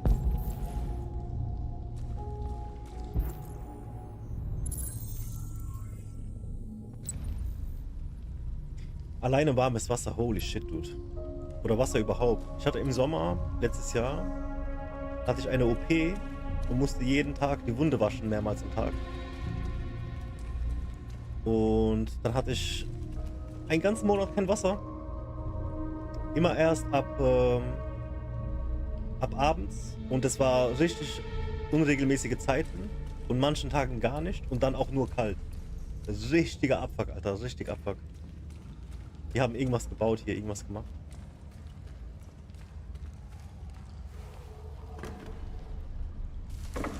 Und da wurde mir auch klar, einfach, ich kann nicht ohne sowas. Und ich bin so auf jeden Fall internetsüchtig auch. Also auf jeden Fall. Wenn man mir Internet nimmt, dann kann ich nicht arbeiten, dann kann ich gar nichts machen. Ich bin richtig ein Opfer.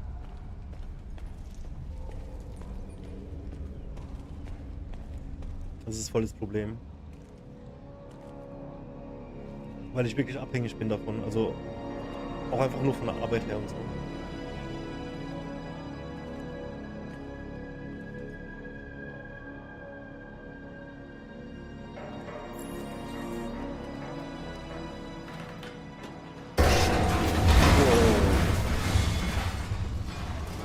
Okay, das hat jetzt nicht die ganze Welt gehört, oder was?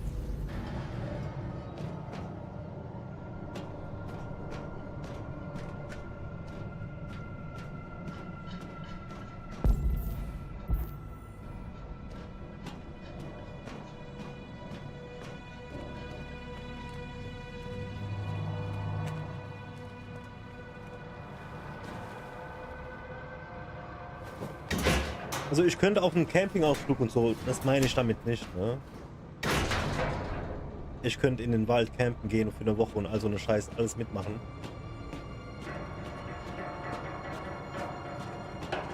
Aber leben, oh mein Gott. Das wäre hart.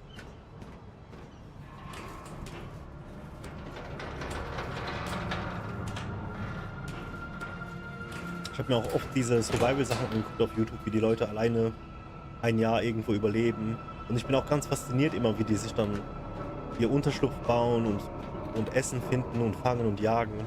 Finde ich voll genial. Aber sowas freiwillig machen würde ich nie mehr. Nur noch gegen einen Haufen Geld.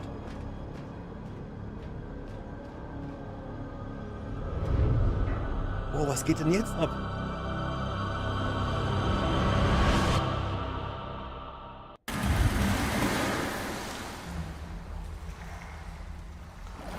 Haben wir gewusst, dass das Wasser ist?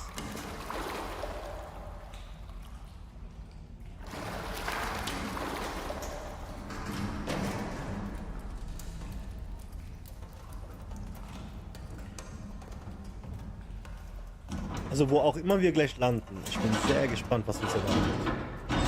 Weil das ist ja dann dieses Jericho. So eine Art Versteck für Androiden, die erwacht sind. Wir wissen ja jetzt, das geht ja jetzt schon seit 9 Monaten so. Das heißt, die haben bestimmt ein paar Androiden am Start. Das sieht schon cool aus, gell? Mit dem Licht und alles.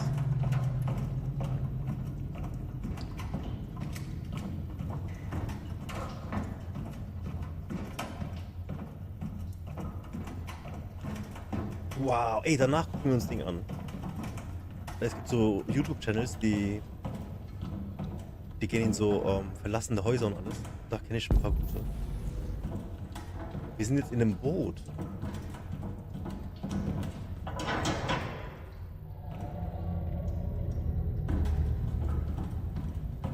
Habt ihr Lust auf sowas? Gucken wir uns später an. Wie die sich so in die abgefahrensten Sachen begeben, die Menschen.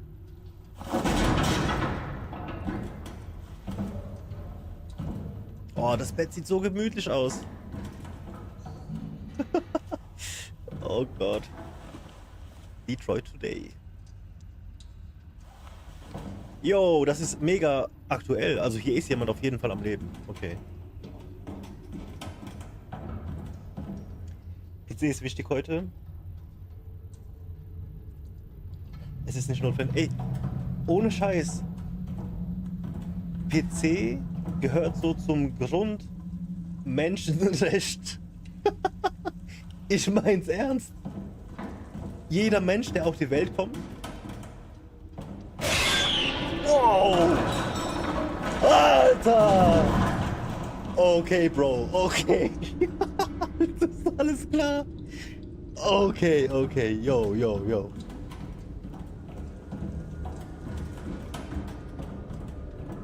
Okay. Holy shit. Ich hab mich richtig gut. Yo, okay, Bro. Ich hab halt noch Kopfhörern, die sind mega laut und alles. 3D-Sound.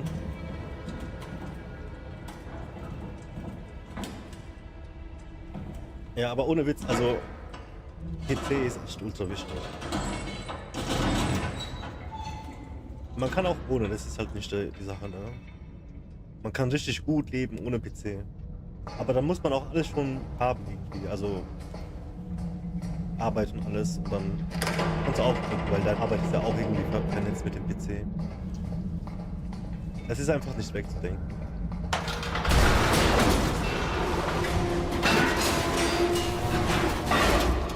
PC und Internetanschluss, denke ich.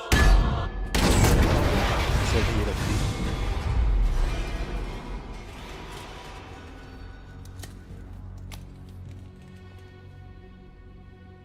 Wow, ich bin immer noch voll erschrocken. Holy shit.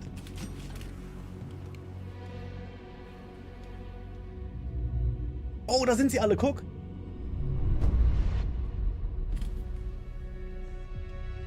Welcome to Jericho. Wow, wir haben sie gefunden. Okay.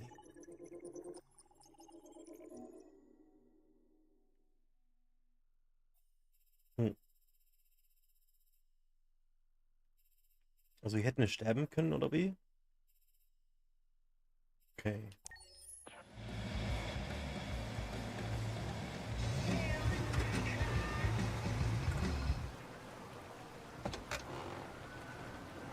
Die Sache mit Internet ist halt wirklich, wenn du es nicht nutzt, dann wird es jemand anders nutzen. Und es geht nicht um irgendeine Competition oder so. Aber alles ist damit einfach verzweigt. Und du machst dir einfach nur einen Nachteil, wenn du das nicht tust.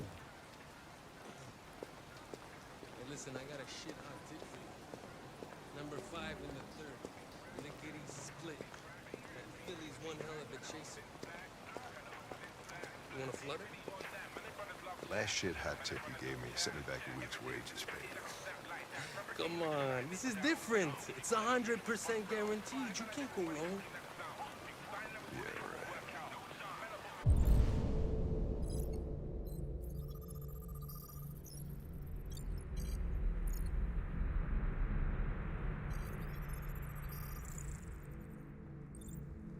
Pedro.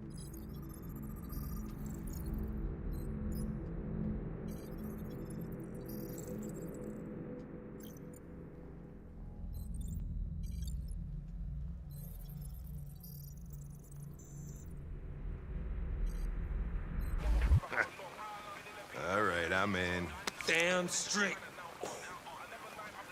Hey, you won't regret this.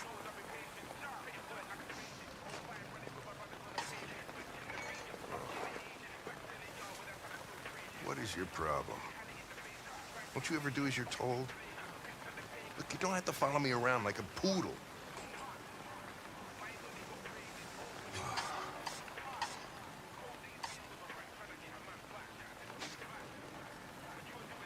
I think our relationship got off on the wrong foot. We should forget what happened and start over. What do you say? Look, Der ist so send me geil. a piece of plastic for a partner, and I'm dealing with it. But if you think we're gonna be buddies, you're as stupid as you look.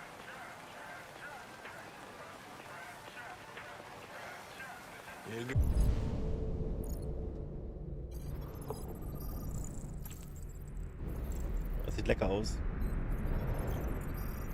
Was trinkt er? Pineapple Passion. Ah, thanks, Gary. I'm starving. Don't leave that thing here. Huh, not a chance. Follows me everywhere.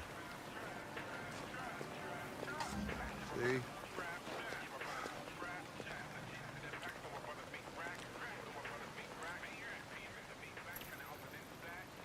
Cholesterol.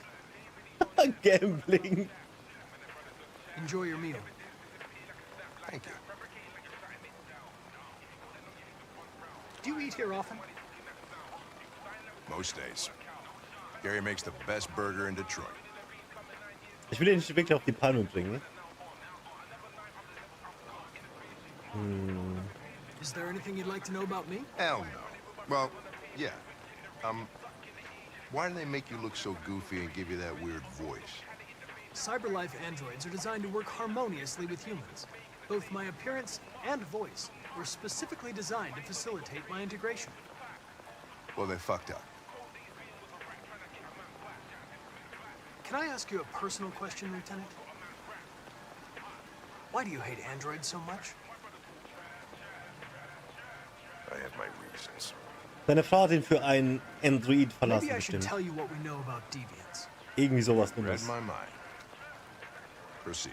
Das ist aber We zu dumm, believe ey. that a mutation occurs in the software of some androids. Irgendwas mit seiner Frau war Which can lead bestimmt. to them Oder mit emulating seinen a human Kindern emotion. In wurden English, getötet von please. Androiden. Irgend sowas They don't Abgefahrenes. really feel emotions.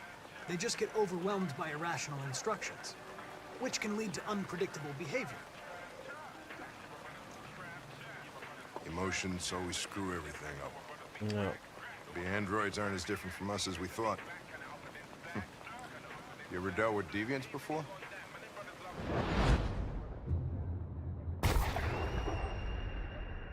A few months back, a deviant was threatening to jump off the roof with a little girl. I managed to save her. So I guess you've done all your homework, right? Know everything there is to know about me? I'm focused on the case, Lieutenant. The rest doesn't concern me. Hank? I Runter? just got a What? report of a suspected deviant. It's a few blocks away. We should go have a look. I'll let you finish your meal. I'll be in the car if you need me.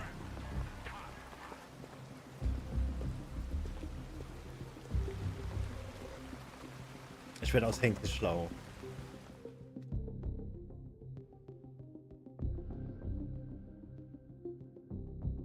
Okay, sind wir bei Kara? Mal schauen. Hey, Connor! Nope.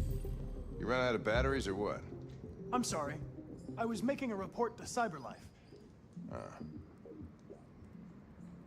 Well, do you plan on staying in the elevator? No. I'm coming.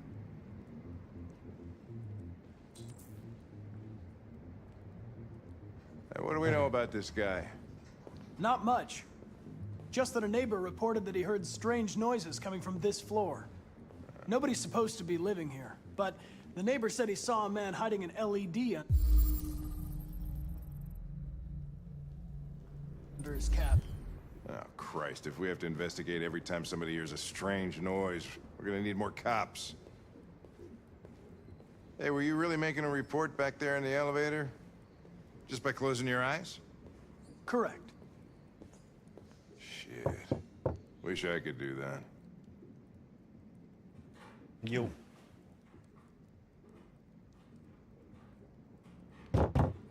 Anybody home? Open up, Detroit police! Stay behind me. Got it.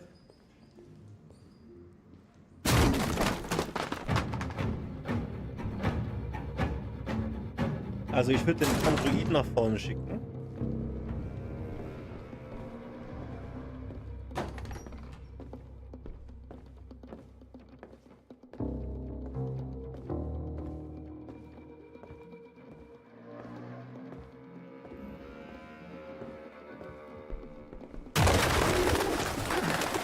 What the fuck is this? Jesus, this place stinks. Ja, I bet. Well, looks like we came for nothing. Our man's gone.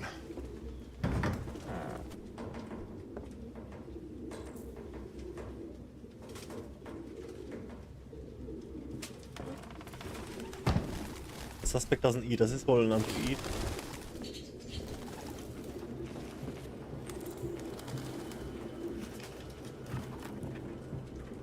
Hat aber Vogelfutter gekauft, wie es scheint. Ein Android, der Vögel füttert. Da ist was eingeritzt. Any idea what it means? RA9. Written 2,471 times. It's the same sign Ortiz's android wrote on the shower wall. Why are they obsessed with this sign? They must have like a virus or something.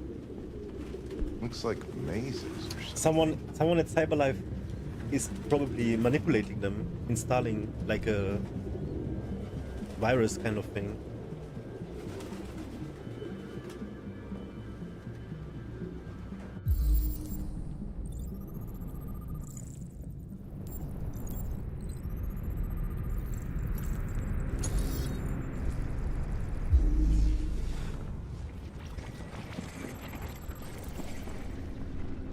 The suspect was here recently.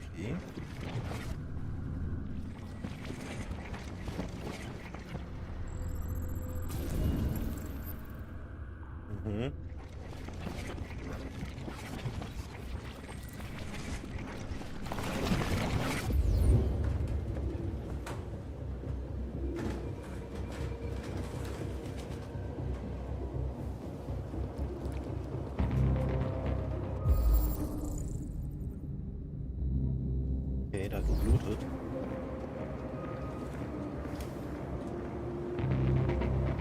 Whoa. War das Markus? Its LED is in the sink. Not surprised it was an android. No human could live with all these fucking pigeons. Ist jemand anderes hier?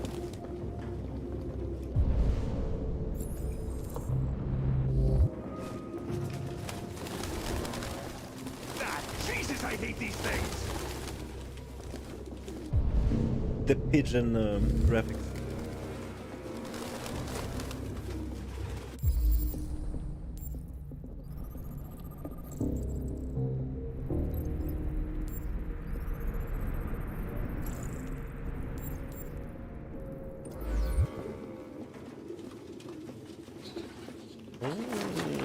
Look at this.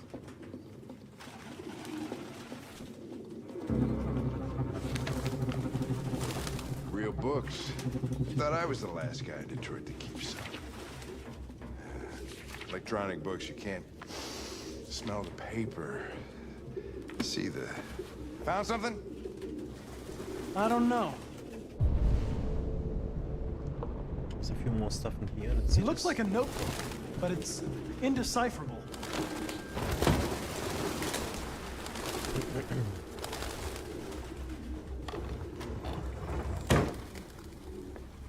Birdseed. I can't believe it. This nut job is actually feeding these fuckers.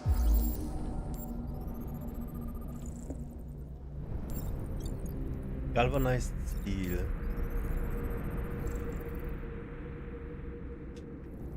Bird poop.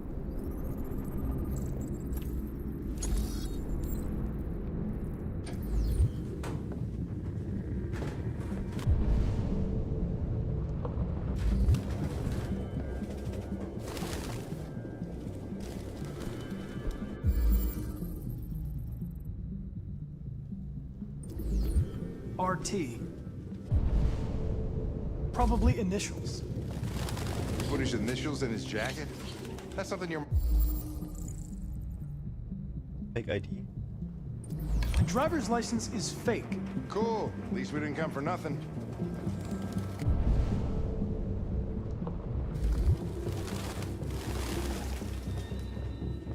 I think that's all we have.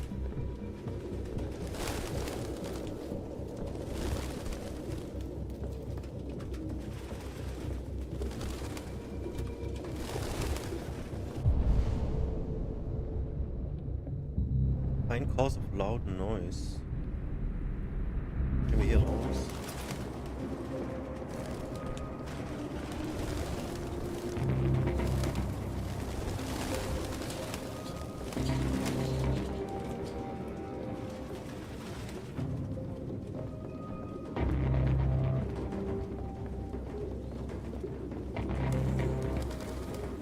ich hier nicht rein?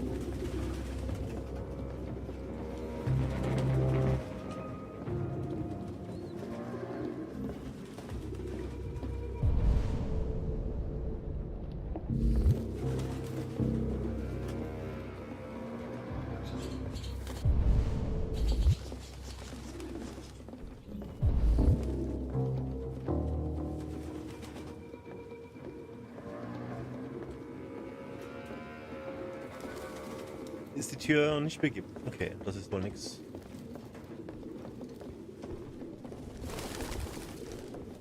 Dann weiß ich nicht. Oh, okay.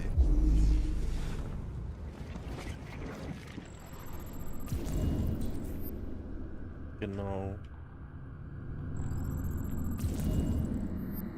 Ja, das Enter und dann hat er gebreakdanced. Aus dem Fenster.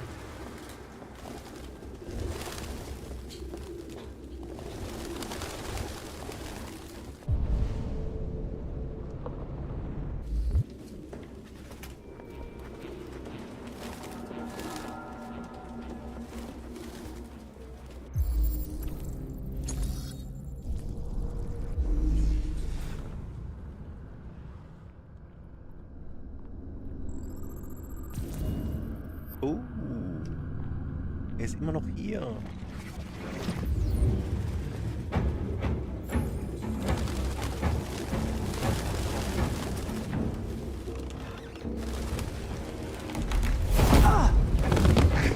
Goddamn fucking pigeons! What are you waiting for? Chase it!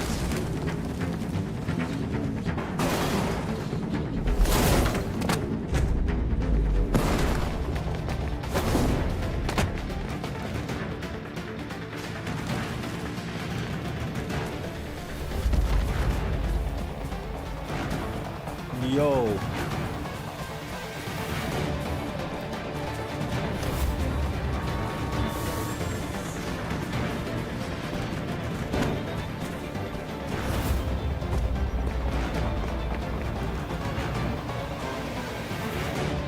Where am I going? Look out! B. A. Run.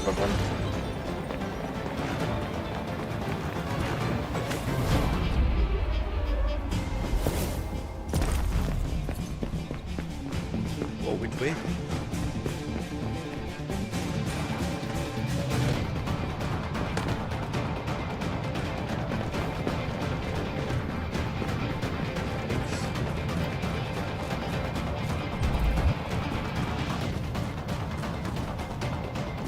Wait. What is this camera? Bro.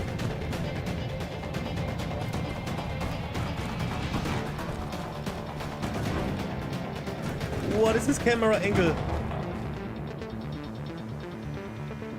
Where'd it go?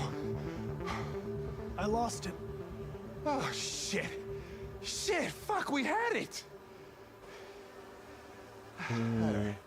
It's alright. Doesn't matter. We know what it looks like. It won't get far. Come on, let's get out of here.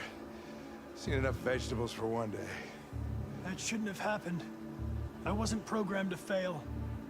Oh, well, you fucked up, Connor. Welcome to the club.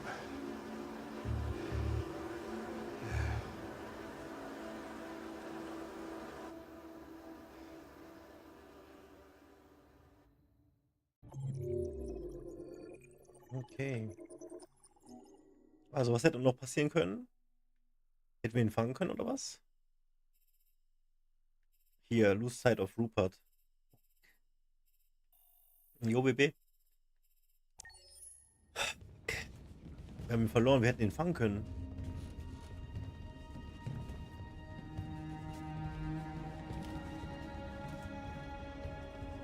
Who are you? Fugitives. Just like you. My name is Josh. I'm Simon. North.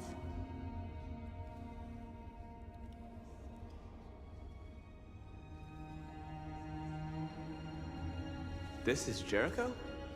It's a refuge for those who don't want to be slaves anymore.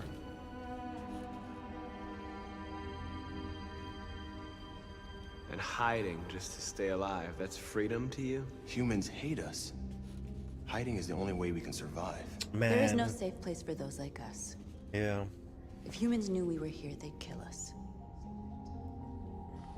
And you knew that only an android could follow the trail, didn't you? Only those who are like us can find Jericho. If you could decipher the signs, it's because one of us trusted you enough to give you the key. This place will make me free. Find Jericho. I understand how you feel, but we have more freedom here than you ever did. Weißt du, wie viele PC-Süchtige es gibt? Was ist für dich ein PC-Süchtiger? I came to Jericho looking for hope. Dass man immer am PC sein muss? Find any here. You're lost. Just like the rest of us. We didn't ask for this. All we can do now is deal with it. You're safe here. You can stay with us as long as you want. Also ich glaube, ich bin PC-süchtig, aber ich könnte auch ohne. Aber dann kann ich halt nichts machen. Ist die Sache.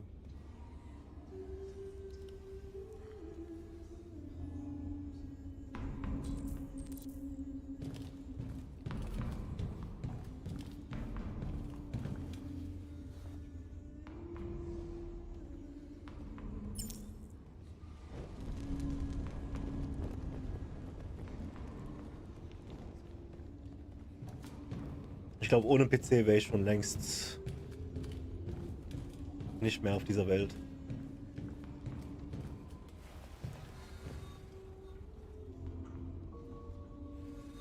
I'm not in very good shape, am I? My diagnostic program isn't working. I don't think you would have anything good to say anyway. What happened to you? They tied me to the back of a car. I think they wanted to have fun. I don't want to shut down. No, I don't want to shut down.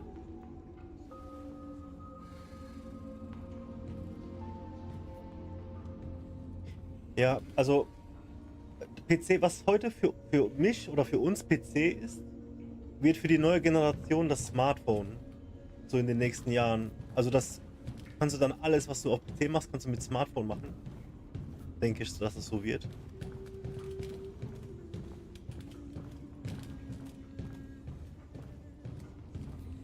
Aber wenn du halt so eine Maschine brauchst mit mega Rechenleistung,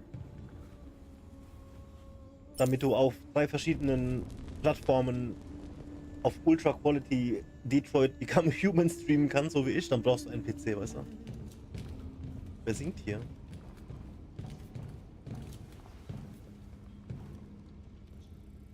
Oh shit. Are you Lucy?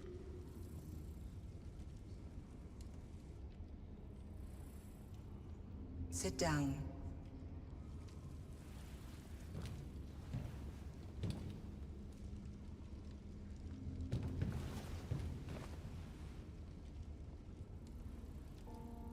Show me.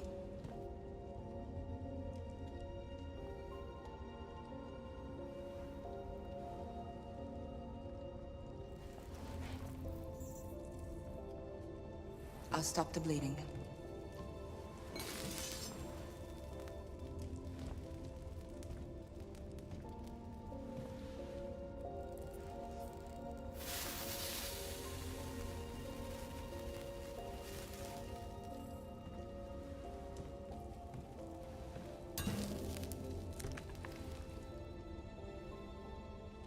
Drink this.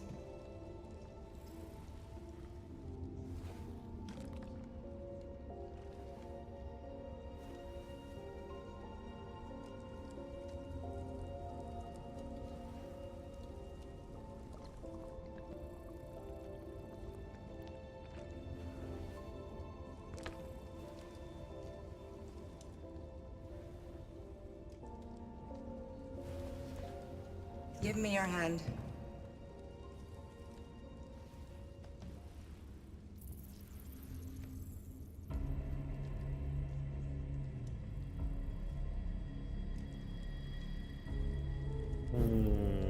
Die weiß jetzt alles über uns. You had it all, and you lost it all. You've seen hell, and now hell lives in you. Your heart is troubled. A part of shadow and a part of light. Which will prevail?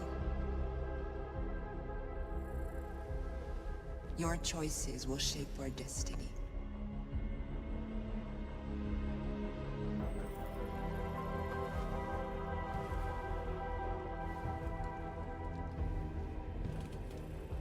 Und sag mir einer, wo nur spielt und nichts anderes macht. Weißt du, also das war ich auf jeden Fall damals. Ich habe nur gespielt, aber ich habe nur gespielt, damit ich mich verstecke vor der Realität.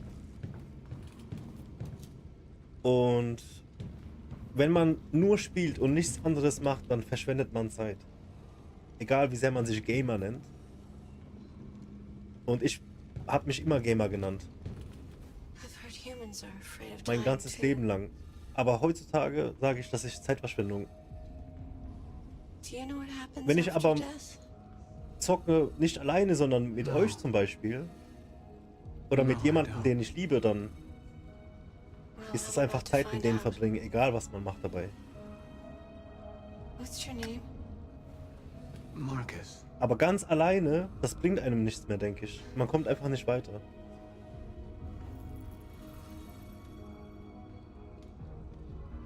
Eine Zeit lang geht's wohl klar, aber irgendwann geht's auch auf den Sack. Und dass ich das mal sage, das finde ich auch krass, ey. Aber ich habe irgendwann angefangen, Leute zu verlieren und habe gemerkt, die Zeit vergeht und man wird nicht jünger. Und deswegen will ich nie wieder alleine einfach zocken. Weil wenn ich alleine zocke, dann sterben Menschen und ich habe nichts davon gehabt von ihnen.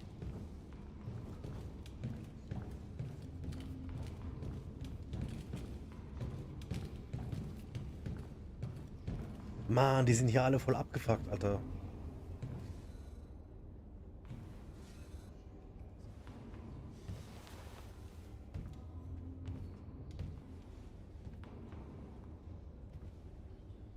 They threw him out when they didn't want him anymore. He was living on the streets before we brought him here. They'll all shut down if we don't find a way to help them. To help them, we need blue blood and biocomponents. We salvage what we can from those who shut down. But there's never enough. So, how do they survive? They won't. They won't, yeah. We're slowly dying out. Hm.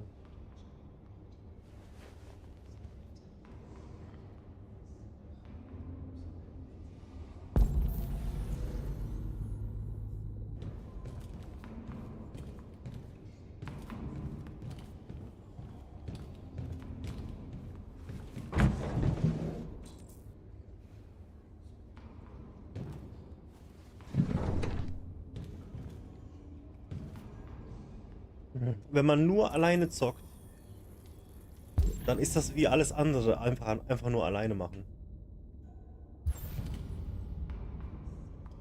Man muss halt wissen für sich, wie will man seine Zeit benutzen.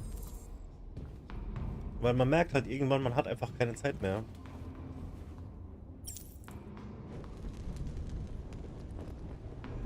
Das ist eine der heftigsten Erkenntnisse, die man im Leben macht.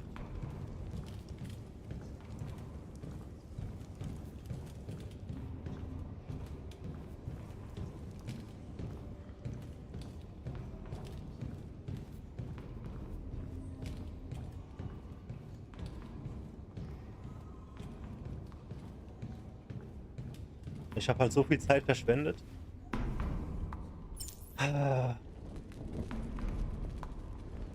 So viel Zeit verschwendet.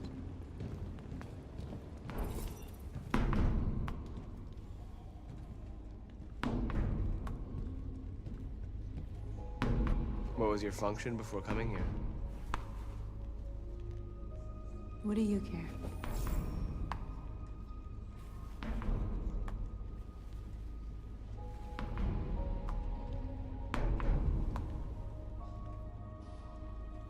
A lot of these guys in pretty bad shape.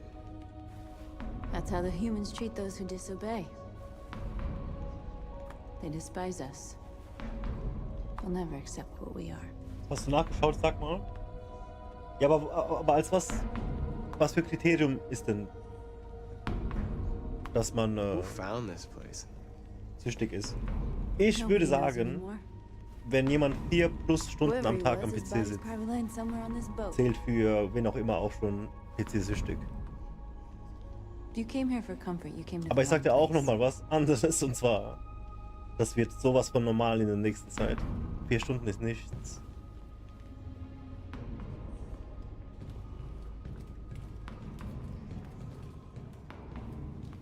Ja, hast du eine Statistik, sag mal? Keine Ahnung, woher diese Statistik kommt, aber welche ist es denn, sag mal? Hast du ein Prozent oder so?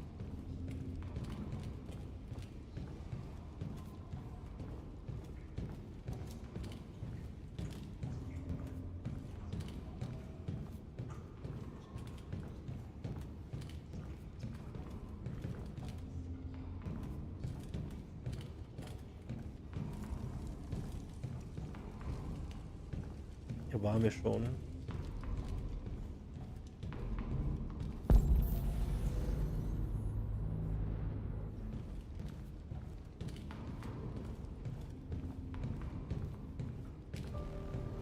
Simon. I know where we can find spare parts. CyberLife warehouses in the Detroit Harbor. They have everything we need. The docks are guarded. We can't just walk in there and take what we want. Humans will never let us. Which is why we won't ask permission. We don't have any weapons. And even if we did, none of us knows how to fight. We can steal what we need without fighting. We'll just get ourselves killed. Maybe. But it's better than waiting here to be shut down. I'm with you. Maybe it's worth a try.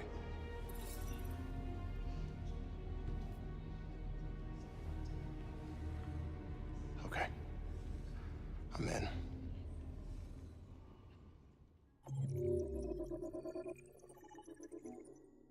Okay.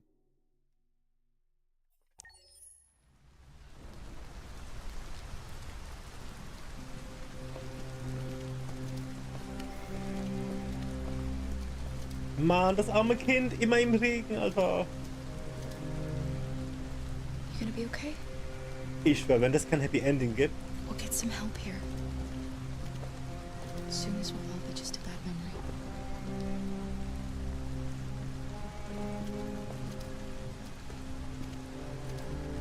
Okay, AK. This is the place.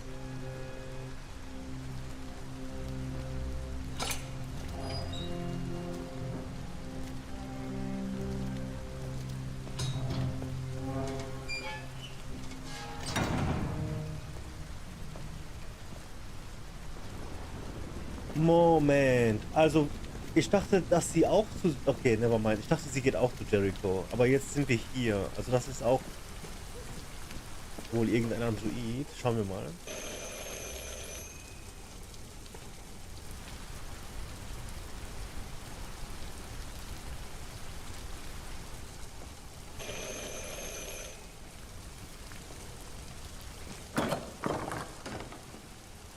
Are you Zlatko? Who's asking? Zlatko. I don't know who told you that. You came to the wrong place. I'm sorry. Wait. We really need your help.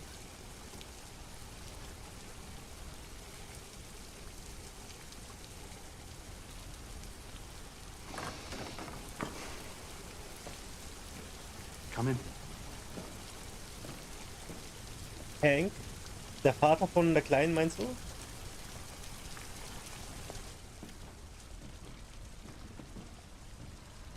Ey, ich hoffe, wir schneiden den Hank. Don't be shy. Ach so, oh. Echt, habe ich gar nicht gesehen. Luther, would you be so kind as to take these ladies' coats? Vielleicht. Oh, don't be afraid of our big friend here. Luther is just another android that I helped. Er ist 3 Meter, Alter. He keeps me company in this big, empty old house.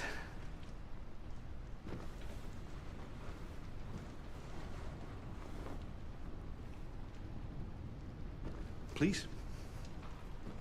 Make yourselves at home.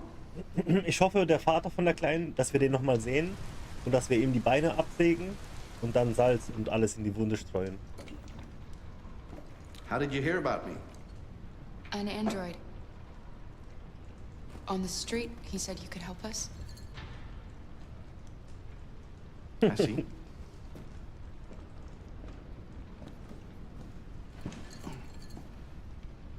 Ich vertraue dem Ganzen nicht so. Was geht hier ab? What about her? She's human.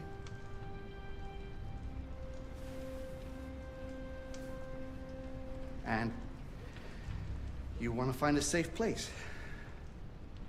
Somewhere you can start a new life.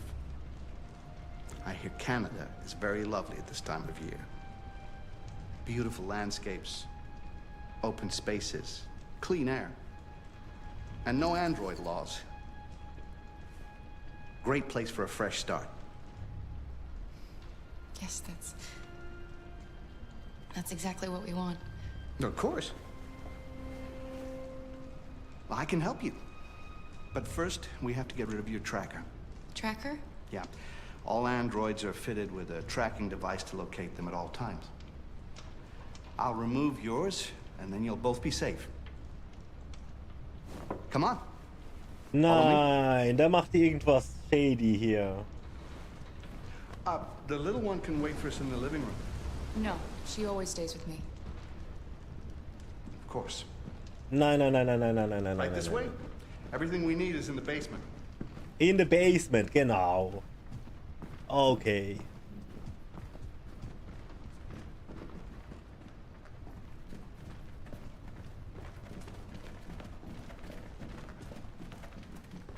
I don't like this place. Yeah, Alice, you And have that the... man.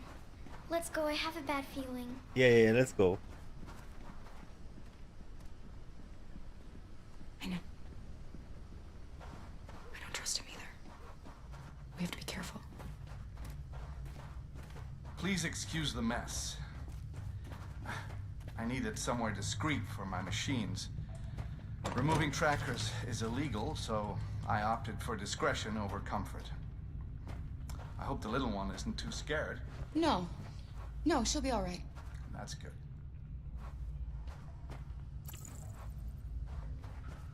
This way, please. Ich traue dem Ganzen überhaupt nicht.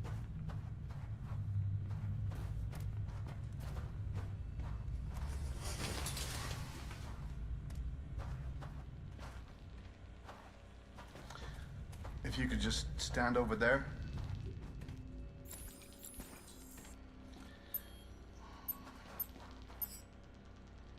Oft mache ich das jetzt. Oft gehen wir hier jetzt rein. Geh nicht da rein? Was? Hä, was hätte ich machen sollen? Gab es noch eine andere Möglichkeit? This could be quite unpleasant. Jo, was geht ab?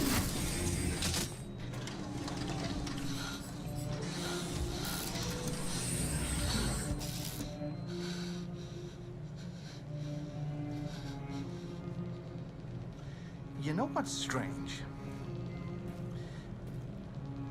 For some unknown reason, the trackers seem to stop working in Deviants. That's why it's so hard to find them. So, actually, there's no reason to remove your tracker. What? But you said that... Yeah, people believe what they want. You Deviants are so naive. They all come to me expecting me to help them. And I just reset them, sell them on. Or I keep them for my little experiments. No! No! I don't want to be reset! Let me go! Ah! Oh, I forgot about the child. Lock it up. I'll deal with it later. Alice! Alice, no! Wow. A deviant that wants to be a mother. That's so sweet. And so deluded. I think it's time we put you out of your misery. Yo.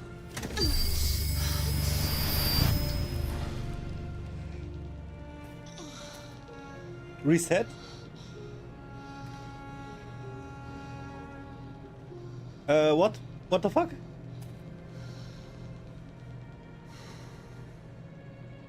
That's what you get for having a dream. It always ends up the same way. Alter, diese Missgeburt. Tears and disillusionment.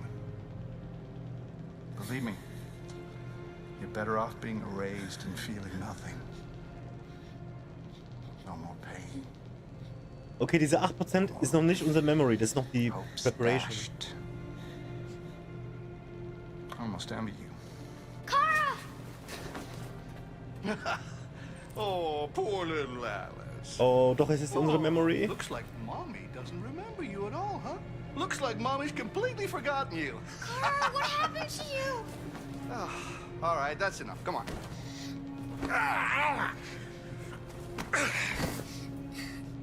You bit me. Yo, was geht hier ab, Mann? I'm gonna teach you some manners, you little bitch. Kara! Wake up, Kara! Meet me in the living room. Warte, was geht hier ab?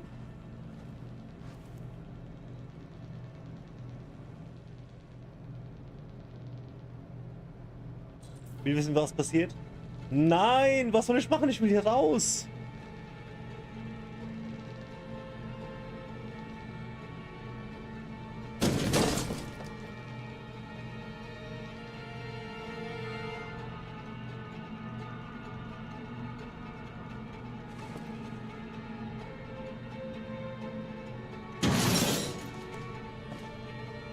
Das bringt doch alles nichts hier.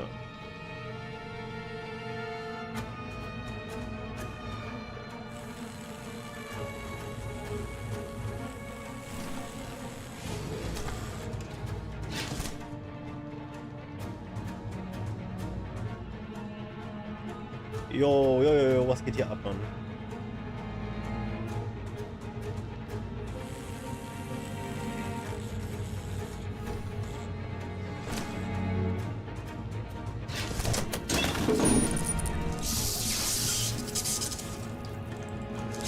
Nice, ich hoffe, das ganze Gebäude fällt ab jetzt. Nice.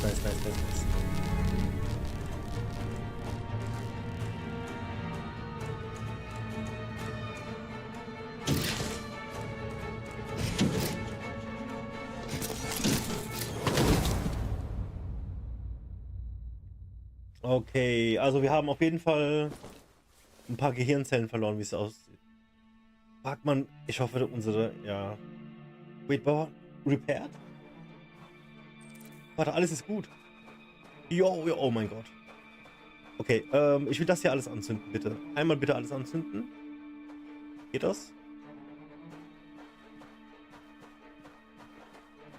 Okay. Mein Herz ist gerade wieder auf 300, ne? Was geht ab? Lauf!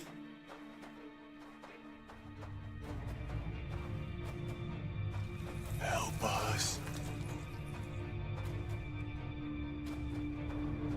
Ja.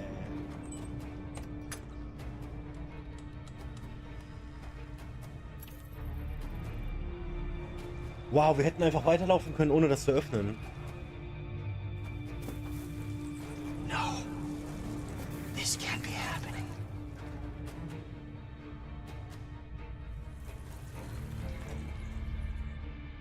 He likes to play with us, creating monsters for his amusement. But who's the real monster? Er hat uns halt alleine gelassen, ne?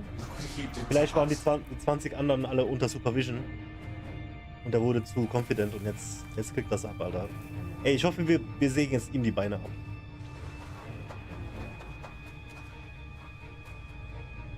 Also wir haben den Zirkus auf jeden Fall schon mal freigelassen. Und wenn wir es nicht machen, dann machen die das für uns.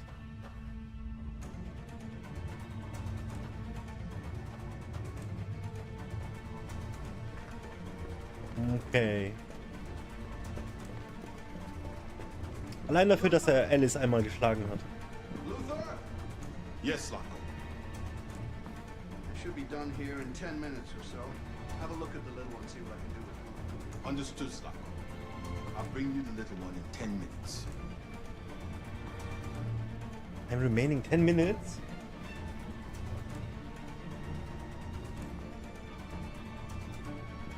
Warte, ich lese gerade, was du schreibst. Moment, ich bin gerade. Also jetzt müssen wir Luther aus dem Weg gehen, ja? Während wir das Haus durchsuchen. Ist das es? Okay. Okay. Warte, kann ich Start drücken? Alter, ich komme nicht klar und die Musik auch noch. Ich bin voll auf 180. Holy shit.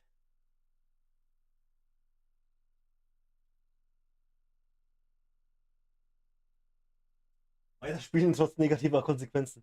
Ja, das ist halt mit allem so im Leben. Das kannst du auf alles übertragen, ne? Hätte ich heute Kinder, dann würde ich das lieben, wenn die einfach vorm PC sind, anstatt dass sie draußen irgendwie überfahren werden können.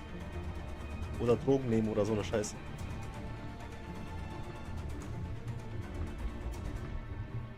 Aber dann würde ich auch mit ihnen zusammen zocken.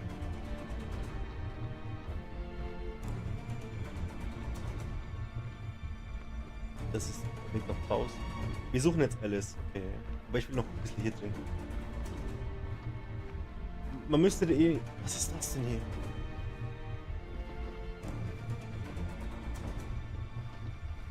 Man müsste den Kids halt echt irgendwie eine Alternative bieten. Einfach eine gute Alternative zum nur vom PC hocken. Es gibt Gründe vom PC zu hocken. Für die Schule und so. Ist schon gut.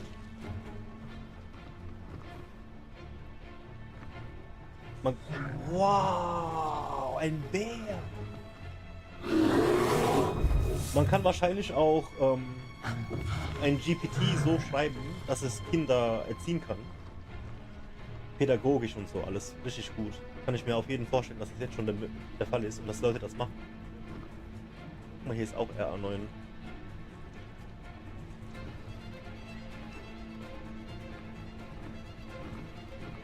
Also aus der Sicht der Eltern wäre ich jetzt ein Elternteil. Ich glaube, das wäre nicht so aussichtslos, die ganze Sache.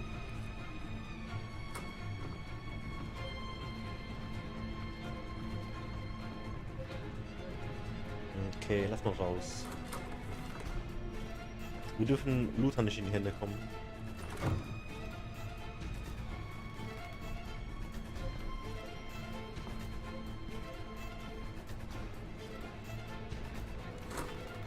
Ist das das gleiche Zimmer? Ja.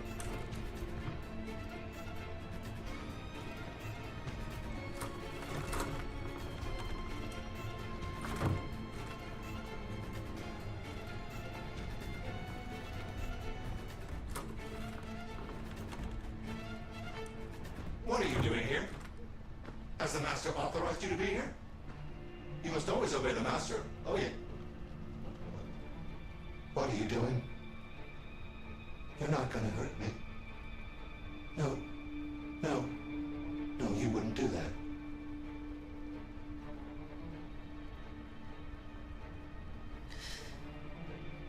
Will you be quiet if I let go? Yes, yes, I promise to be quiet. Don't turn me off. No. Was, wenn du uns verpetzt? No, of course not.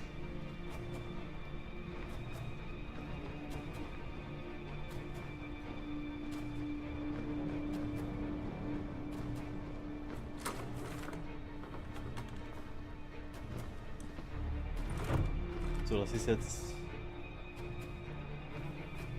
der gleiche Raum wieder.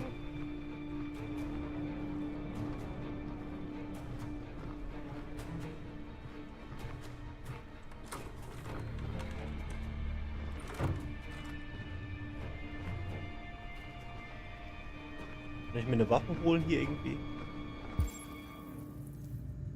Wir haben noch 7 Minuten.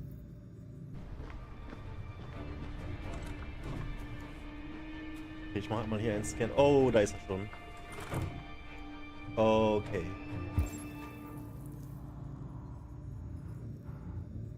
Wie sieht er uns jetzt nicht? Das heißt, wir müssen nach links, ne?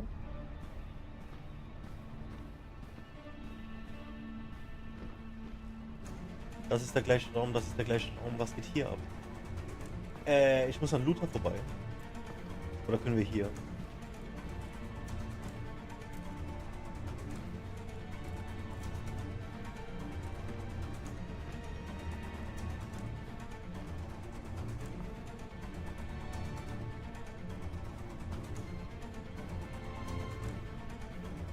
Können wir an Luther irgendwie vorbei?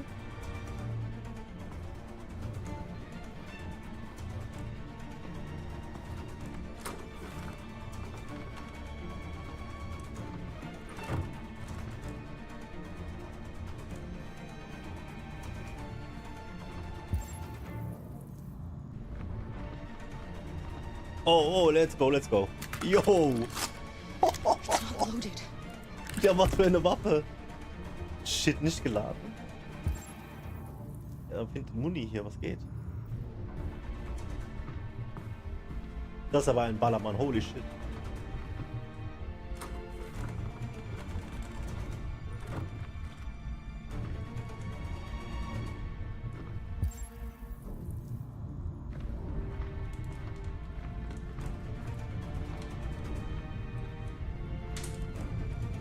Was checken wir hier?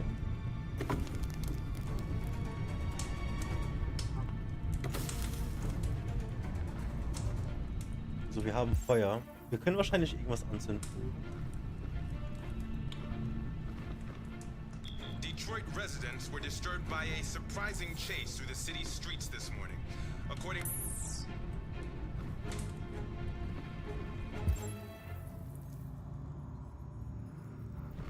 Das ist Echtzeit, oder? Die Musik ist heftig, ey.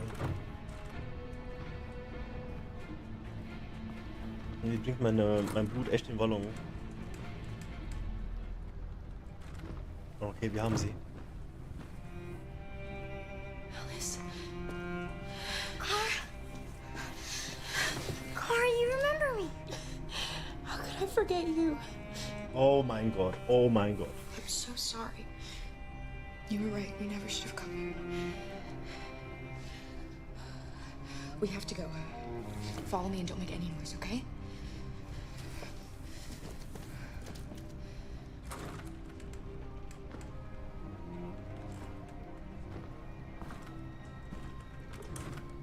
Also wir haben Feuer, wir haben eine Shotgun.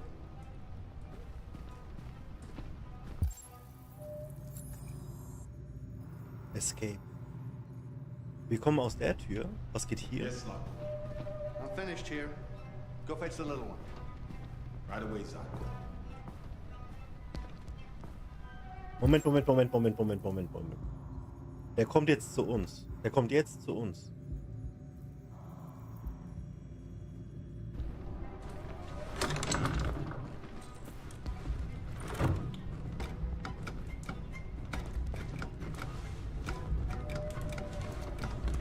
Not gone.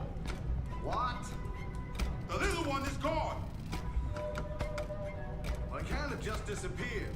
It's gotta be here somewhere. What are you waiting for? Go look.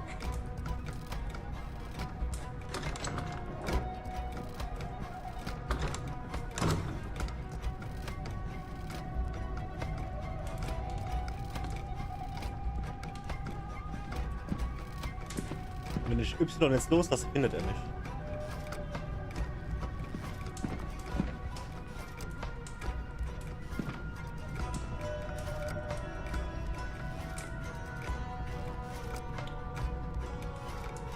Luther, what the fuck are you doing? Come here. Coming.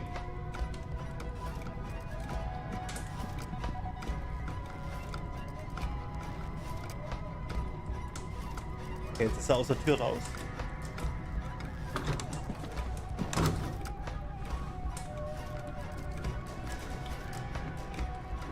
Okay. They're searching the house. We've got to get out before they find us. Set fire, hell yeah.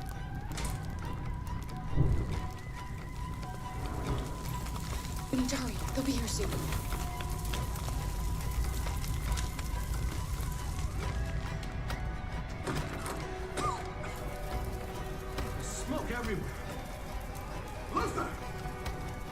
Ich hätte gerne die Shotgun.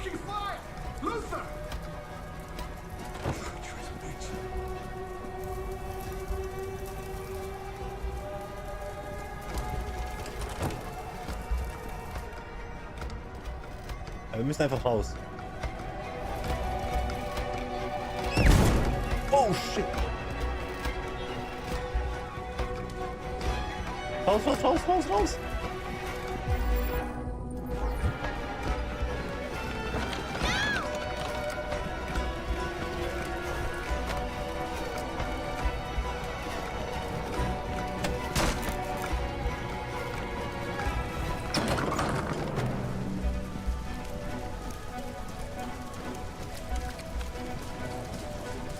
Alice!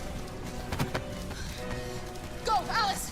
No! I won't leave! Go! Run as fast as you can!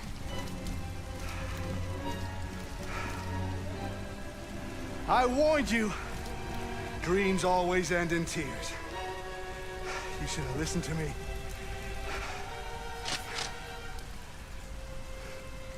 What are you doing? Get out of my way. No. Not this time. I said get out of my way or I'll shoot right through you. That's right, bitch. How dare you? In die Eier, in die Eier. Und der Zirkus kommt auf. Oh, get fucked. Oh, shit. What are you doing? Who let you out? Get away from me. Get away from me. Obey me. I'm your master. I'm your master. Oh, shit.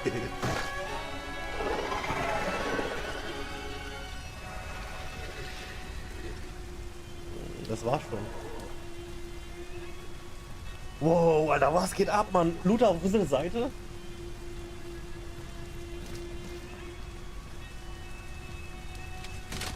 Richtiger Giga-Shot. I didn't want to hurt you. He programmed me to obey him. When I saw the little one risk her life to save you, it was like opening my eyes for the first time. Finally, I could see. I know you have no reason to trust me after what I did. But I know someone who could help you across the border. I could take you there. Ich würde dir vertrauen. I could protect you. You and the little one. Er hat uns eben gerettet.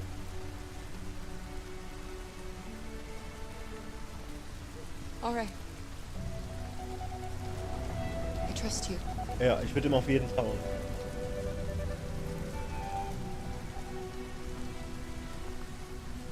Mann. So scared of losing you. Alice kriegt schon viel zu viel Scheiße mit, ey.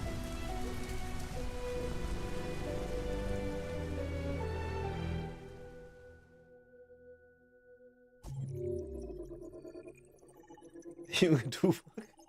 Warte. Der hat mich an den von The Green Mile erinnert. Kennst du The Green Mile?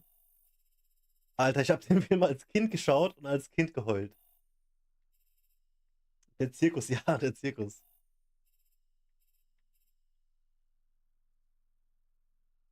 John Coffey Weiss, das ist der von The Green Mile?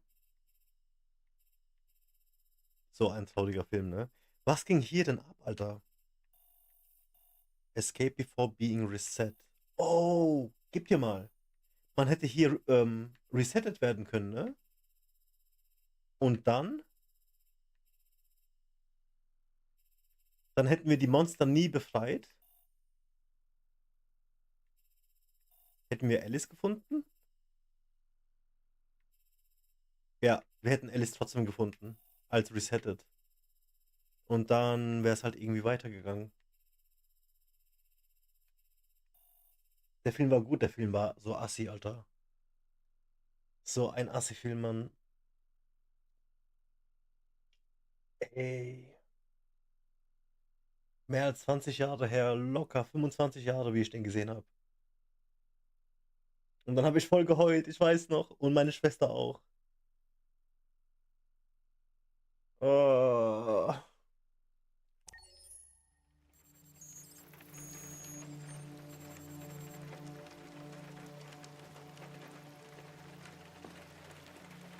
Okay.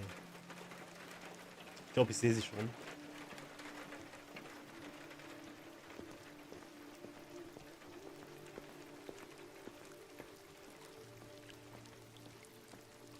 Michael Clark Duncan. Ich bin so schlecht mit Namen, ne?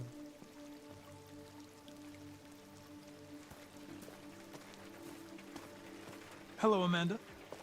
Connor, I've been expecting you. Would you mind a little walk?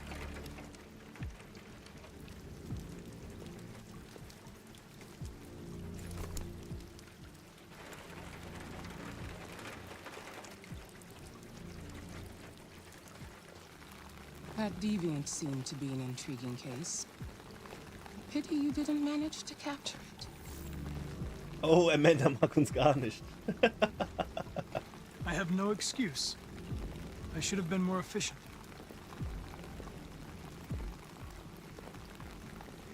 Did you manage to learn anything?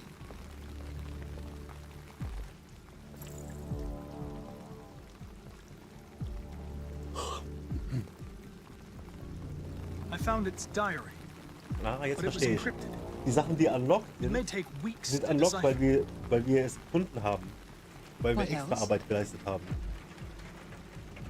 The walls of the apartment were covered with drawings of labyrinths and other Quasi symbols. freigeschaltete Like the other deviants, it Optionen. seemed obsessed with RA9. Amanda weiß Came very irgendwas. close to capturing that deviant. How is your relationship with the Lieutenant developing? He seems to find it difficult when a Connor is destroyed and replaced. Na, ich glaube, die freigeschalteten I nehmen know wir halt immer humans als have erstes. difficulty dealing with loss. Working with him will be a challenge, if it happens again. Ich glaube, die manipuliert uns oder irgendwas. Wer ist das überhaupt? We don't have much time. Deviancy continues to spread. It's only a matter of time before the media finds out about it. We need to stop this, whatever it takes. I will solve this investigation, Amanda. I won't disappoint you. A new case just came in. Find Anderson and investigate it.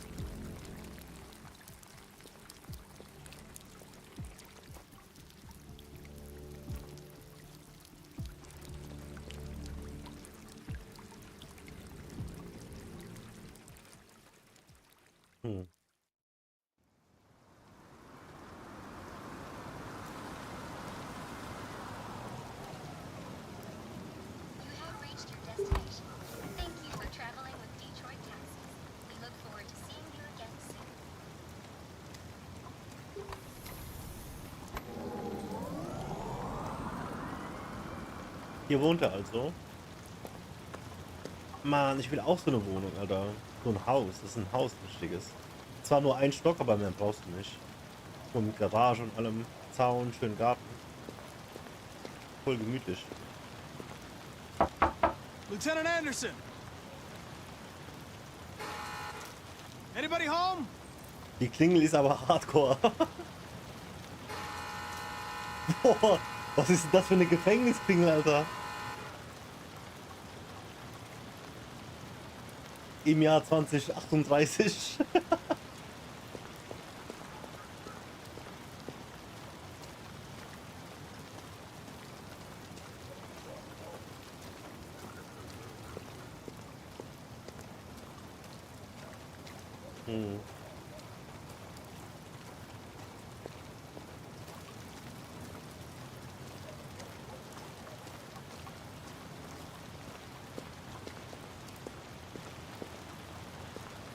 Richtig still und mega laut. Ja.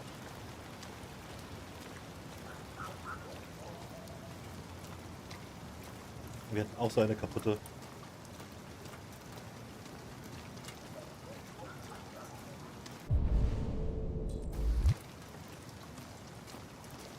Kann ich hier rein?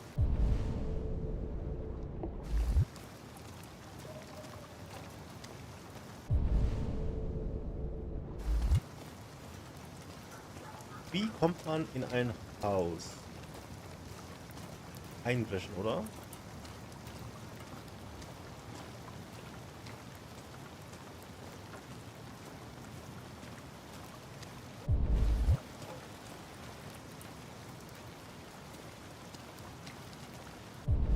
So, oh, warte mal. Ich habe, glaube ich, den falschen Knopf gedrückt da hinten. Ich muss nochmal zurück.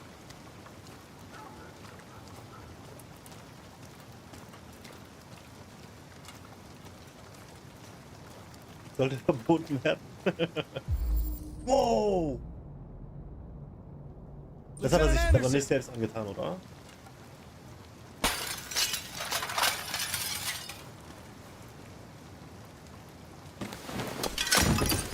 Easy, Sumo. I'm your friend. See? I know your name. Sumo passt auf jeden. I'm here to save your owner. Wow, was für ein Tier, Alter. Das ist so locker 50 Kilo, 60 Kilo. Hat er sich zu Tode gesoffen oder was? Und hat gekotzt und ist... Okay. Ah, okay. Ja, aber er wollte sich nicht umbringen, oder? Mann, hat er irgendwie... Noch eine Kugel, der wollte irgendwas machen. Shit.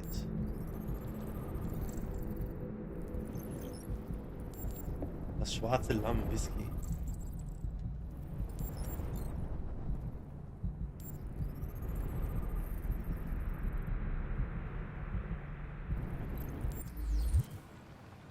Lieutenant.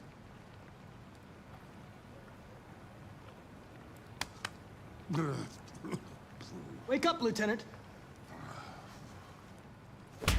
It's me, Connor. Nice.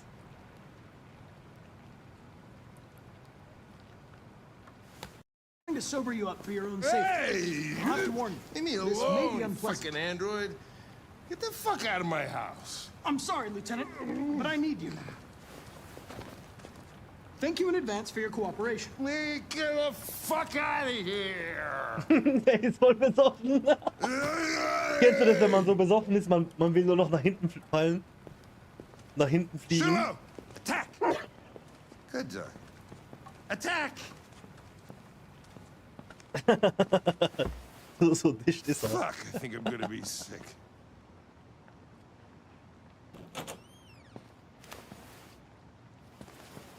Oh, leave me alone, you asshole.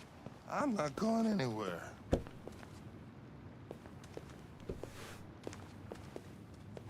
What the hell are you doing? I don't want a bath. Thank you. Sorry, Lieutenant. It's for your own good.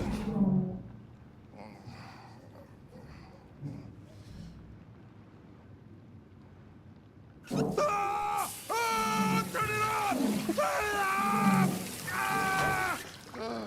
Ah! What the fuck? What the fuck are you doing here? A homicide was reported 43 minutes ago. I couldn't find you at Jimmy's bar, so I came to see if you were at home. Jesus, I must be the only cop in the world that gets assaulted in his own house by his own fucking android. Can't you just leave me alone? Maybe you should drop the case. They'll assign someone else, and I can focus on my mission. Your goddamn mission, that's all you care about, huh? Listen, Lieutenant, you're not yourself. You should... Beat it, you hear me? Get the hell out of here!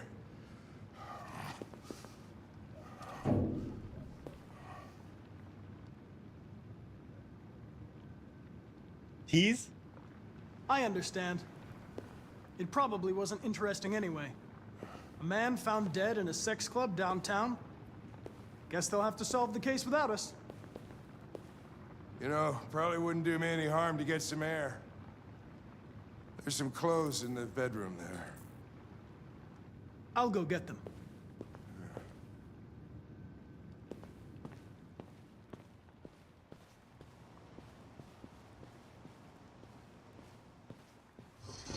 What do you want to wear? Whatever. Oh, hippie, strippy, streaky. Warte mal, stripy, hippie, stripy, streaky. Was wählen wir ihm? Also eins mit Hippie-Mustern, ein gestreiftes oder ein was ist streaky? Hippie?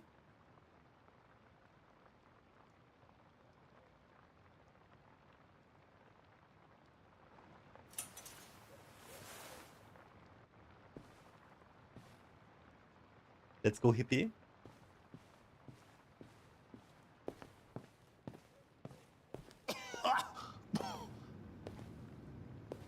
Alkohol ist halt echt voll der Mist, Mann. Are you all right, Lieutenant?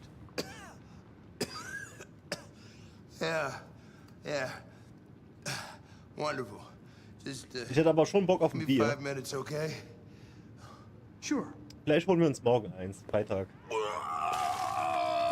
Und dann zocken wir es ja nur zu Ende. Sollen wir das machen morgen? Morgen hole ich mir ein Bier. Und dann zocken wir es ja nur zu Ende.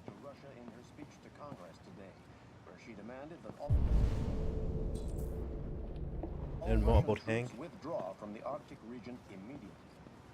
The Kremlin has yet to respond. Many experts are suggesting. Hast du schon Red Dead Redemption gespielt? Ich habe jetzt 6 Stunden Playtime bei Red Dead. 6 oder 7 Stunden Playtime. Ein paar Episoden habe ich schon hochgeladen. Die Sache ist, das gefällt mir schon ziemlich gut. Aber es stürzt ultra oft ab. 2 oder 1, ich glaube 2. 2 habe ich momentan. Das habe ich vor ein paar Wochen gekauft, das war nur 10 Euro oder so. Voll gut. Auf Steam gekauft, glaube ich sogar nur für 10 Euro. Aber das Problem ist echt, dass das stürzt einfach ab, Alter. Immer wieder. Und das ist einfach so, weil das Game einfach abstürzt auf PC. Und wenn das abstürzt, dann wird man übelst gerollback. Und das ist mir schon so oft passiert jetzt. Das ist schon heftig. Aber so von allem, von der Grafik und alles ist schon assi, Mann. Richtig geil. Sorry about the window, Lieutenant. I really thought you'd been attacked. Of course, CyberLife will pay for the damage. Yeah, trust me, I'll send my bill. Hank loves Jazz.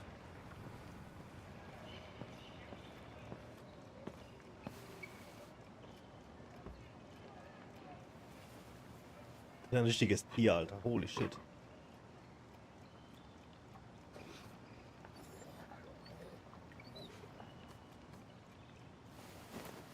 Das Ding kostet bestimmt mega viel in dem Unterhalt. Allein der Futter.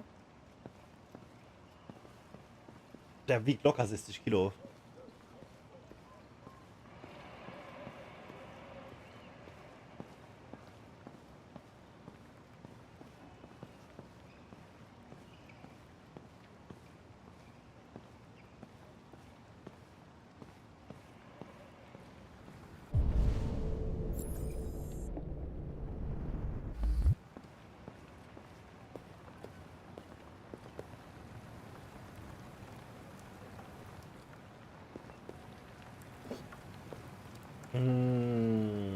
Irgendwas mit seinem Sohn, okay.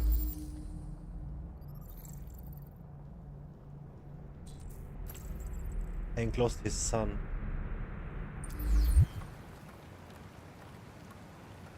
Was stand da? 2025? Vor 13 Jahren? Hast du eine Nvidia oder AMD? Ich habe die... Unten in meinen Specs steht's 7800 XT von AMD. Ich habe das Game auf alles Ultra Giga Ludacris Ultra gespielt. Nicht ein Problem, nix. Für 4 Stunden oder so. Und dann plötzlich hat es angefangen so abzustürzen. Dann habe ich es auf komplett low gestellt und dann das gleiche. Das hat nichts mit der Grafik zu tun. Das stürzt einfach ab. Random so. Okay, was ging hier ab? Oh, nevermind. Ich habe schon geklickt. Hast du Cyberpunk gespielt? Nein, noch nicht. Es ist mir noch teuer ein bisschen. Das kostet 40 Euro. Auch bei Steam Keys. Aber Cyberpunk ist auf der Liste. Spielen wir auch noch. Cyberpunk spielen wir noch. Ich überlege, ob ich GTA 5 spielen will. Aber Cyberpunk ist eigentlich wie GTA 5. Soweit ich weiß. Aber ich habe keine Ahnung. Jedenfalls, GTA 6 wird auf jeden Fall gezockt. Nur, ich glaube, wenn GTA 6 rauskommt, kostet das 100 Euro gleich. Follow me. Das dürfen sie sich auch erlauben. Das ist so heftig so. Yo, wie sind wir auf Mission hier? Sachen klauen.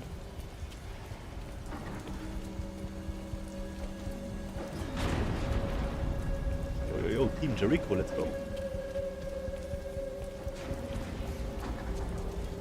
Don't let them see us. Wer ist hier am Start? Die Frau, Simon und der andere Typ. Joshua oder so. Und die Frau hieß North. Glaube ich. Watch out. Now what do we do? I'll find another way. Also Cyberpunk will ich auch zocken.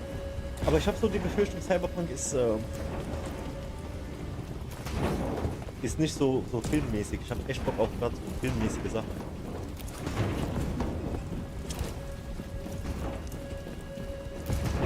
Also ich mag es momentan sehr linear.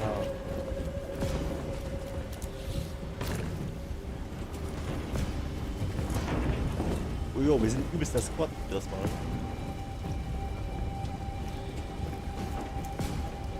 Mag GTA nicht. Die Sache ist, also ich bin kein Fan, aber von der Technologie und was die alles quasi wie sagt man, an Neuheiten und so rausbringen werden mit dem Game, das wird Next Level. Da muss ich dabei sein.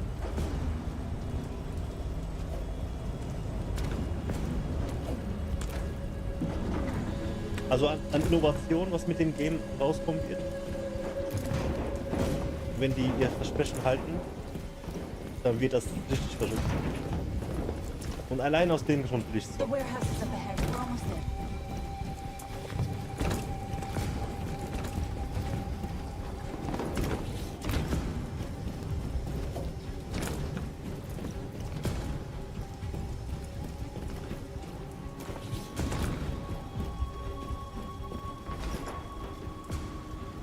Cyberlife warehouses.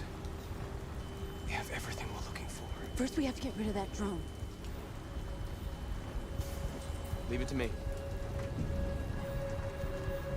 Was machen die mit der Drohne? Müssen wir irgendwie hacken.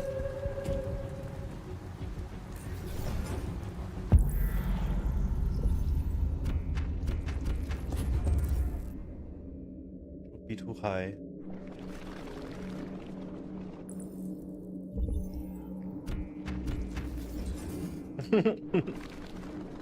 Okay.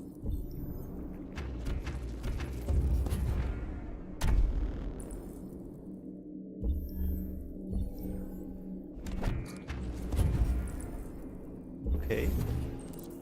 Would be too far. Und sonst wie?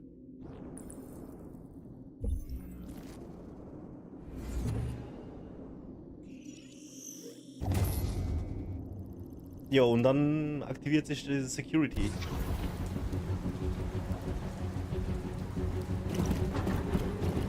Das verstehe ich nicht. Was macht jetzt mit der Drohne?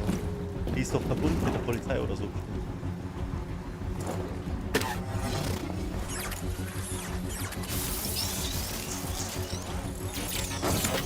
Okay. You okay? Yeah, I'm fine. Good job, Marcus. Quick, open the other crates and fill your bags. Is there a romance with North? Search crates.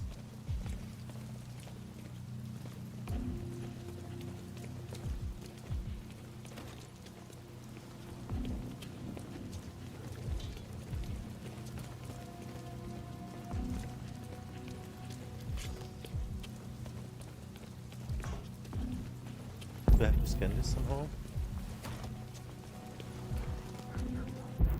Oh.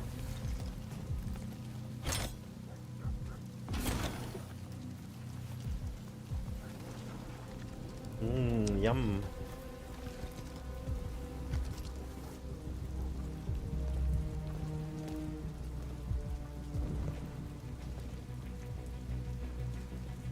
You were trespassing on private property. Your presence constitutes a level 2 infraction. I will notify security. John! Goddamn machine! Where is it this time? Was? Grab and hide? Kill guard? Hide?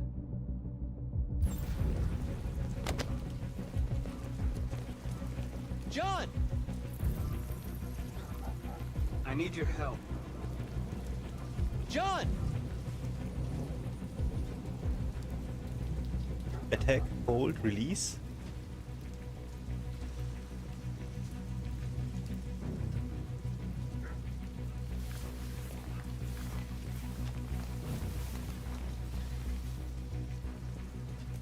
First the drone, now this.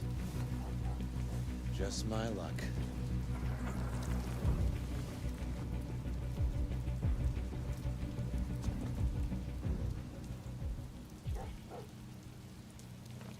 Let's finish up and get out of here. Try to find some blue blood. Was We geht still mit don't have dem? enough.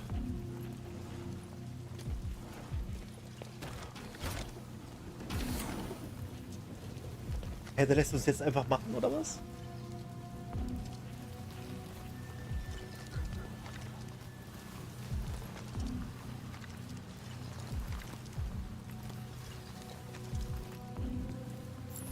Ich finde, das Spiel ist sehr gut. Dieses hier? Oder meinst du XCOM? XCOM sagt mir gerade nichts, leider.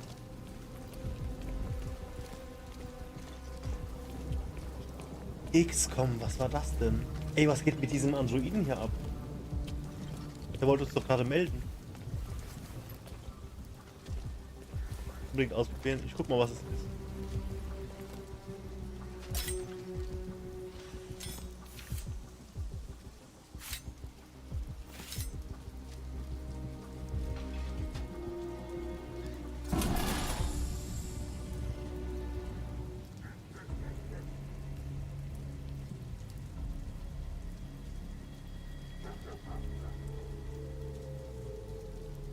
Why aren't you like us?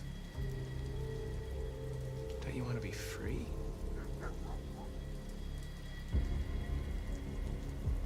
You could join us.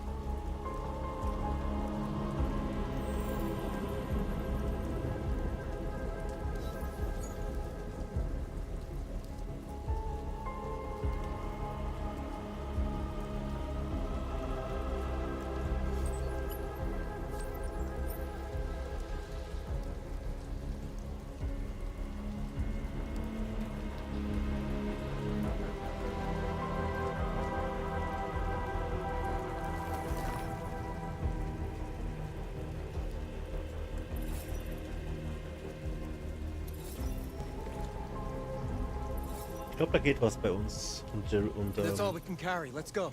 und North. Okay, ich bin sehr verwirrt wegen John. Take me with you. Da, okay, alles klar.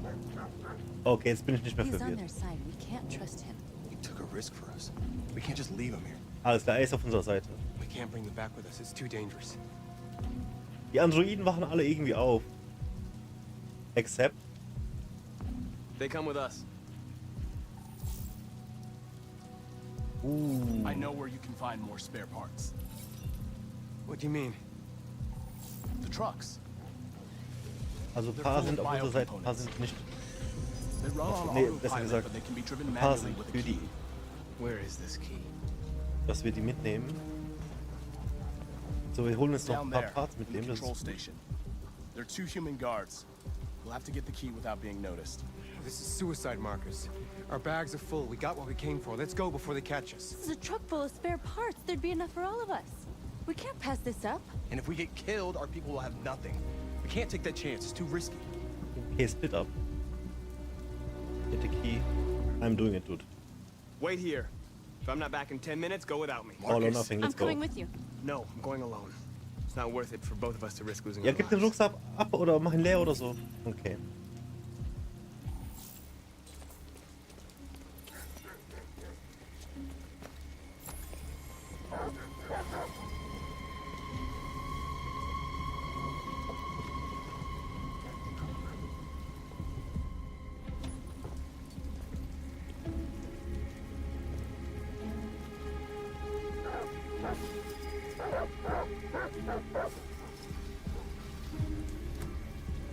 Also schön den Hund.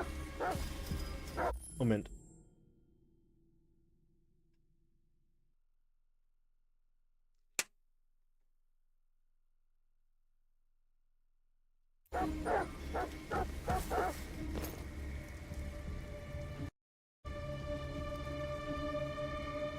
Goddamn dogs.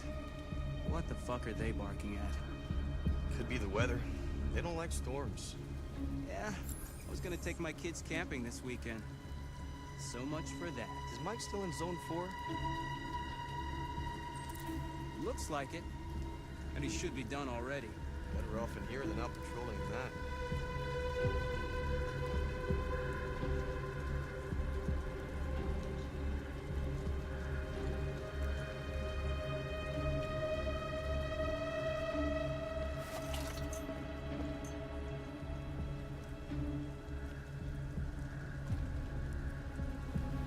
Monka S. Wir schießen die jetzt aber nicht, oder?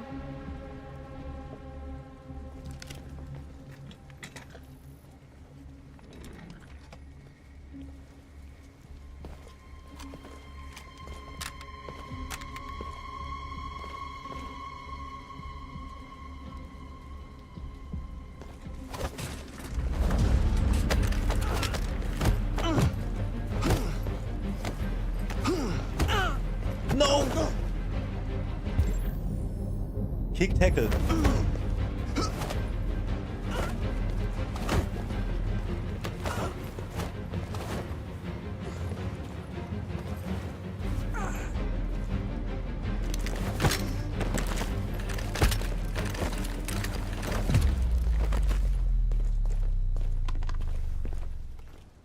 Okay, keiner musste sterben. Holy shit, what the fuck?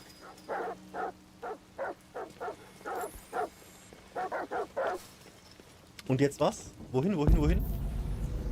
Return to Group. Wo benutzen wir den Schlüssel?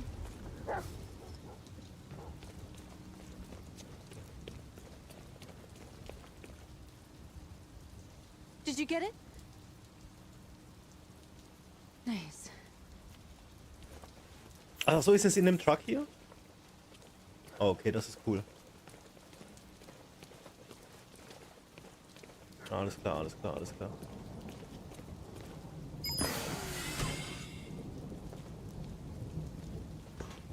Hurry, get in.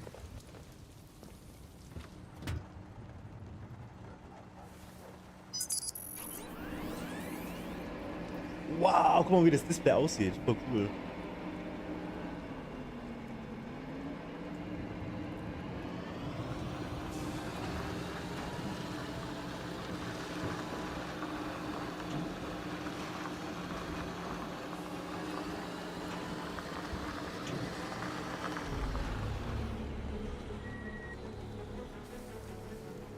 Cyberlife Delivery. Ja, alles cool, die schlafen nur.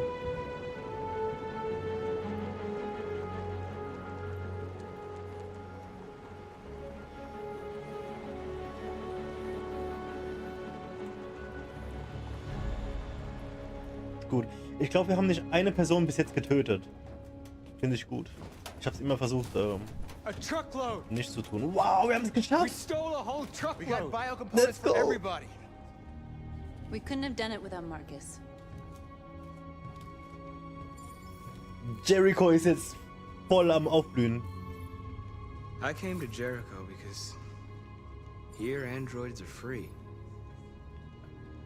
Free to live in the dark, hoping that no one finds us. Free to die in silence, waiting for a change that's never gonna come.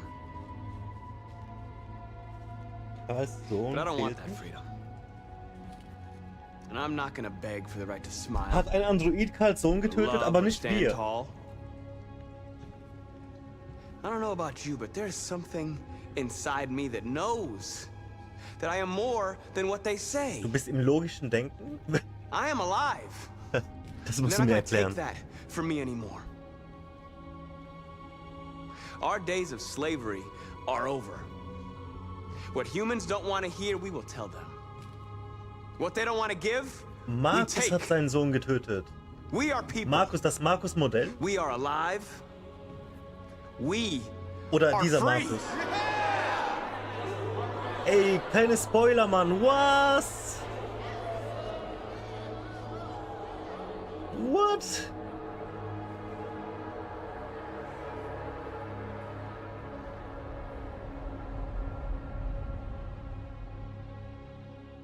Jo, ich bin voll hyped, dass wir Jericho jetzt übel aufgemosst haben. Okay, ich will gucken. Wow, da hätte was anderes passieren. Guck mal, was wäre das denn hier? Find Key. Wir hätten den Schlüssel. Wir hätten die Guards getötet oder was?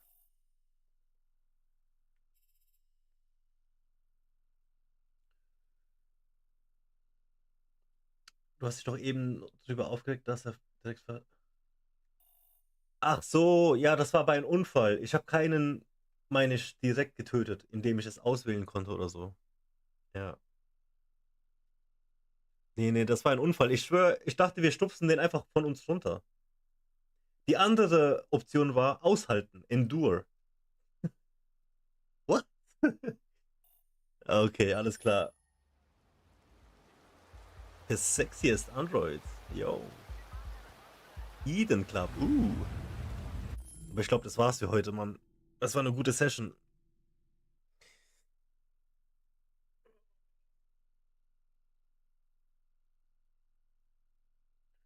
Lass ein bisschen chillen, noch ein paar Sachen gucken vielleicht. Alter. Also das war schon heftig, Mann, heute. Ich wurde übelst erschreckt. Dann das, was mit Alice passiert ist. Das Game ist richtig geil. Das gefällt mir echt gut. So, ich glaube, ich kann einfach in Main-Menü und dann nächstes Mal, wenn wir starten, starten wir genau hier. Ich muss mir kurz das Bild einprägen. Also wir sind in einem Auto. Gut. Yes, confirm. Sick. Extras is new. This is the extra section. As you play, you'll unlock all kinds of content that... Oh. Was ist das?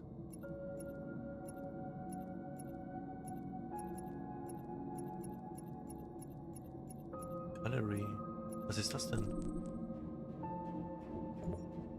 Oh. Ich kann jetzt Sachen kaufen? Ich habe Punkte.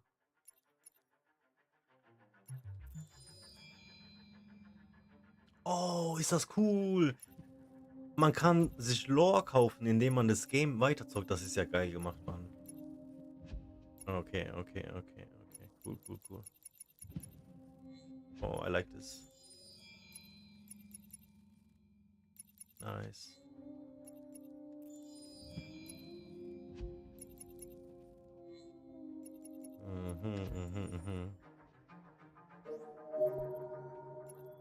Okay. Sind das die ich gelesen habe? Sind das die ich gelesen habe? Dann will ich die doch lieber lesen, oder? Damit wir die freischalten.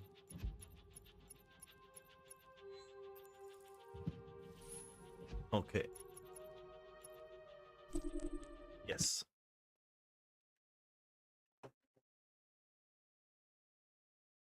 Peter, was meinst du mit ich bin im logischen Denken?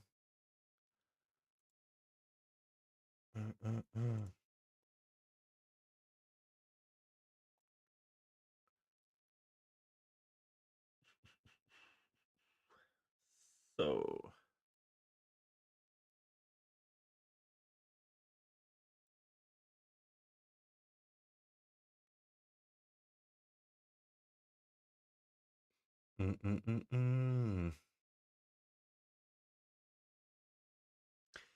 Ich werde mir eine Katze anschaffen, glaube ich. Guck mal hier. Auf Quokka 70 Euro.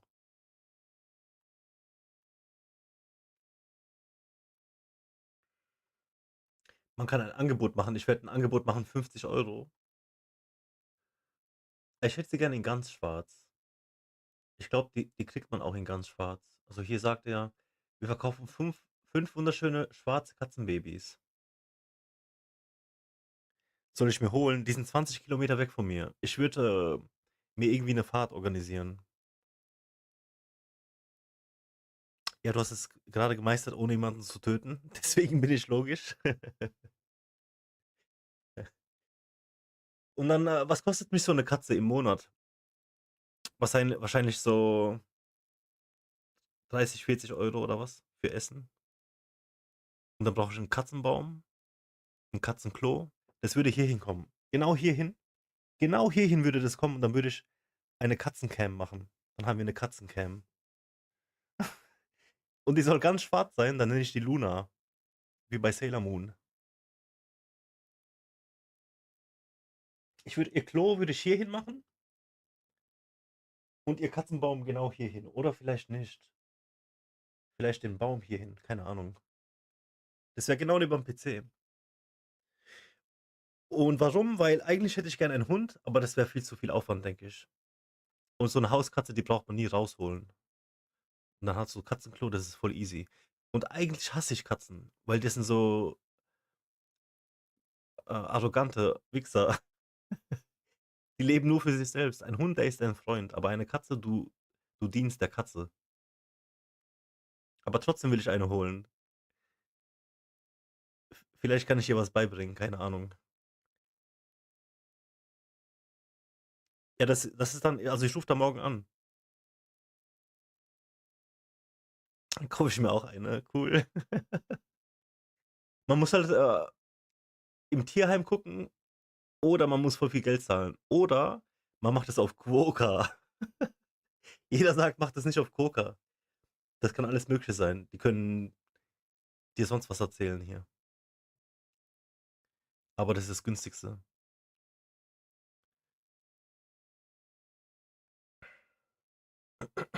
Ja. In 3 Wochen werde ich gelasert wieder. Das kostet ultra viel Geld.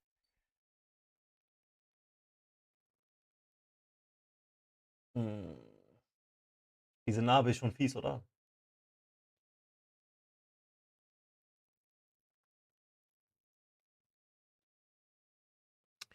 Mal schauen, was passiert.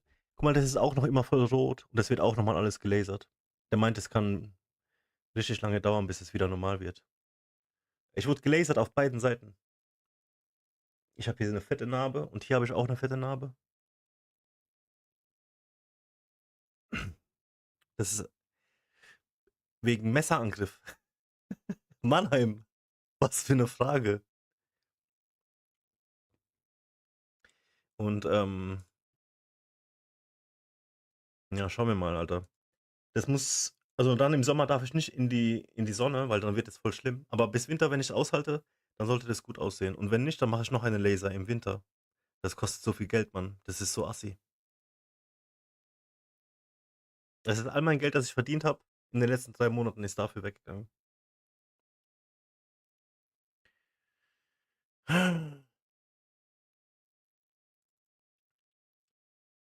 Okay, ich muss ein bisschen runterkommen jetzt. Das war schon aber geil auf jeden Fall. Wie ein Film halt, ne?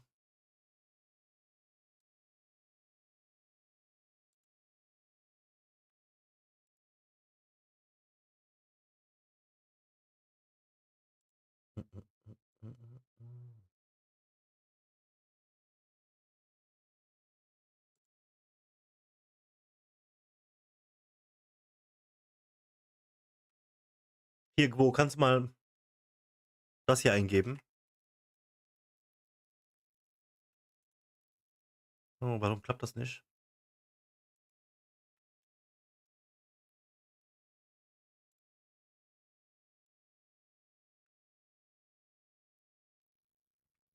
Ach so, das ist nur noch Laser.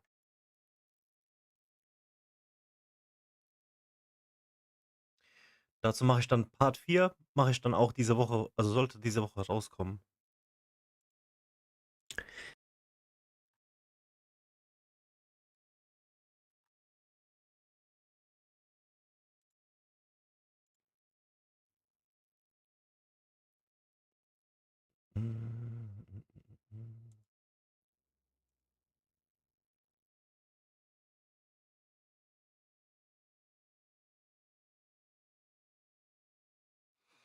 Ich habe mal Katzensitter gemacht für eine Freundin, für eine Woche. Und dann bin ich immer zu der nach Hause, ich hatte Schlüssel, bin rein, habe die Katzen gefüttert und so Fetz. Und eines Tages kam ich rein und weißt du, was die gemacht haben? Guck mal, die haben irgendwo hingeschissen Und dann hat sich die Scheiße, irgendwie haben die das, ich weiß nicht wie, die haben die Scheiße zwischen ihre Pfoten oder so gekriegt und sind damit durch das ganze Haus und haben die Scheiße überall verschmiert. Und ich untertreibe nicht, Mann. Die Scheiße, das war nicht nur ein Kotknoll oder so. Das war so viel Scheiße. In der ganzen Wohnung haben die das so verschmiert. Richtig heftig. Die kleinen Racker. Das hat so gestunken. Ich musste das alles putzen. Oh mein Gott.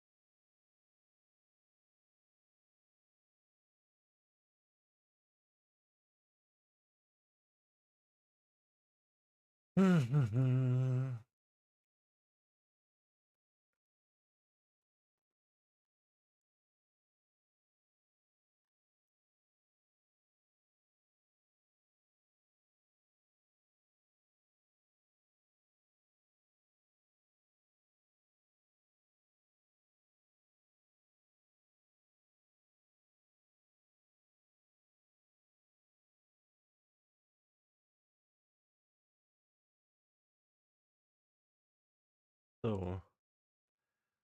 Also ein paar Sachen habe ich hier noch in der Playlist, die wir schauen wollten, also die ich schauen wollte. Falls ihr noch irgendwas vorschlagen wollt, könnt ihr das auch gerne machen. Welcome to your gamer. Today we're diving straight into the ultimate gaming Und eins davon war dieses hier. bucket list. These are the top 15 games you absolutely must play at least once in your life. Whether you're a casual player or a hardcore gamer, these titles are unforgettable experiences you don't want to miss. Let's jump right into it.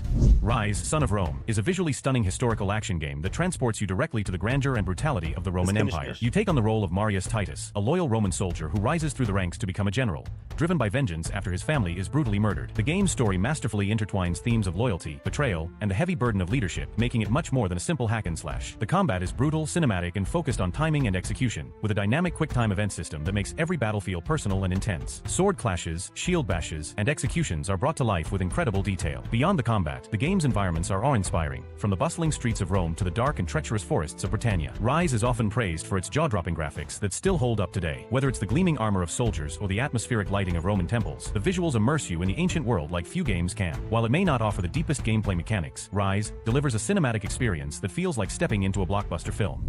God of War is nothing short of a masterpiece. This reboot of the legendary franchise transforms Kratos from a one-dimensional rage-fueled warrior into a complex and deeply human character. The game follows his journey through Norse mythology alongside his young son, Atreus. It's a tale of redemption, grief, and fatherhood, where Kratos must teach Atreus to survive in a harsh world while learning to let go of his own destructive past. What truly sets this game apart is its cinematic one-shot camera style. There are no cuts, no breaks in immersion. It's just you, Kratos, and the breathtaking world around you. Speaking of the world, the 9 realms of Norse mythology are brought to life with stunning detail. From the snowy peaks of Midgard to the fiery depths of Muspelheim, the gameplay is equally incredible. The Leviathan axe is one of the most satisfying weapons in gaming history, with its ability to freeze enemies and return to your hand like Thor's hammer. Combat is visceral and tactical, blending heavy melee attacks with careful use of Atreus' bow for support. The puzzles and exploration add depth, rewarding players with hidden lore and upgrades. Beyond the gameplay and visuals, God of War resonates because of its emotional core. It's not just a game about killing gods, it's a game about becoming one worth remembering.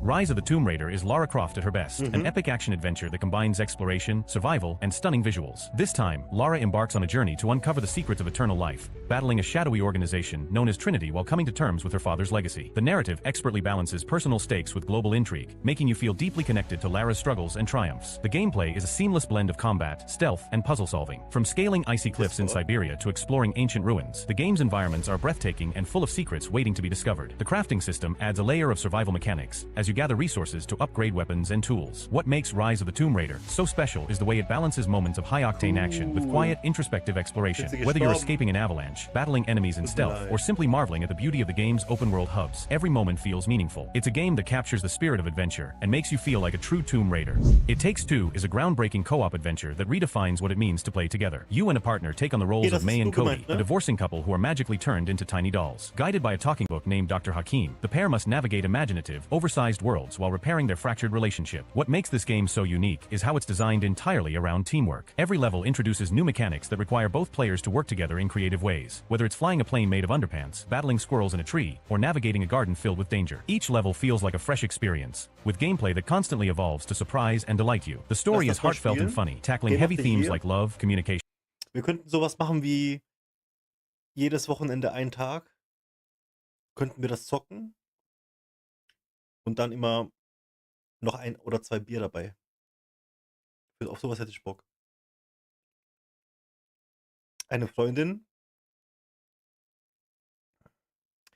Ich glaube, es gibt keine Frauen im Internet. Ich weiß nicht.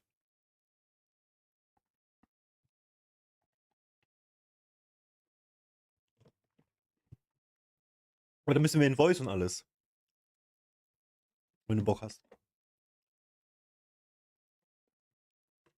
Ah, okay.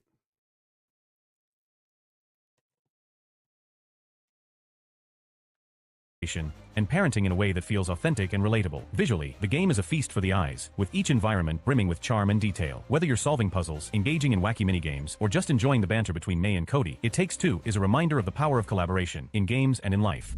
Batman: Arkham Knight is the ultimate conclusion to Rocksteady's critically acclaimed Arkham trilogy, and it delivers a dark, thrilling, and emotional farewell to the Caped Crusader. Set in an open-world Gotham City that feels alive with danger, this game puts you directly in the boots and the Batmobile of the Dark Knight. The story revolves around Scarecrow's plot to terrorize Gotham with his fear toxin, but it's much more personal than that. Batman faces not only his greatest villains, but also his own inner demons, personified by the haunting presence of the Joker. The narrative is gripping and filled with twists, diving deep into Bruce Wayne's psyche and the sacrifices he makes to protect his city. Gameplay is where Arkham Knight truly shines. The free-flow combat system is fluid and brutal, allowing you to chain together punches, counters, and gadgets with precision. The addition of the Batmobile brings a whole new dimension, letting you race through the streets of Gotham or engage in tank-like battles with drones. While some players found the Batmobile sections divisive, it's undeniably a technical marvel. What elevates this game is the attention to detail. Gotham is dripping with atmosphere, from its rain-soaked streets to the towering skyscrapers you can glide between. Every side mission feels like a love letter to Batman's rogues gallery, with encounters featuring Riddler, Penguin, and even lesser-known villains like Professor PYG. Arkham Knight is a celebration of everything that makes Batman an icon and a must-play for fans of action and storytelling. Hogwarts Legacy is a dream come true for Harry Potter fans. This open-world action RPG allows you to create your own character and live out the fantasy of being a student at Hogwarts School of Witchcraft and Wizardry, but with a twist. Set in the 1800s, well before the events of the books, the game introduces a new story that delves into ancient magic, mysterious secrets, and the eternal battle between good and evil. The highlight of the game is Hogwarts itself. Every corner of the castle is richly detailed and teeming with life, from the moving staircases to the cozy common rooms of each house, exploring the Forbidden Forest, flying on a broomstick, and attending classes like potions and defense against the dark arts make you feel fully immersed in the wizarding world. Combat is surprisingly deep, with a range of spells that can be combined in creative ways to defeat enemies. Whether you're flinging opponents with Levioso, countering attacks with Protego, or unleashing devastating magical combos, the gameplay is as magical as the setting. The choices you make also shape your character, allowing for moral decisions that affect the story and your relationships with other students. Hogwarts Legacy isn't just a game, it's an experience. For anyone who has ever dreamed of receiving their letter to Hogwarts, this is the closest you'll get to living that fantasy. Uncharted 4: A Thief's End is the grand finale to Nathan Drake's treasure hunting adventures, and it's nothing short of breathtaking. This time, the stakes are more personal as Nathan is drawn back into the dangerous world of treasure hunting by his long-lost brother Sam. Together, they embark on a globe-trotting quest to uncover the lost pirate utopia of Libertalia. The game excels in storytelling, blending action, humor, and heartfelt moments. Nathan's relationships, especially with his wife Elena and brother Sam, are central to the narrative, adding emotional depth that makes you care about every decision he makes. The gameplay is as thrilling as ever, with breathtaking set pieces that make you feel like you're playing through an action movie. From high-speed jeep chases to epic gunfights atop ancient ruins, every moment is crafted with cinematic flair. The addition of a grappling hook adds verticality and fluidity to exploration and combat, while the puzzles are as clever and satisfying as ever. Visually, Uncharted 4 is a masterpiece. The lush jungles, crumbling temples, and bustling cities are rendered with incredible attention to detail, making every location feel alive. This is a game about adventure, legacy, and the cost of chasing your dreams, and it's one that will stay with you long after the credits roll.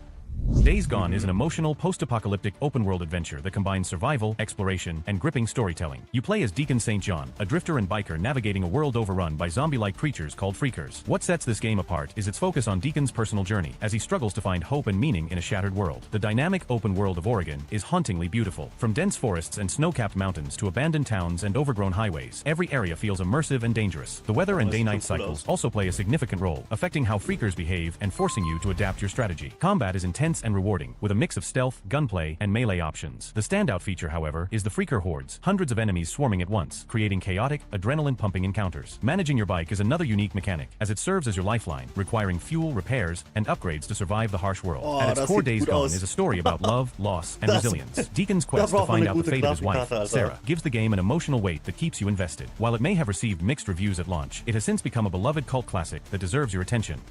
Metro Exodus takes you on a haunting and breathtaking journey through post-apocalyptic Russia, blending survival horror, stealth, and first-person shooting in a masterfully crafted open-world experience. This installment of the Metro series departs from the claustrophobic tunnels of the Moscow Metro, instead setting players on a cross-country expedition aboard the Aurora, a steam-powered train. You step into the boots of Artyom, a survivor yearning to find life beyond the irradiated wasteland. The narrative explores themes of hope, sacrifice, and the lengths humanity will go to rebuild. Each chapter of the game offers a different environment, from snowy ruins to sun-scorched deserts and lush forests, each teeming with danger and discovery. The game masterfully balances freedom and intensity. You'll scavenge for resources, craft gear, and manage limited ammunition, all while battling mutated beasts, hostile factions, and the harsh elements. Your decisions throughout the story have real consequences, affecting both your companions and the game's multiple endings. What sets Metro Exodus apart is its immersive atmosphere. Every detail, from the crackling of your Geiger counter to the condensation on your gas mask, pulls you deeper into its world. It's a game that challenges you to survive, but rewards you with one of the most compelling and emotional post-apocalyptic tales ever told.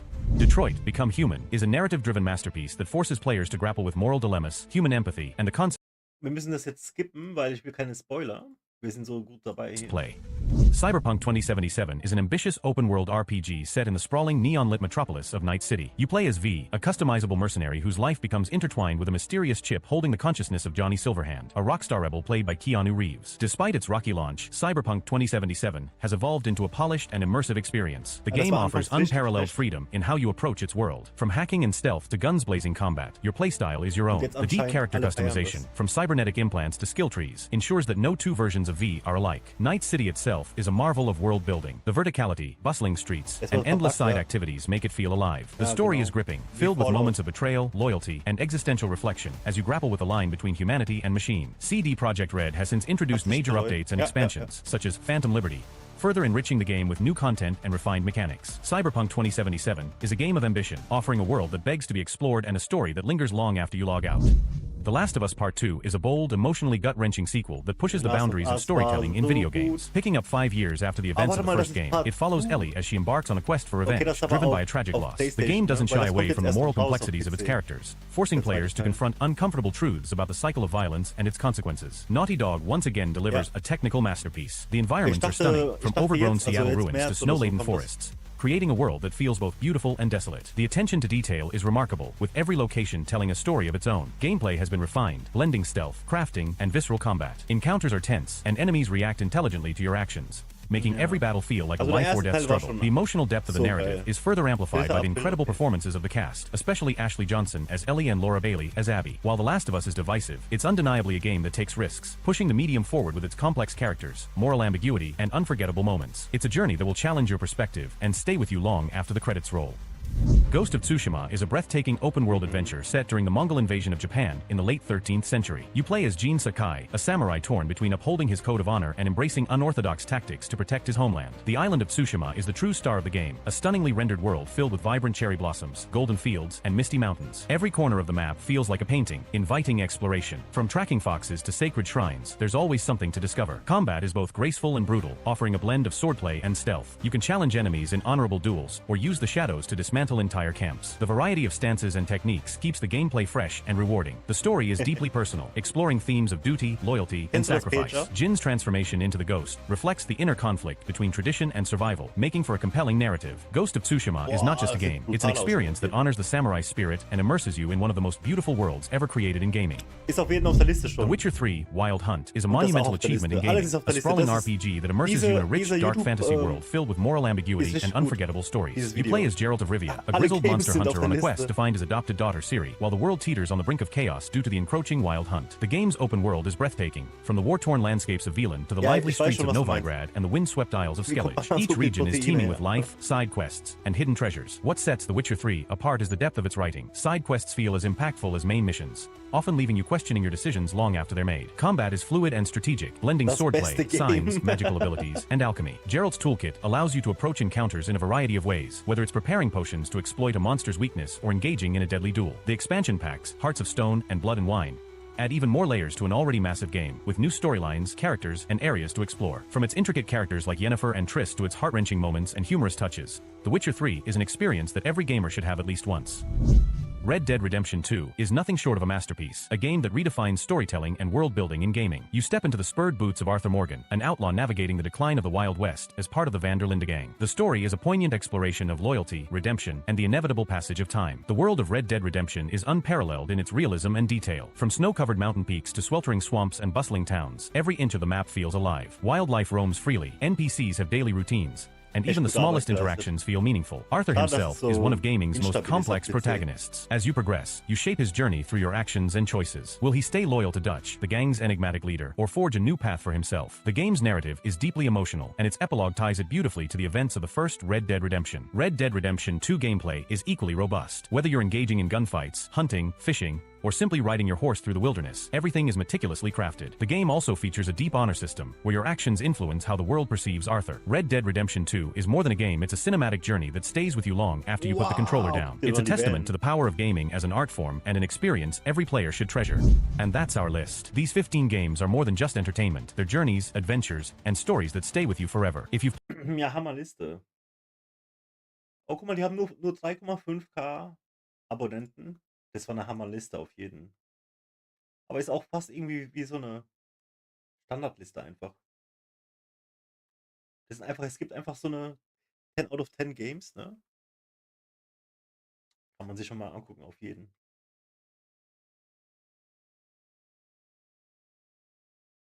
Dann hatte ich noch diese.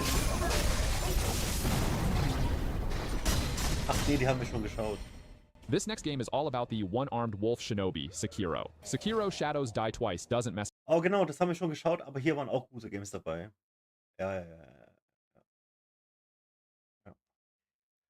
Das war weniger so AAA-Games, aber auch gute anscheinend. Also zum Beispiel hier, guck mal, da ist sowas dabei. To create an emotional experience that pulls you right in. There's this journey happening, one that's deeply personal and wordless, relying on visual metaphors and music to guide you emotionally. You're watching it unfold as the main character moves through these gorgeously crafted, dynamic environments that change as she gains. Einfach so ein Jump and Run mit hier Ori wollte ich auf jeden spielen. Now let's move on to Ori and the Will of the Wisps. In Ori and the Will of the Wisp, everything feels electric from the second you start moving through its lush, vibrant world. It's not just the incredible art style, which looks like someone painstakingly painted every leaf, every creature, every little bit of sunlight. No, it's the fluidity of how you control Ori. Each jump, dash, wall run, it's also elegant and seamless that the platforming itself becomes one of the most satisfying parts of the game. You aren't just playing through this world, you're dancing with it. Now, the story dives deep into themes of love, loss, and sacrifice. Without going over the top, its emotional beats just hit, especially with the way the music pulls you into those heavier moments. This is one of those games where the soundtrack is almost as important as the visuals, building tension in the difficult parts and releasing all that pent-up emotion when the story hits those heartfelt moments. The gameplay has its hooks from the very first area, mostly because everything feels so intuitive. You explore these beautifully interconnected areas, and each new ability you unlock folds into the world design perfectly. So, something you couldn't reach before suddenly becomes accessible, and it makes the backtracking feel worth it, not like a chore. Combat, too, is punchier this time around. You've got this more dynamic toolkit with the Spirit Edge and weapons like the Spirit Arc, and every face-off feels fast and precise. It's a game that keeps giving, from its stunning visuals to its rewarding gameplay loop, until you lose track of time entirely. Ah ne, warte mal. Hier Blind Forest und dann gibt es Will of the Wisp. Das ist der zweite Teil, Will of the Wisp. Der erste Teil kostet 2,23 € und der zweite Teil 9,89 €. Das können wir jetzt auf jeden Mal aufschreiben. Ja. Cool.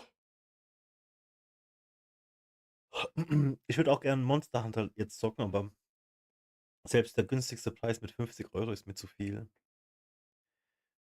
Weil wenn man immer wieder 50 zahlt, das ist einfach, das stackt zu viel einfach.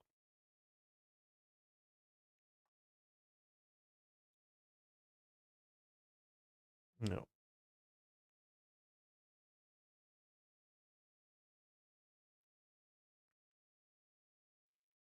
Seamless that the platforming itself becomes one of the most satisfying parts of the game. You aren't just playing through this world, you're dancing with it. Now, the story dives deep into themes of love, loss, and sacrifice. Without going over the top, its emotional beats just hit, especially with the way the music pulls you into those heavier moments. This is one of those games where the soundtrack is almost as important as the visuals, building tension in the difficult parts and releasing all that pent-up emotion when the story hits those heartfelt moments. The gameplay has its hooks from the very first area, mostly because everything feels so intuitive. You explore these beautifully interconnected areas, and each new ability you unlock folds into the world design perfectly. So, something you couldn't reach before suddenly becomes accessible, and it makes the backtracking feel worth it, not like a chore. Combat, too, is punchier this time around. You've got this more dynamic toolkit with the Spirit Edge and weapons like the Spirit Arc, and every face-off feels fast and precise. It's a game that keeps giving, from its stunning visuals to its rewarding gameplay loop, until you lose track of time entirely.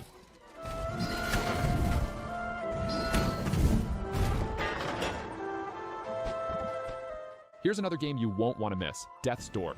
Death's Door is the kind of game where the charm hooks you right away. You're this little crow, working as a Grim Reaper, harvesting souls in a world that's unexpectedly adorable, despite its darker themes. The visuals might be simple, but there's a ton of personality packed into every corner, from quirky NPCs to beautifully stylized environments that shift from peaceful forests to eerie, decaying temples. And right from the start, the game teases you with a world that feels full of secrets just waiting to be uncovered.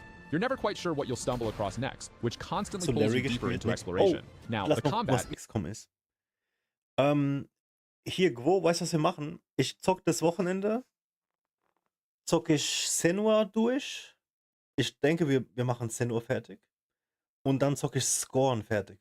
Ich bin gerade auch ziemlich weit bei Scorn, aber wir haben es noch nicht, eigentlich nicht weit, aber ich bin trotzdem tief in dem Game.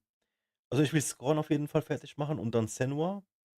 Und dann habe ich an Games, die ich aktuell quasi spiele, Red Dead Redemption noch übrig. Und was noch? Und Detroit. Und dann können wir nächste Woche schon ein Ding zocken, wenn du willst. It Takes Two. Und dann gucken wir jetzt, was XCOM ist.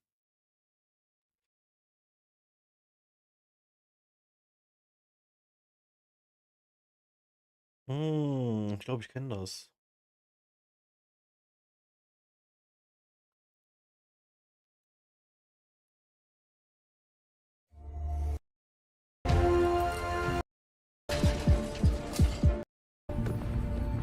It's damn good to have you. Power converter. Okay, you should be able to hack into that thing's safety protocol. Position. Oh, guck mal. Throwing grenade. Von der Vogelperspektive.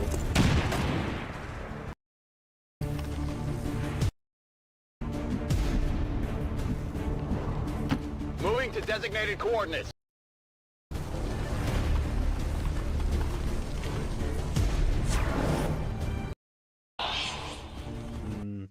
Also das reizt mich jetzt nicht so.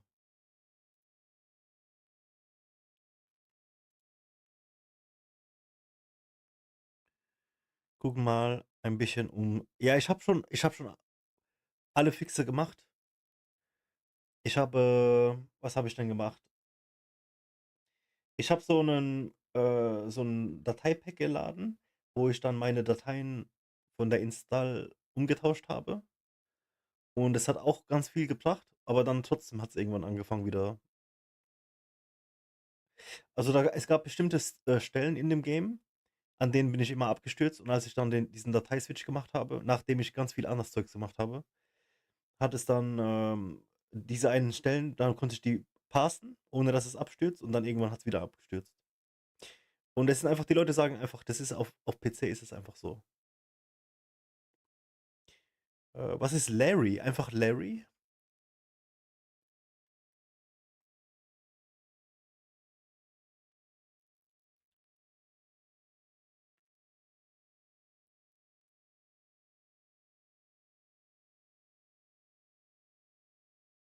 Wie heißt das Game dann? Ich finde nichts.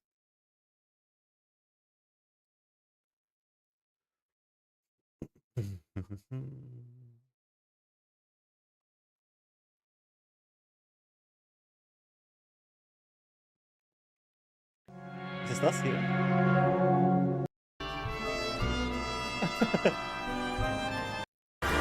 This service phone only... I do.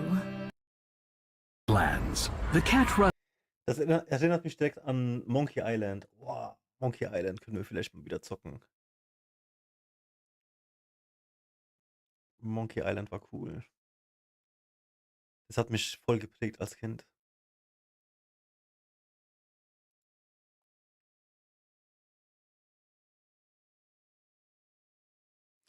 Monkey Island war für mich voll schwer. Ich war ein richtig kleines, dummes Kind. Ja, richtiges Guna-Spiel, denke ich auch.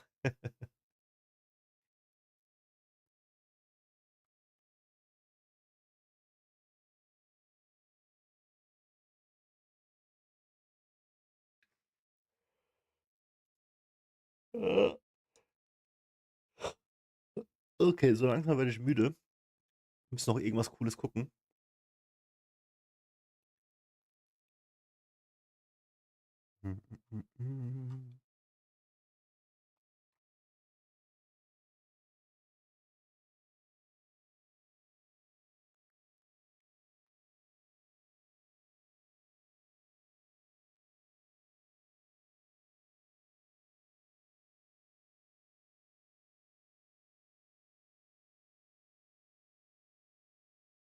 Larry hat viele Teile. War das das, was ich eben gefunden hatte?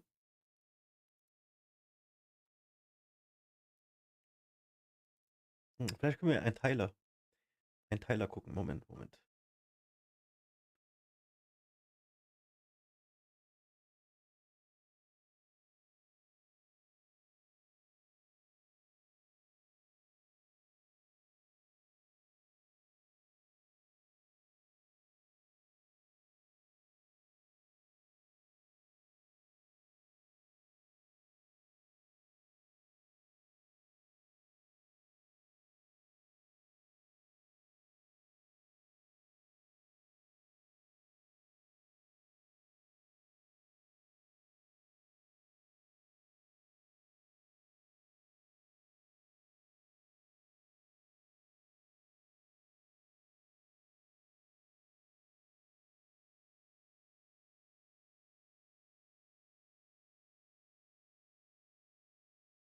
Was ist das denn?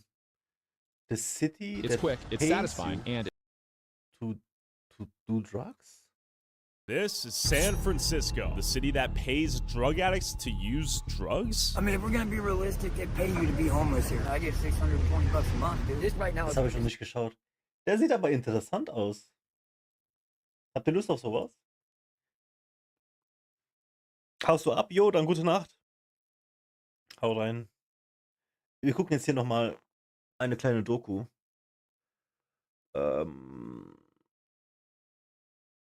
Tyler. Ich dachte, ich habe alle Videos geguckt, aber ein paar habe ich noch nicht geschaut. 11 Millionen Aufrufe. If you're going to San Francisco. This is San Francisco, the city that pays drug addicts to use drugs? I mean, if we're gonna be realistic, they pay you to be homeless here. I get $620 a month, dude. This right now is literally by choice. How many times have you died? About 40 times last year. Almost a handful of times. I've died on my feet, standing in one spot. And I met this chick right out here. She's pretty cute, yeah. That's the night that she shot me with fentanyl. I don't do fentanyl at all. Forcibly injected fentanyl. With record high overdose deaths in 2023, rampant homelessness, deadly drug addiction, and unpunished shoplifting and car break-ins, businesses are fleeing and the city is dying. But how did it get to this point, and can it be fixed? So I met up with J.J. Smith, a citizen journalist who's lived in the Tenderloin, the heart of San Francisco's drug crisis, his entire life. I started to see too many of my family, too many of my friends, a lot of my friends dying off of fentanyl. But what it is a lot of people trying to normalize it. Majority of everybody out here that you think is homeless, a lot of them ain't homeless. They got homes to go to, they got family houses, they got friend houses. Some of them even got husbands or wives' houses. They just can't do their drugs there, so they decide to come live on the streets and do it. But what drugs were people using out here? What type of drugs you use? I use fentanyl and crystal meth. I started very young with busting drugs with my mom doing heroin. Can you tell me what you're up to right now? Getting well. Getting well? Yeah, all fentanyl. Smoking up some oil. Oh, right there. Yep, ISO, and then clean ISO. So those are like actual, you know. How many times have you died? Me, but I have almost a handful of times, I think. Times? Yeah, I died on my feet, standing in one spot, and my Wife right here screaming my name, shaking me. Question for you, man. What are you using in the pipe? Is it meth? Yeah. If I was able to offer you some treatment to get into a rehab, would you accept it? Moment, no. Why not? It's not ready. What do you use? Heroin? No, hell no. I just smoke methamphetamines, but not that much anymore. How many people have you seen dead on the streets out here? It's in the hundreds. Hundreds? It's in the hundreds. I have personally documented 18 in one day. How often does a shooting go down out here? I saw the video where the guy's shooting with a silencer. It was another shooting right here. That's why you see that police van right there. They got that police truck right there because there was a shooting directly in front of that kid's playground park. 5 people got shot. 1 died. Yeah, that's someone that died recently from the shooting. A nice playground right here. So what I've heard in the comment section is when they say kids coming through, everyone's supposed to stop using drugs.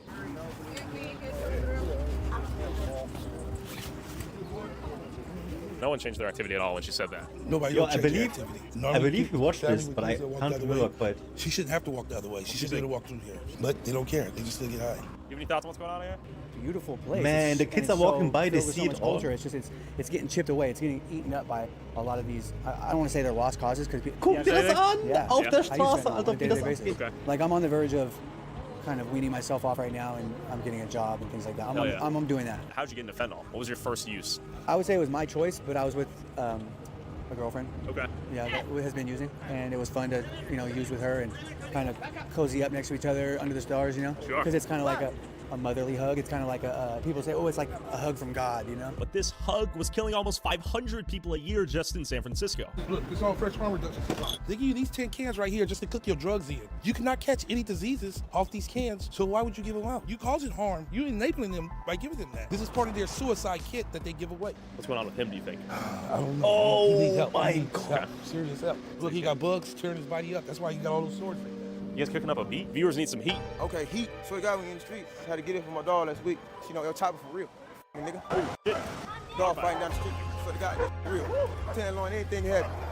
I'm at a loss for words. There's just so much going on. Oh, yo. AR-15. Bullet shell. Tenderloin. It ain't never been used? I don't think so. Bullet in hand, right across the street was the Tenderloin police station. Question for you. Is it risky to do like drugs in front of the police station out here? Or do they not do anything? They don't do anything? It's not the police fault. It's really not. They really want to do something. It's the Board of Police Commissions and the Board of Supervisors, particularly a Dean Preston, the supervisor in this district, says, let them stay like this.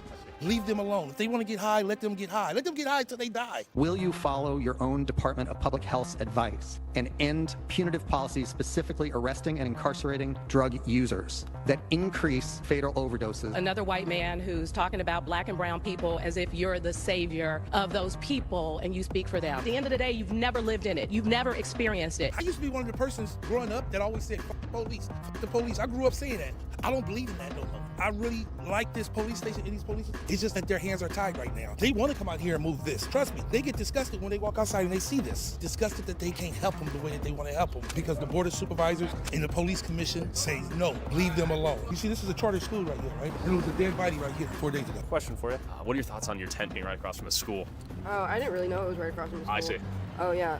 We're only here for like a couple days. We're actually getting an apartment in a few days. Oh, okay, congratulations. And as JJ and I walked through the trash, feces, broken glass, and homeless encampments right across from the kindergarten through 8th grade school, one of the many Honduran drug dealers, notorious for running every block in the Tenderloin for the last few years, was staring us down and stalking us across the street. In fact, these guys are making so much money selling drugs here, they're causing a housing boom back home in Honduras where they send their money back to. Are we in the clear? I'm in the clear. Yeah? You by yourself. They run in packs. So when it's a group of them, that's when they only go do something. Get out of here. JJ, I'm gonna be real. I'm not loving the looks I'm getting from the Hondo guys out here. He was no threat. He ain't in the group. He only operated in the group. Now, to understand my fear of the Honduran gangs out here in the Tenderloin, we need to go back in time to 4 a.m. this morning. We're walking the streets right now. I've seen young ladies yak on the streets, human feces, human urine, people nodding out to camps. And it's early, baby. Oh my God. Oh man, human poop. As me and my cameraman explored the loin, we walked past a group of masked up Honduran gangsters, keeping a close eye on anyone and everyone walking by. And out of fear of getting blipped, I didn't dare point a camera at their face. As we walked off, one of the Hondos was trailing us for multiple blocks, clutching his sagging pants tightly onto what I can only imagine to be his gun. Holding his belt buckle like this. Sketchy out here. Are you breaking the lock or what? No, I'm not breaking the lock. What are you up to? Oh, okay. Now that you've seen the countless drug addicts and understand the gang influence out here, you might be wondering how businesses can operate in this environment. How does it be a business owner out here? I feel sorry for the people. I feel very sorry for them. Because the drug they be giving them, they be killing everybody. Every day we have. Sure. You see bodies on the street when you come to work? Yes. Have you seen a lot of shops nearby shut down since? Oh yeah, some shut down. People, look like a zombie in the street. In the street, live, Sure. You feel so sorry for them. The government doesn't do anything to help. We need some action, but From what I've heard, the government's handing out harm reduction. Do you think that's helping the problem or hurting them? no, that doesn't. The government have to find somehow to help the people. But with record high overdose deaths in 2023, is harm reduction actually working? I met up with consumer finance reporter Erica Sandberg, who believes it's actually destroying the city. Instead of directing people and actively promoting people into treatment so that people are healthy, they get meth pipes, needles, fentanyl foil, you name it, anything that is going to help them, and I'm going to put it in big ol' air quotes, use safely. There's no such thing as using safely right now. Question for you. We're talking about harm reduction. We're trying to understand if it's a good thing or a bad thing out here. Do you have any thoughts? It's honestly the worst idea imaginable. You're giving in to the bad behavior. You're making it okay. Oh, and it's like our children are playing on these, in these streets. Our animals are running through these streets. Our elderly are in these streets, and they could die. Right now, I'm kind of going through something myself, and I'm not really one to talk. Like of course I'm not clean and sober. I'm going to be here really soon. It's no wonder that we've got such bad reputations on the streets, because look, 90% of the homeless population are walking around with body lice all over them, and it's spreading. I do have an infection. I don't know what it is. I've had it for 2.5, almost 3 months. My nose never stops straining. I never stop drooling. I've had a cough. It's horrible. I feel like I'm dying every day. Goon body once again. 2024 Black King. The score. They should have put me up there with the niggas. Wait, you're spitting bars. Can I hear a few more? They should have had a real nigga doing this shit. I'm on stereo. Poverty everywhere. On the floor. Everybody bother me because they know I'm a price more. Mad bars and you run away. I was like, whoa, we have to capture his excellence. We're in San Francisco. Call me in the middle of a dig and grab and go. But a little boost. Oh, just a little something to keep me going. Where from? CVS? Out your mama's kitchen. What about my friend Erica here? Would you bip her?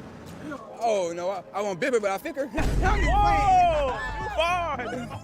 Well, you gotta apologize now. Truth is in the beauty, right? Okay, he's risen you up a little bit. That's fair and honest, right? Mowgli. Erica, nice to see you. I mean, how was life out here in San Francisco? King, huh? Negro King.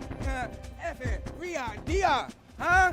I gotta go. All right. While this guy walked away with his freshly stolen goods, you might be wondering why he's not running away from cops after committing theft in broad daylight. The biggest thing I keep seeing on Twitter is $950 limit. I can walk into Walgreens, steal $950 worth of merchandise. Go to Macy's, go to Saks Fifth Avenue, grab what you can. If it's under that threshold, it's a misdemeanor. So you get your $950. Awesome. Then you go boost it, right? But it gets better than that. So you can go to Macy's, get your $900 worth of stuff. Head over to Saks Fifth Avenue, get another $900. Head over to Neiman Marcus, get another. We lost Nordstrom's. H&M is leaving. J. Crew left. Whole Foods. This was closed prematurely because the theft in here was so rampant and so intense they could not function. Question for you: is harm reduction effective? If so, why? Yeah, because we're trying to understand it a little bit. People are going to use drugs, and they're not going to stop.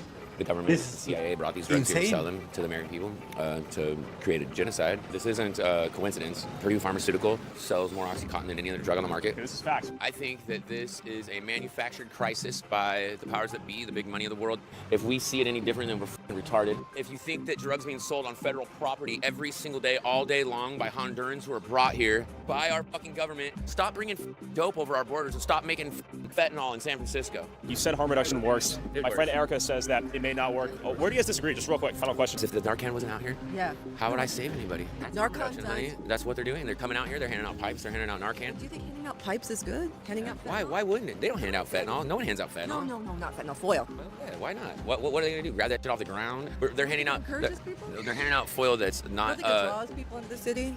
The dope draws the people into the city. No, we're saving lives. The fucking Hondurans out of our streets. He said harm reduction works. Yeah, where do you guys fine. disagree? Well, it works to what? To what end? To keep people alive until what? What kind of life is this? Okay, so you think it perpetuates the inevitable death? And perhaps some proof of Erica's point, about a week later, I'm pretty sure this guy we just interviewed was uploaded to Twitter, passed out on the floor, face down, appearing to be nodding out after some form of drug use, but luckily still breathing. This area is going to be dangerous pretty soon. As Erica left and as evening approached, I spotted what appeared to be local drug addicts selling their freshly boosted goods to tourists and deal-hunting grandmas. Where's it from? It's amazing. If you want to really see some deals, yeah, be over here by 8 o'clock. You'll see $1,000 worth of Okay, I'm coming. So I came back at night to see what I could find at the infamous Fentanyl Bazaar. A massive open-air market where hundreds of drug addicts sell boosted goods and do their drugs. But I brought the Batman of San Francisco with me. What are you doing with those umbrellas? You didn't pay for those umbrellas. Did you pay for that, ma'am? I didn't see you go to the checkout line. Did you pay for that, sir? Did you pay for that, sir? No. Go check out. Go check out. No stealing, brother. No stealing. No stealing. Give that back. Give that chocolate back. Give it back. Stop stealing from the store, motherfucker. Get the fuck out of here. Get lost. Get the fuck lost. I don't work here. I will kick your fucking ass. Get lost. Fucking thieves. Just try to run off. I'm sorry America's like this right now.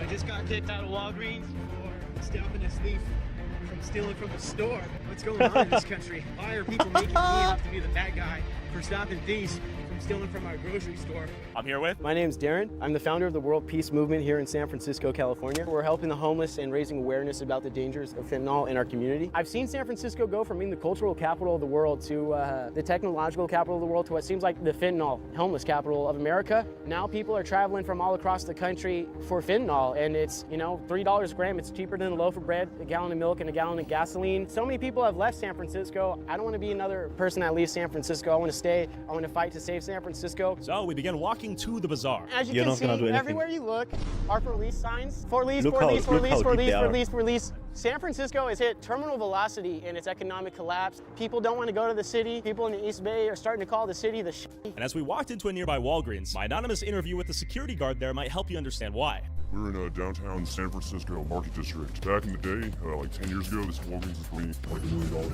Every time I've come here with my mom for the holidays, people walk in, steal stuff, walk out. Does that still happen? Depends on the guards, because the guards are all by districts. Me and my brother have been here about 6 months, and we've fought in Ukraine and in Afghanistan. Since we've been here, no, we have zero. You guys shut it down. Yeah, so it's like, yeah, if you try to leave, I'm gonna mace you, and then I'm gonna cuff you, and you can explain why you're outside blind and broken. Are you in the minority of security guards who actually care about their job out here, or who are actually willing to enforce any level of don't steal stuff? Oh, very much so. It's an outside contractor. I'm not from here. I'm from Miami. I was brought in to fix the situation, so. You're losing so much money here? So much. Theft is so bad compared to, like, it's bad. Even this one's bad, but Oakland City Center is the worst. Anything along this bar system, so the train, everybody hops on, jumps, comes in, grabs trash bags, anything, grab, and then leaves. And it's up to like $950 or something? What was that, California law?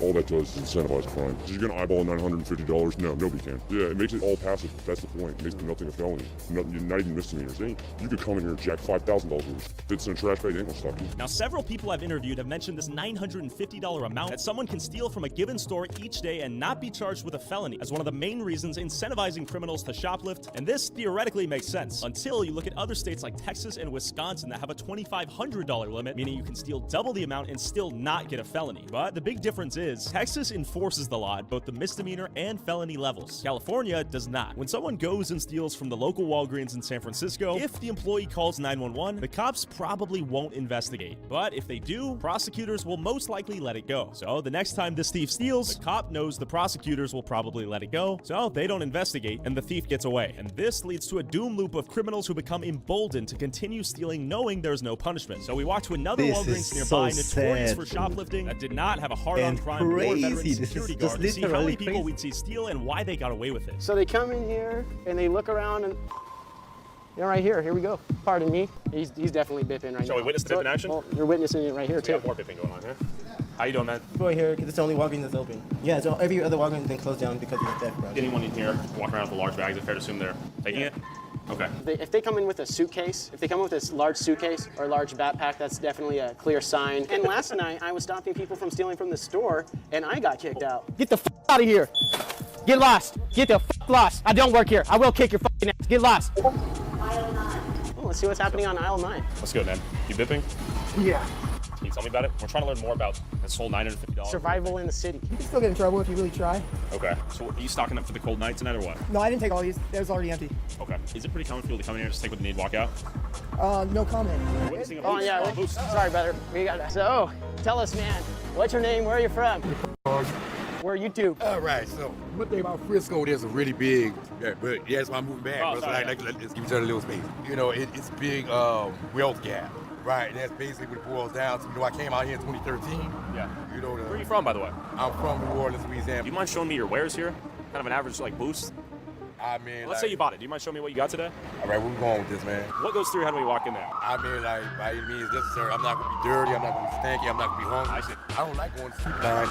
It's not gonna happen. I read a hustle before. I mean, if I get caught, I get caught, man. It's like you can't depend on mankind to just assist you, give you things any and all the time, man. It's bullshit. I hear you. He's doing good. Well, I Look guess at him. the kind of the reason I'm asking is someone watching from the outside might say, look at these guys stealing stuff. They're ruining the stores. We lose the stores. They're destroying San Francisco. I've been doing this for a long time. How The much- more you do this smoothie, you get better. You get. I'm tired of all my game. Like I'm fumbling. I'm too dumb. Like, okay. Yeah, it's kind of hard to buy when you're broke, you know. And after stopping to make sure a few motionless bodies we found on the ground were alive, You breathing, brother? Are you breathing, brother? You're good? He's breathing. all right, that's 2 for 2. We had made it to the fentanyl bazaar. People were selling everything from stolen clothes to stolen steak to stolen shrimp to stolen Red Bull. All sold for a fraction of the cost. While the couple hundred people out here were mostly drug addicts selling random stuff they had snagged from a Macy's or Walgreens earlier that day, you might be wondering who's breaking into cars and stealing the more valuable loot from places like Louis Vuitton. After the cleaning squads had been sent out to clean up after last night's festivities, I went back out the next day to meet up with the king of San Francisco bippers to understand the industry. We're here with Little Tim, aka Robin Hood, aka Loyalty Solo. Rumor has it you're a world-class bipper. I've been blessed. How long you been in the bipping industry? Probably like after high school. My friends doing it and stuff. Yeah. If you saw a car, what would classify it as a good bipping opportunity? If this is going on for such a long time without any repercussion, they're rich. Like the vehicle you in, if you spot it and it seemed good. If they don't spend it on some drugs. of these people aren't gonna lock the car door. A lot of times they leave the windows down, and that's it. This is a fucking career. I've heard that people leave their windows down so they don't get smashed. You're gonna bip them anyways. Yeah. Drivers leaving their back doors wide open to show thieves there's nothing valuable inside. There it goes, you just broke in. What do you go for on your bip spree? Are you going straight for the catalytic converter, or are we looking for the Louis purse in the front seat? Definitely, that's a bip, and all 4 of those cars right there are bippable. So where do Ray-Bans fall on the bib scale, the bib economy? Are Ray-Bans a hot commodity, or are they a common item, or are they legendary item, rare? Did you bip something like this lens crafter right here? No, but I know people who have. The first pop-ups I just got here, bro, none of these been hit yet, bro. So it's fresh for the bip? Are you plotting a hit or what? Not really. Honestly, all these stores are lame. Leave these stores alone. Mom and pop stores, leave them stores alone. I see. So you're going for the corporate chains? Like, tell me about Walgreens. Of course. Fuck Walgreens. Fuck CVS Pharmacy too. You bipped him to oblivion or what? Yup. What's the biggest bip you've had? Damn near $500,000. Where? Where are you bipping that much product? Also, this my buddy, he a world traveler, so he hooked me up on some spots too. Where do you sell the product to? The streets. We're talking the fentanyl bazaar? Yeah, the fentanyl. You just sell it to the dudes that got money. Fentanyl users ain't got no money. Could I come to you and be like, yo man, I saw you bip that. I got $500. Can I have the Louis? Yeah. Okay, so you do some on the street spur of the moment sales or what? Yeah. Is it dangerous out here when you're doing your business operations? Does Does it get sketchy or what? I would say so. Why so? Yeah. You never know who you're dealing with. What's your most recent bip? Think on it. Man, probably the whole car. A lot of people are so dumb these days, they leave their, I don't even want to say, man, because it's an easy come up. But I see. There's an insider practice that you're using to just bip full cars. Yeah. What's your favorite type of woman? Latina? I love Asians. I tried to get this homeless guy to the restroom once, and I ended up getting sucker punched and almost got sent to the ER by him. Like, he just aimed for the face. I was... That ain't right. Yeah, I mean, there's this guy, I remember coming off a bicycle, he had a pickaxe with him and had a bunch of those lawn darts they outlawed a long time ago. Pickaxe? Yeah. Minecraft? I mean, I got pepper sprayed on my coffee shop on Labor Day. What's the biggest advice you'd have for the god of San Francisco? I asked for a little more control. I mean... Oh, you're a power freak? You're asking God for more control? So much that. Shiesty. It's a pleasure and honor, brother. While fully masked up thieves like our boy here go around pillaging businesses and ransacking tourist cars, what a lot of people don't realize is that the bippers in San Francisco commute to work every day using the BART from other cities in the East Bay like Oakland. All right, we're here in Oakland. I'm here with Leighton Woodhouse. I'm a journalist. I'm from the East Bay. I grew up in Berkeley. I live in Oakland right now. I've covered drugs and crime and homelessness in this area. What's going on here? It's a little bit of a different situation in Oakland than San Francisco. There's a lot of overlapping issues. Untreated mental illness, drug addiction, obviously, these homeless encampments. Issues around crime, though. There's a lot of sort of opportunistic crime, home invasions, car burglaries, armed robberies, and things like that happens in San Francisco from people from Oakland who go out to San Francisco to do crimes. There's like roving crews of thieves who go and jack up camera crews like us and tourists and whatnot. Are we looking particularly robbable today? Yeah. You know, the main open-air drug market is in San Francisco in the Tenderloin Civic Center, South of Market, and that's where the drug dealers sell. They mostly live in Oakland on International Boulevard. The cops know where they live. They take the train across. They've been spotted, I've heard this from law enforcement, spotted by passengers dividing up bindles on the train, counting stacks of cash on the train. They're very open about it. You think this recently got bipped? Take a look inside this. Stolen car that got stripped. Wow, this thing is definitely stripped to the bone. Yeah, there's thousands of carjackings a year, and I think like 1 in every 40 Oakland residents is at their carjack. Oftentimes, it's just for fun, joyriding them. They do sideshows shows are sort of intersection takeovers, where you have a bunch of people will just spontaneously take over an intersection with their cars and just do donuts in the middle of the intersection. Yeah. It's an old tradition in Oakland. Now it's not so much people showing off their cars. In fact, it's usually not their own cars. Stolen cars. So people steal cars, go do donuts in the middle of an intersection, and the city has stopped breaking them up. So they go for an hour sometimes. What's good? Are you from Oakland? How is Oakland out here? A little crazy? Yeah, because we're lawless. Because here, What's up, Doggos? all of the city council and everybody decided that we didn't want the police to police anymore because of police brutality. So if you'll notice, you just see cops driving by. Yeah. But they don't interact with us because they're not supposed to. How's it changed over the last few years? Oh man, the homelessness is taking over. Yes, Okay. and Look it's at just this. poverty's gotten worse. You know, And it's like everybody struggles everywhere. to have a car and to have insurance and to have registration and to have rent and to have. It's just too much for everybody. It's too And expensive Oakland to be is out here? so expensive. My rent is $2,500 a month for a one-bedroom apartment. Yeah. What's the biggest misunderstanding about Oakland out here? Oakland has a lot of outreach for the homeless.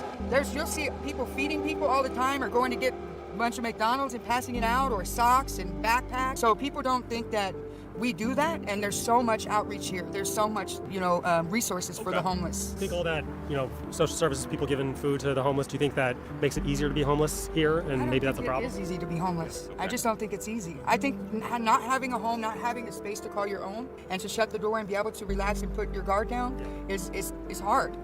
You're still fighting an everyday battle that you wake up to, And then I saw this lady who appeared to be homeless out here. How are you? What's your name? Miriam. Saw that car right there. Is that a pretty common sight? Yeah, it does. Where do they come from? Oh, I don't know. Just show up. Okay. Yeah. How'd you end up out here?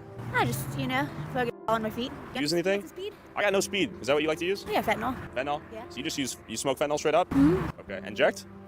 If someone will do it for me. Really? Okay, so you don't feel comfortable injecting yourself? No. How many times have you died? Never fentanyl. Never? For what? I got about 40 times last year. Exposure. 40 times? Yeah. So you're a walking miracle right now. Kinda. Do you go into the city to get fentanyl, or do you buy around here? Okay, Tenderloin? I'm over here today. Yeah, So if I wanted to buy some fentanyl right now, where would I go? I'd probably hop on the train. Okay. I can help you if you need some. Any family need to know that you're out here and alive and well or what? Yeah, hi. Come Okay. find me. You have family out there? Somewhere. Yeah? Yeah. Are they worried about you? I don't know. Yeah, I need someone to come rescue me. For reals? Yeah. Where do you want to go back to? New York. Do you want to get into treatment? No. No? No, I like good drugs. Okay, so you'd like to go back to New York and continue?